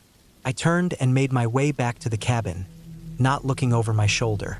When I got back, I locked the door behind me and sat down at the kitchen table, my mind racing. Could someone else be out here? It didn't make sense. There were no other cabins nearby, and I hadn't seen anyone the entire time I'd been here. Yet, the pile in the clearing felt too deliberate to be some random thing. I spent the rest of the day inside, my nerves frayed. The sky grew darker as evening approached, and I decided to cook another simple meal to calm myself down. But as I started to prepare the food, I heard it again. Another rustling sound, coming from outside. This time, I didn't hesitate. I grabbed the flashlight from the drawer and made my way to the back door. I stepped out onto the porch, my pulse quickening as I shone the beam into the surrounding woods. Nothing, just trees and shadows. But then I saw movement, a figure, half hidden behind a tree, just at the edge of the light's reach. It was a man, or at least I assumed it was. He was tall, wearing dark clothing, and he didn't seem to move, just stood there, watching. I froze, the beam of the flashlight trembling in my hand. I tried to call out, but my throat was dry. The man didn't make a sound, didn't move an inch. For a long moment, neither of us moved. Then, without warning, he turned and disappeared into the woods, like he had never been there at all. I don't know how long I stood there, staring into the trees. My heart was pounding so hard I thought it might burst. Whoever he was out there, and I wasn't alone. I didn't sleep that night. I spent hours with my back against the door, my eyes scanning every shadow, every movement in the darkness. But by morning, the woods were still. The man, or whatever he was gone. The next day, I packed up and left. I didn't care about finishing my weekend getaway. There was no way I could stay there any longer. When I got home, I never mentioned the cabin to anyone. It felt like it had been a bad dream, a memory I wanted to forget. But as I sit here now, I can't shake the feeling that someone is still out there, watching me. And I'll never forget the pile of sticks and rocks in the clearing. I don't know what it was for, but I have a feeling I don't want to.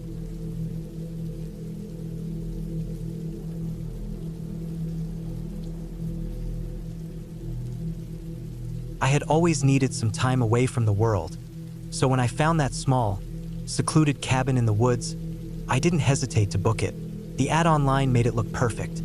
A simple cabin, no internet, no distractions, just peace and quiet for a few days.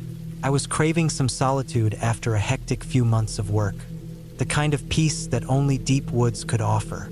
I rented a car for the drive, because the cabin was a couple of hours outside of town.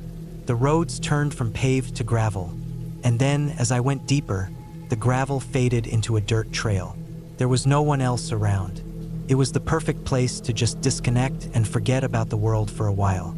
I wasn't really expecting anything unusual. When I finally arrived, it was getting late in the afternoon, and the sun was starting to dip behind the trees. The cabin was exactly as described. Small, rustic, a little weathered, but charming. The porch creaked under my weight as I stepped onto it, and I could see a small swing hanging from the rafters. There was a woodpile stacked neatly on the side, and a single light flickered from the cabin window. I unlocked the door with the key left for me under a flower pot, as instructed. Inside, the place smelled of aged wood and dust. It had been a while since anyone had stayed here, but that was exactly what I liked about it. The furniture was old but sturdy. A worn-out couch, a couple of chairs, a dining table with mismatched chairs. The wood stove looked well used, but the fire pit outside seemed like it hadn't been touched in years. I dumped my bags and started to settle in. I unpacked, made myself a sandwich from the supplies I brought, and ate in silence, enjoying the stillness. I could hear the wind rustling through the trees, but other than that, there was nothing. Felt like time slowed down here. That night, I lit a fire in the stove, grabbed a blanket, and curled up on the couch to read. The warmth of the fire and the isolation made me feel safe, at ease. The only sound was the crackling of the logs burning and the occasional creak of the wood settling. But the longer I stayed there, the more I started to notice little things that didn't quite add up. The first thing was the silence. I know it sounds strange, but there was something unnatural about the way the forest didn't make a single sound. No chirping crickets, no rustling leaves, not even the hum of insects in the air. Just nothing. I chalked it up to the cold weather and pushed it out of my mind. It was just a quiet, peaceful place. That's all. Then, as the evening wore on, I started to feel watched. It wasn't anything I could explain, but it was there. Every time I looked up from my book, I felt like something was moving just outside my field of vision. I'd glance out the window, but all I could see was darkness. Eventually, I tried to shrug it off. It's easy to get paranoid when you're alone in the woods. But as the night deepened, that feeling of being watched only grew. I'd hear the floorboards creak, and then the sound of something tapping softly against the cabin walls. I told myself it was the wind, or maybe an animal scurrying around outside. But then I heard a knock. Not a loud bang, but a soft, rhythmic knock on the front door. It sent a jolt of fear through me. I stood still, trying to figure out if I had just imagined it. But there it was again. 3 soft knocks, followed by a pause, and then another 3. It didn't sound like something that could happen by accident. It wasn't a branch tapping against the door. This was deliberate. I froze. No one else should have been out here. The nearest neighbor was miles away, and the cabin had been empty when I arrived. I was certain of it. After a long, tense minute, I decided to check it out. Slowly, I walked to the door, my hand trembling as I reached for the handle. I opened it cautiously, but when I looked outside, there was no one there. I stepped out onto the porch, looking around. The air was cold, and the forest loomed around me, dark and silent. The only light came from the small porch lamp above me. No sign of any person or animal. Nothing. I told myself it was just the wind or maybe a loose branch, but deep down, I knew something wasn't right. I went back inside, locking the door behind me. My heart was still pounding in my chest, and I couldn't shake the feeling that I was not alone. I tried to distract myself with the fire and my book, but the silence outside grew deeper. The knocks had stopped, but I couldn't stop thinking about them. I went to bed early that night, exhausted, hoping sleep would make the tension go away. But as soon as I lay down, the strange feeling came back. The sensation that I was being watched, that something wasn't right, that I was a little too exposed out here. I pulled the covers tighter around me, trying to ignore it. But then, around midnight, I heard it again. Not knocks this time, but a scratching noise, like something dragging against the wood. It started at the front door and slowly moved around the cabin, coming closer and closer to the window near my bed. My breath caught in my throat, and I stayed as still as I could, listening. The scratching moved along the edge of the cabin, then stopped. There was silence again, but the oppressive feeling of being watched grew stronger. I couldn't take it anymore. I grabbed my flashlight and my jacket, throwing open the door and stepping out onto the porch, my eyes scanning the darkness. Nothing, but the feeling of something just out of sight lingered. The trees stood like sentinels, the wind whispering through their branches, but no sign of anyone or anything. I stepped down onto the ground and walked around the cabin, looking for any sign of an animal or human, anything that could explain the noises. But there was nothing. Not a footprint, not a broken branch, not a mark on the dirt. It was as if nothing had been out here at all. Yet I knew, deep in my gut, that something was wrong. I spent the rest of the night wide awake, sitting by the fire, staring at the door, listening to every little noise. But nothing came. Eventually, exhaustion took over, and I fell into a fitful sleep. The next morning, I woke up early, hoping the night's events had been a product of my imagination. But the fear was still there. The air felt thick, heavy, as though the woods were pressing in on me. I had planned to stay another day, but now I didn't feel safe. Something about the place just felt off. I decided to leave. The decision didn't come lightly, but I couldn't shake the feeling that I was being drawn into something I didn't understand. I packed my things quickly, got in my car, and drove away, my hands gripping the steering wheel as I navigated the winding road that led me out of the forest. As I left the woods behind, the pressure in my chest lifted. I didn't look back, and I didn't stop until I reached the nearest town.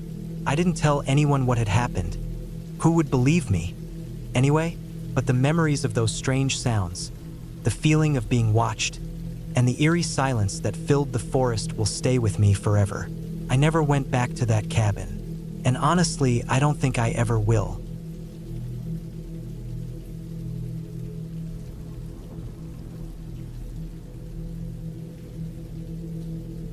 The first thing I noticed when I got to the cabin was the silence.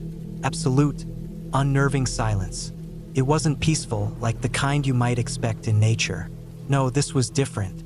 It was the kind of silence that felt wrong, like something was missing, something that should have been there. Birds, rustling leaves, a breeze, something, but there was nothing. The air was thick, heavy, almost like it was waiting. I'd been planning this trip for months. A weekend in the woods to clear my head, get away from the noise of the city. Just me, a small cabin, and nature. That's all I wanted. I needed the break. After a few rough months at work, and some personal stuff I didn't really want to think about, this trip was supposed to be the reset I needed. The cabin wasn't far from the nearest town, but it felt like it was a world away. The road leading up to it was a dusty, barely there dirt path, with trees crowding in on both sides. I had to slow down, maneuvering the car around rocks and potholes, the tires crunching over uneven ground. It was almost like nature was trying to keep me out, or at least make me earn my way in. I finally reached the cabin just as the sun was beginning to dip behind the horizon. The old wooden structure sat nestled between a dense cluster of trees, its faded paint and weathered boards giving it a tired, forgotten feel. I parked in front, stepping out into the cool, thick air of the evening. The smell of pine and earth filled my nose. It was familiar, comforting, and yet there was something unsettling about it, like something was watching me. I grabbed my bag from the trunk and walked up the creaky steps to the front door. The door was a rusty shade of red, with peeling paint, and it groaned when I turned the handle. It wasn't locked. As I stepped inside, the first thing that hit me was the musty, stale air. It smelled like it hadn't been opened in a long time. The interior was dimly lit by the faint light coming through the dirty windows. Dust coated the surfaces, and cobwebs clung to the corners of the ceiling. It was obvious the cabin hadn't been used in a while. There was a small fireplace to the left and a faded couch to the right. The floors creaked under my feet as I walked in, my boots leaving prints in the dust. A kitchen area sat in the back corner, with an old wood stove and a table that looked like it hadn't been touched in years. I set my bag down on the table and looked around, trying to find something that felt inviting. But there was nothing. It felt like the cabin had been abandoned on purpose, left to rot away in the woods. I figured I could get used to it, though. I'd only be here for a couple of nights. The thought of being alone in the middle of nowhere felt kind of freeing, in a way. It was just me and the wilderness, nothing else. After I unpacked, I took a quick look around the place to see if there was anything useful. The cabinets in the kitchen were mostly empty, save for a few rusty cans of food that had clearly been there for years.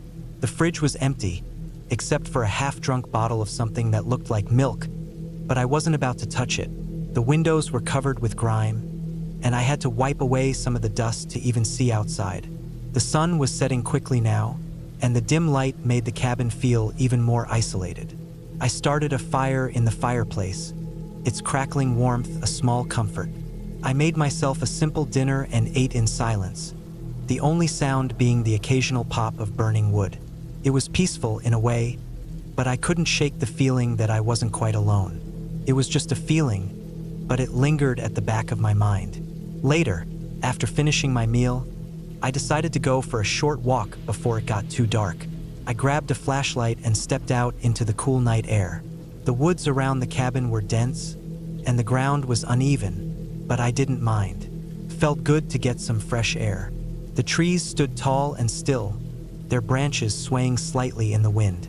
I walked down the narrow path that led deeper into the woods, the light from my flashlight casting long, eerie shadows on the ground. As I walked, I tried to shake the feeling that something was off. Maybe it was the isolation, the silence, or the fact that I hadn't seen anyone for miles. But the more I walked, the more I felt like I was being watched. The feeling intensified with every step I took, and I kept glancing over my shoulder, half expecting to see someone standing behind me. But there was nothing. When I turned to head back to the cabin, I saw something move in the trees just out of the corner of my eye. A flash of movement. At first, I thought it was an animal, maybe a deer or a squirrel. But the shape didn't look quite right. It was too large, too fast. It darted between the trees, disappearing as quickly as it had appeared. I stopped, holding my breath. My heart rate picked up, and I felt my muscles tense. I tried to tell myself it was just my imagination, but the feeling of being watched hadn't gone away. I quickly made my way back to the cabin, my footsteps quick and deliberate. Once inside, I locked the door behind me and went to the window. I couldn't help it. I had to look. The forest outside was dark, the trees swaying in the wind. Nothing. I tried to brush it off. Maybe it was just an animal or a trick of the light. But deep down, I knew that wasn't it. The rest of the night was uneventful. I sat by the fire, read a book, and eventually went to bed. But sleep didn't come easily. Every creak of the cabin seemed too loud. Every whisper of wind felt like something more. I tried to convince myself it was just nerves, but the feeling lingered, keeping me awake. The next morning, I woke up to a gray sky, the clouds hanging low over the trees. I didn't want to stay cooped up in the cabin all day, so I decided to go for another walk, hoping it would clear my head. This time, I made sure to bring a map of the area, marking where I'd been the day before. I didn't want to get lost. I also grabbed a small axe from the cabin just in case. As I walked, the woods seemed even quieter than before. The birds were completely silent, and the wind barely stirred the leaves. The trees felt closer, like they were pressing in on me. I kept my eyes on the ground, watching for any signs of wildlife or a trail, but I didn't see anything. It was like the woods were holding their breath. I wandered for hours, the quiet stretching on. The feeling of being watched never really left, but I pushed it aside. I wasn't going to let my nerves get the better of me. I eventually found a small clearing with a creek running through it. I sat down by the water, feeling the cool air brush against my skin. It was peaceful, almost too peaceful. And then I heard it, a faint noise, a rustling, like something moving through the trees. It was soft, almost too quiet to hear, but it was there. I looked around, my eyes scanning the trees. For a moment, I thought I saw a figure, a shadow moving between the trunks. But when I blinked, it was gone. My heart skipped a beat, and I stood up quickly, brushing the dirt from my pants. I wasn't sure what was going on, but I knew I didn't want to stick around to find out. I turned to head back to the cabin, but that's when I saw it. A figure, standing at the edge of the clearing, just watching me. I couldn't make out any details, just the shape of a person, tall and thin, standing motionless between the trees. I froze, my breath caught in my throat. I didn't know what to do. My mind raced, trying to process what I was seeing. And then, as if sensing my fear, the figure stepped back into the shadows and disappeared. I didn't waste any more time. I ran back to the cabin as fast as I could, my heart pounding in my chest. I didn't look back. I didn't stop until I was inside, the door locked tightly behind me. That night, I didn't sleep. I spent hours staring out the window, waiting for something to happen. But nothing did. The silence outside remained thick, oppressive. It felt like the woods were alive, watching, waiting. The next morning, I packed my things and left. I didn't look back. There was no way I was staying another night in that cabin. I didn't care what it was, but something in those woods had made me feel unwelcome. When I got back to town, I asked around. A couple of locals mentioned that people used to live in that cabin, but they had left years ago. Some said the land was cursed, that strange things had happened to the people who stayed there. Others just gave me a knowing look and told me to stay away. I don't know what I saw in those woods. Maybe it was just my mind playing tricks on me, the isolation, the silence getting to me. But I'll never forget the feeling that something was out there, watching, waiting. And for the first time in my life, I'm glad to be back in the noise, the bustle, and the safety of the city.